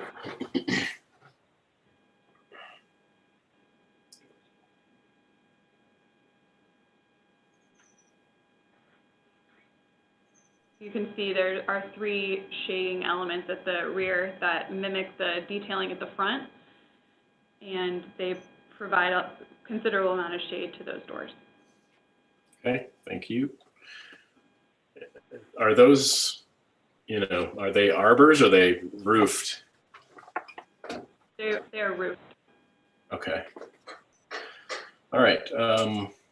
Moving on, where were we? Shade structures. Use earth tone colors to help structures blend into surrounding environment. So let's just take a look at the color palette for this one. Page 25 will be the digital color palette, and there is also an image for a review of the on-site color board.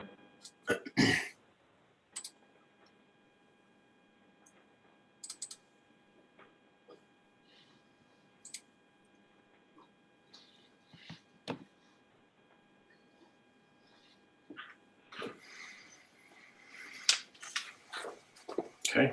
The stucco tone has been darkened, and again, the gutter and downspout tone has been provided. Great. Okay, so let's take a look at the next one. Incorporate proposed colors and materiality into elevations and 3D studies. So we can just breeze through those as well. Yes. Page 17 would be the colored elevation, and the 3D studies begin on page 20.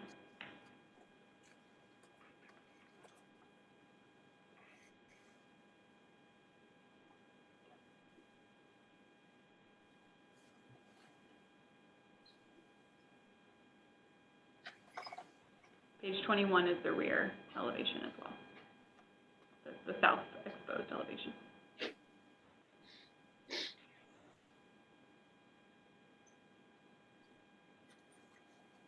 Okay. Great. Item G, return with human scale angled views from public viewing areas, which we've seen the photos through all these. Return with additional landscape and hardscape details that match the level of architectural detail. So landscape presentation time.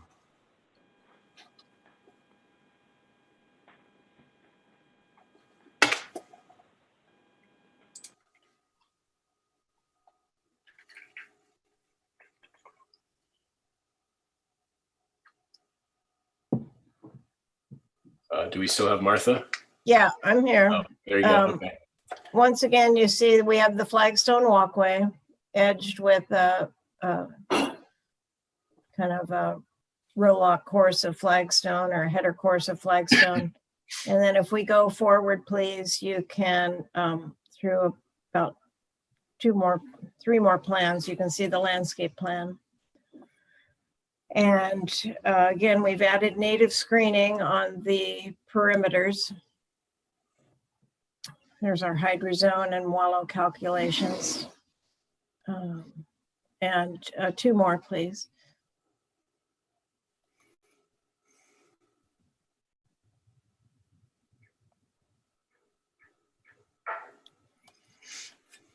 One more.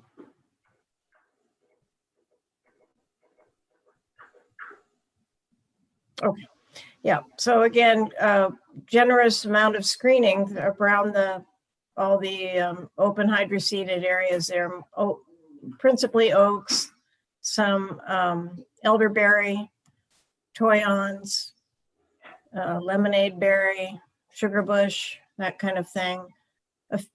About 3 or 4 olives around the home, and a couple of the Marina strawberry trees. Again, just a very touch of color. Mediterranean species close to the house, natives on the outboard areas. And again, the driveway treatment similar, mostly chip seal, a little bit of the gravel for the hammerhead, and asphaltic concrete going out to the main roadway. And you can see the broad areas of hydroseeding. We've got a fair amount of native deer grass also as one of the landscape elements. Okay. You said deer grass? We do have some deer grass, yeah. Yeah, so I've had bad luck with the fire department accepting deer grass and I guess the Baccharis as well. So I don't know if they've reviewed this yet, Martha, but you might want to check in with them as well before coming back for final. Thank you. Okay, so last comment was just single story pole required at highest point of house. And that brings us to anything else from the applicant team for your presentation on this? Lot 3? Nope. Okay, moving on to questions from the board. Oh, Mr. Bloomer, questions? I don't have any questions on this. Okay, Ms. Froscher, No questions. Mr. Peugeot, No questions. Mr. Verdiak, No, nor do I. Public comment, is there anyone from the public that would like to speak on this item? Please raise your hand. We do have the one letter that was universal. I see Julia there, but not raising her hand. So we will then bring it back to the board for comments. Comments, Mr. Bloomer.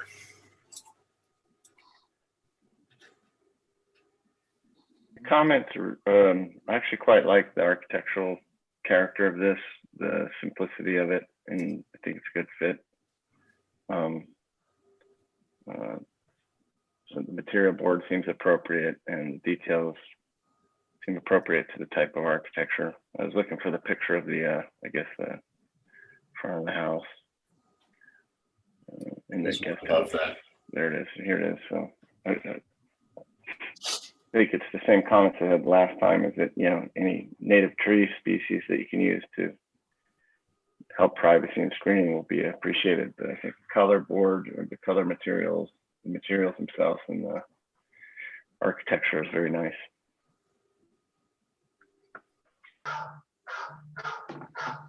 Okay. Ms. Froscher, comments? I like the architecture of this house as well. My comments are the same regarding the colors. It potentially looks to me like the stucco is too light. I would like to go see the color boards.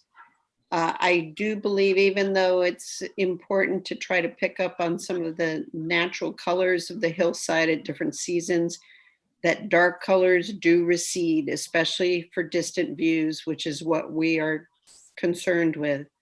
So darker is better. I would like to get a look at the actual samples. Okay, very good. Mr. Peugeot? I agree with those comments. I like the light fixture better than the others. I think it's very nice.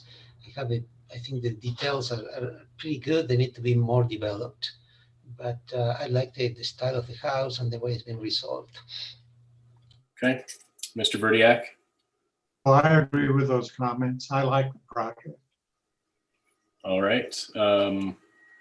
I agree with comments as well. I think this is a very successful in terms of, you know, I like this better than the others. I guess I would say. I do agree the color, again, appears maybe too light, but need to see it in person. And then I guess the same comments as from before in terms of fine-tuning landscape and fencing and such. So with that said, again, we're here for preliminary and final. There is no two-story element on this item. So if someone wants to make a motion. I'd make a motion for preliminary approval with the comments, well, no comments, right? Yeah, with for details and the colors and landscape. If there is any missing information, is that what you're saying, Chris? About landscape? Well, what's missing in landscape? No, I think it's just going back to, just the native stuff. I think she's right. Okay, so those comments. Just okay. I want to represent the public here, and they seem really concerned. Yeah. Okay, with the comment of landscape, we come back for details, and we're going to resolve the colors apparently on site. I guess we're going to visit the site and see the colors on the on the trailer, and that's the motion for preliminary approval. I'll second. Unless John, you want a second, we'll let you second if you want to. Oh, thanks, Josh. Okay, I'll second. All right, second from John. All those in favor? Aye. Aye. Aye. One against. And there you have it. That's lot number 3. Moving on, lot number 4. This is item 8. Let's see, request for preliminary and final and review of story poles for a 5,463 square foot single family dwelling, guest house, and cabana. This is also 2 parcels, 2.71 acre and 12.26 acre. Whoops. Let's see, and this is 1160 Via Gaetero. And the comments, we'll go through one by one again. First one, study use of additional shade structures on southern elevations to protect from sun exposure. So what page should we be looking at? Let's go to page 13, please. 14, excuse me.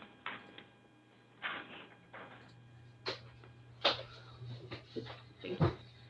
So we do have covered elevation or covered areas at the southern elevations. The rake and the eave details have been extended to provide shading on all sides, on the north, south, east, and west. And the windows and doors at the rear have been deeply recessed. Okay. And let's see how that equates elevations. Yes, you probably will not perceive the recesses other than the shadow will be deeper, but you will notice that the rake and the eaves are deeper, and those can be found on page 17. Okay, well, as you said, we won't learn much from that, so no problem. Let's see, that's north elevation.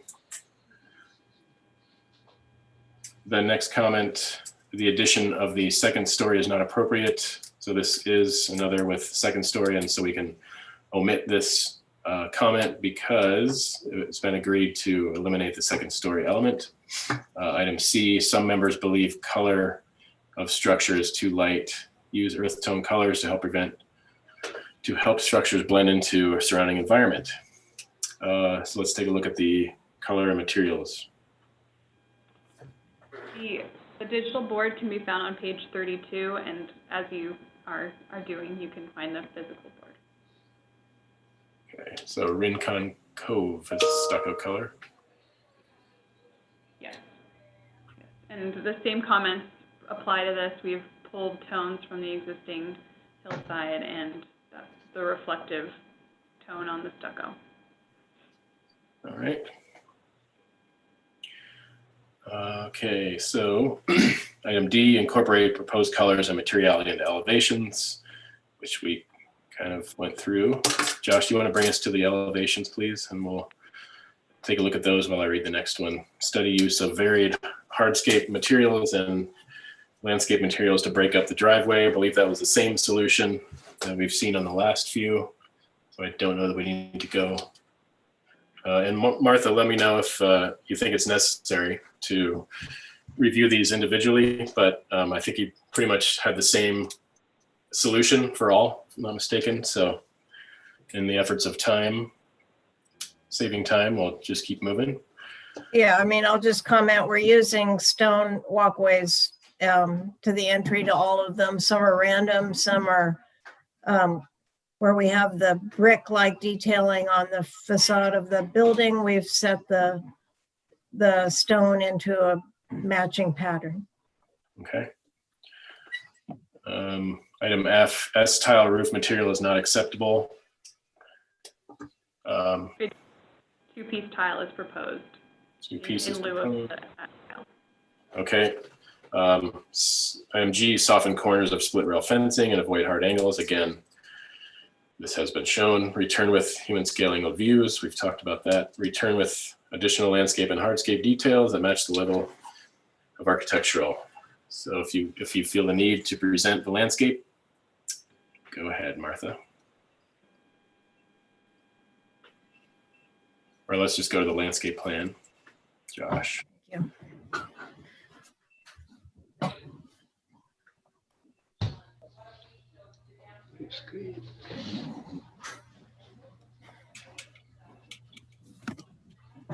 It would be sheet 8, maybe.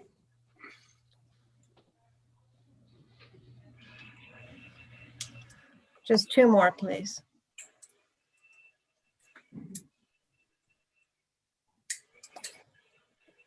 So similar to what we've said before, we've added a little bit of additional screening on the perimeters and have a slightly different palette here with includes a little bit of coast rosemary but again, the same types of ground cover treatment, some of the native carex grass for a lawn and the native hydroseed grass. And then lots of native hybrid coffee berry and lemonade berry and Russo Vada, Toyon, etc. Okay. Good. And then the final comment was about story poles and single story. We are. So I think that concludes your presentation. And we'll bring it to the board for questions. Mr. Verdiak, do you have any questions? Well, once again, we have the sample board which shows an S tile, and the detail shows a 2-piece tile. So we want to have a 2-piece tile, and I think should be stipulated. Okay. Mr. Peugeot, questions? No questions. Hey, Ms. Froscher. No questions. All right, Mr. Bloomer. No questions. All right, no questions for me either. Is there anyone from the public who would like to speak on this item? Please raise your hand if so. We do have the one letter, the universal letter. And no one is raising their hand, so back to the board for comments. Mr. Verdiak, you gave us a comment about the tile. Any others? Yeah, just the tile, that's all. Okay. Mr. Peugeot, comments? Yeah, again, the same comment on the details need to be a little bit more developed. I believe I like the rake detail, which is number 7.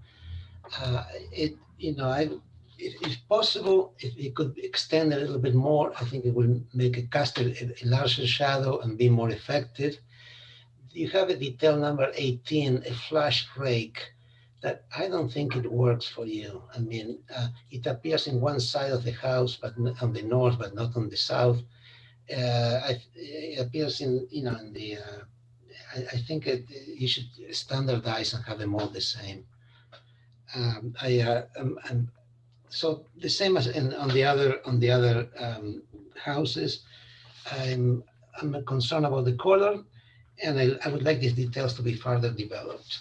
But as far as I'm concerned, it's ready for preliminary approval. Okay, thank you. Ms. Froscher, comments? Yes, I have the same comments. I agree with Alex concerning the details and that rake end, and also the colors. I want to look at them. This house looks like it's too light, but I need to see the color board. And then, yeah, remove from the drawings the 2-story feature for the next presentation. Okay. Thank you. Thank you. Mr. Bloomer, comments? I was just looking for the details. Can you help me with that? Be at the end of the architectural set. That's correct. Page Is it here? Okay. So what was that? What was the comment about the detailing again? Sorry. You mean the rake, the specific one Yeah. from Alex, or just it's just Yeah. to generally provide fine tune the detailing, right? He was talking about detail 18. I don't see it. Okay. Is he gone now? No, it's right there in the upper left of that page, detail 18. But I think you were asking about, I don't know, what is your question, Oh. Josh? You were asking about the details. I was just wondering what he was asking for on that. That's all. I thought Alex was asking for there to be consistency in the overhangs around the building rather than going with the zero eve But- in places. Oh, okay. No, I think the same comments before. The color palette seems fine to me, and you know, trees for screening, same as before, Joe. Okay. Thank you all. I have the same comments and I concur. Same comments from before. And Joe, do you need any clarifications? Yeah, on one comment, I heard a comment about the tile, the roof tile. Was there a comment there? Yeah, it needs to be a 2-piece tile. No, Okay, sorry, got it. S tile, right? S tile, not 2-piece. Wait. No, it needs to be 2-piece. Yeah, 2-piece C tile. Yeah. Sorry, yeah. I think the same Details comment. do reflect that, and the color board also does. Okay. So. I think the comment that about the surround about the windows, if it's a precast, I think in the detail, some details show it as a precast, the other ones show it as a foam. I think if it's well done and it has a good size, it's around my work. But if it is small and puny and random, I think it's best to eliminate it altogether. I think we said that last time. I repeat myself, I guess. Okay. All right, so I think that's all the comments. Did we have a motion? I'm starting to. I'll move for preliminary approval. Right. Anyone want a second?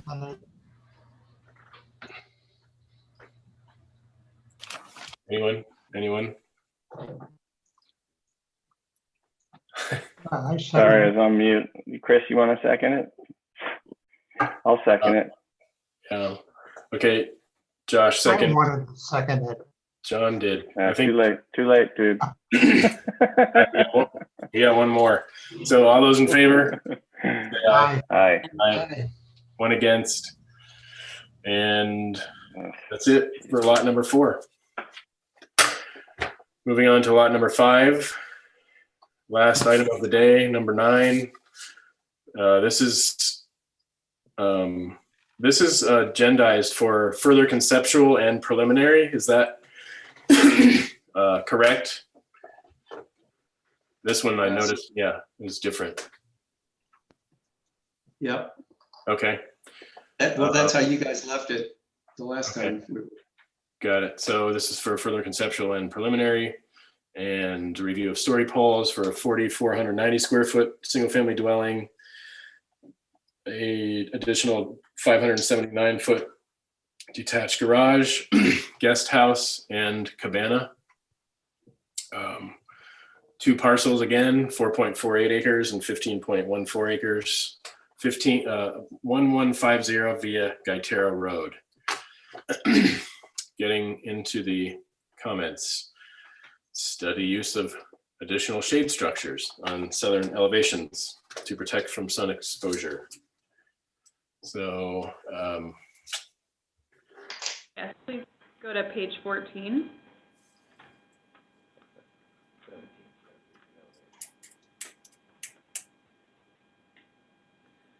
We've introduced 2 new covered areas at bedroom 4 and at the master bedroom, and that can be seen on page 17 of the exterior elevations.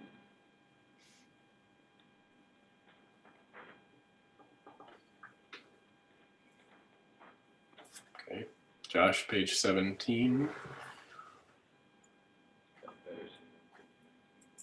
All right. And then Thank page you. 19 also reflects that in 3D. Okay.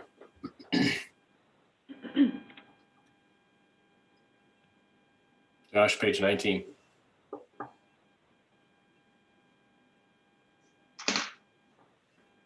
right. Things got a delay on it, you guys. Just takes a minute for you to see what I'm seeing.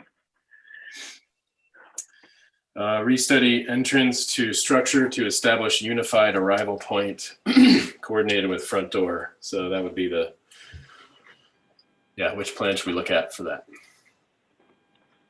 Since you're in this document, you could go to page 14 instead of going to the landscape drawing. Just to quickly point out that the arrival entry has been designated clearly through the use of the landscape. Yeah, so that was, I think it was, oh, never mind then. Okay, good. Use earth tone colors to help structures blend in. So let's go to the color board for this one, which is the JPEG file. Yes, again, we have darkened this tone on as far as the stucco material and provided a gutter and downspout color. All right. Sorry, Steve, you had your hands up. Is it appropriate now or? I'll do it after, when you get to the end. comments? Yeah. Okay. Incorporate proposed colors and materiality into elevations and 3D studies. We kind of just saw that. Study use of varied hardscape materials and drivable landscape materials. I assume same treatment, right, Martha? Done, chip seal, gravel.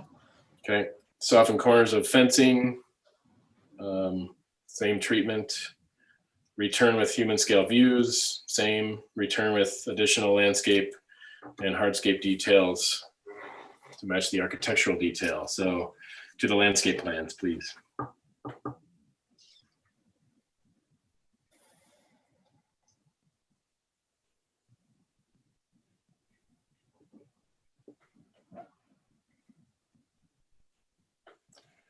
Page 8.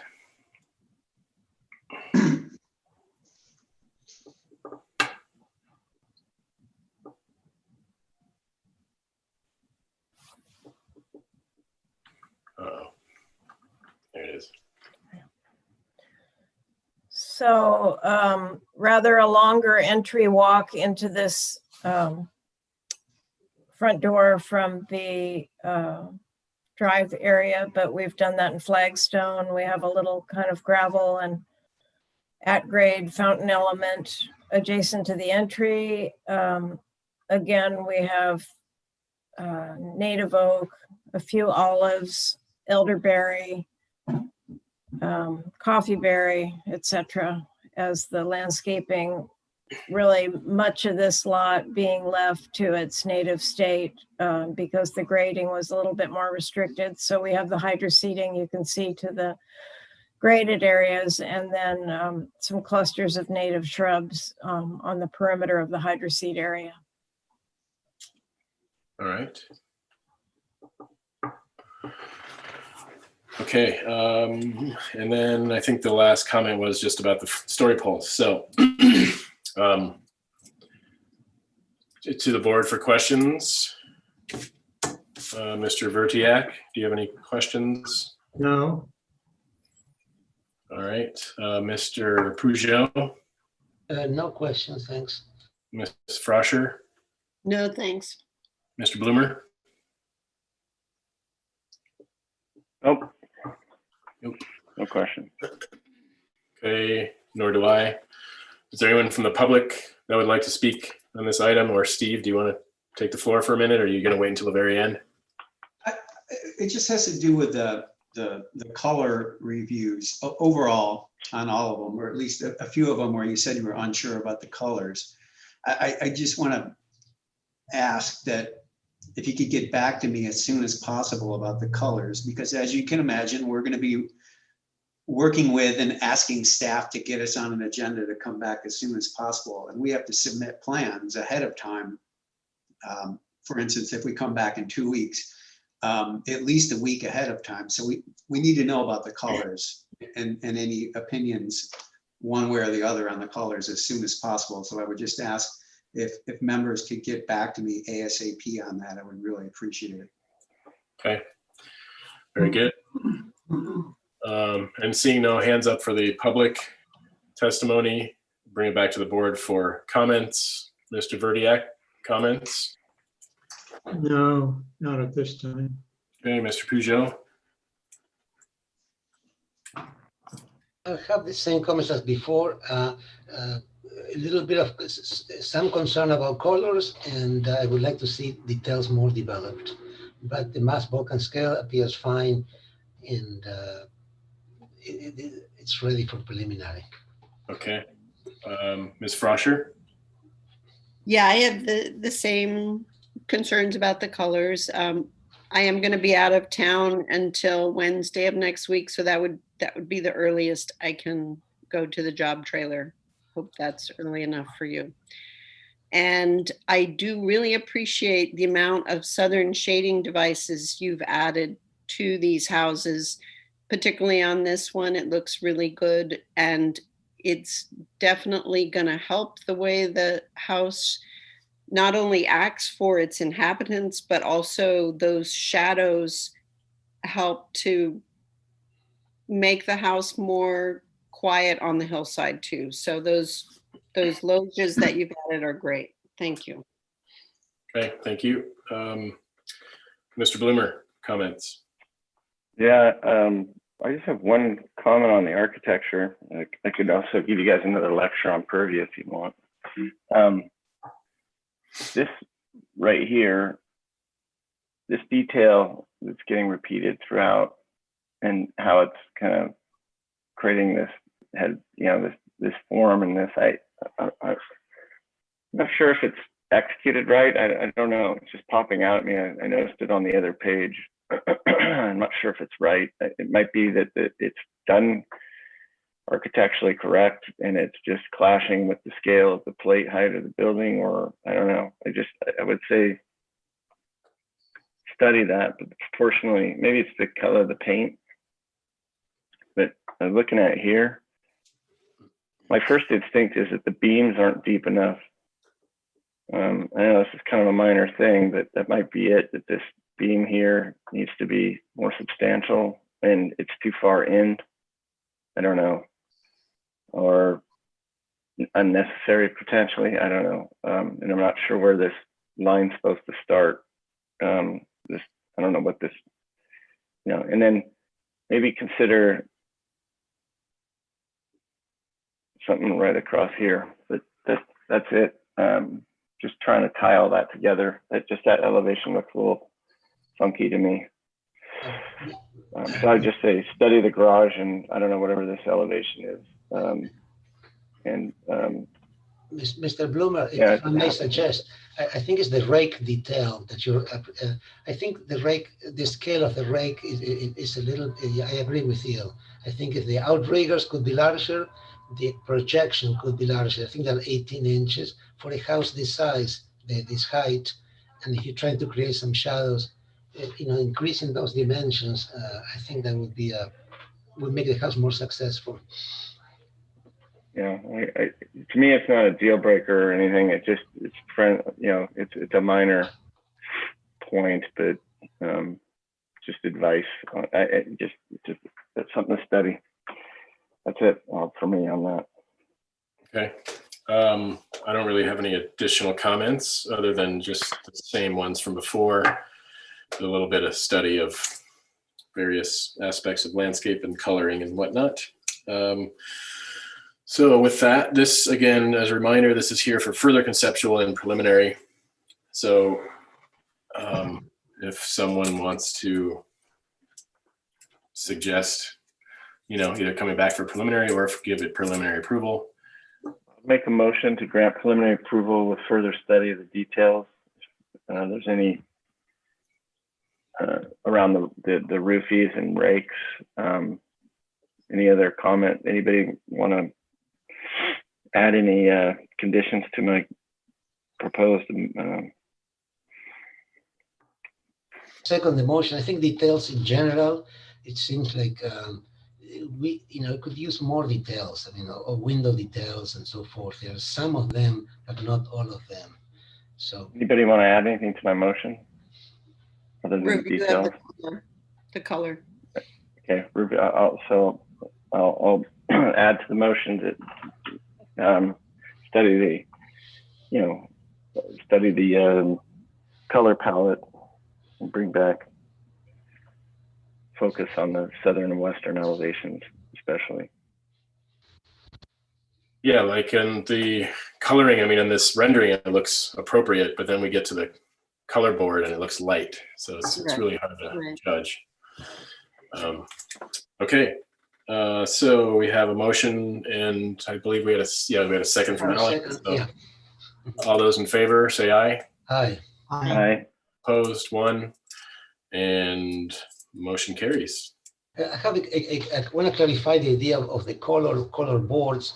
I believe it's not uncommon to come to the board, to the meeting with a color board. I think we've seen it before. I'm not sure if the color board needs to be done in 2 weeks in advance for the planner to verify. That it's you know what I'm saying. And plus I don't think, Mr. Ford, that the deadline is so hard in terms of the house is basically the design of the house is approved. We're talking about changing the colors. The color elevations don't have to match the colors exactly. What's binding is the color board, and the color board can be submitted, at some time later. I'm just saying that so we don't get the bureaucratic details become an obstruction to the process. Thanks. Okay. All right. Anything else? Last minute items, questions from the applicant? Joe, are you squared away on the comments?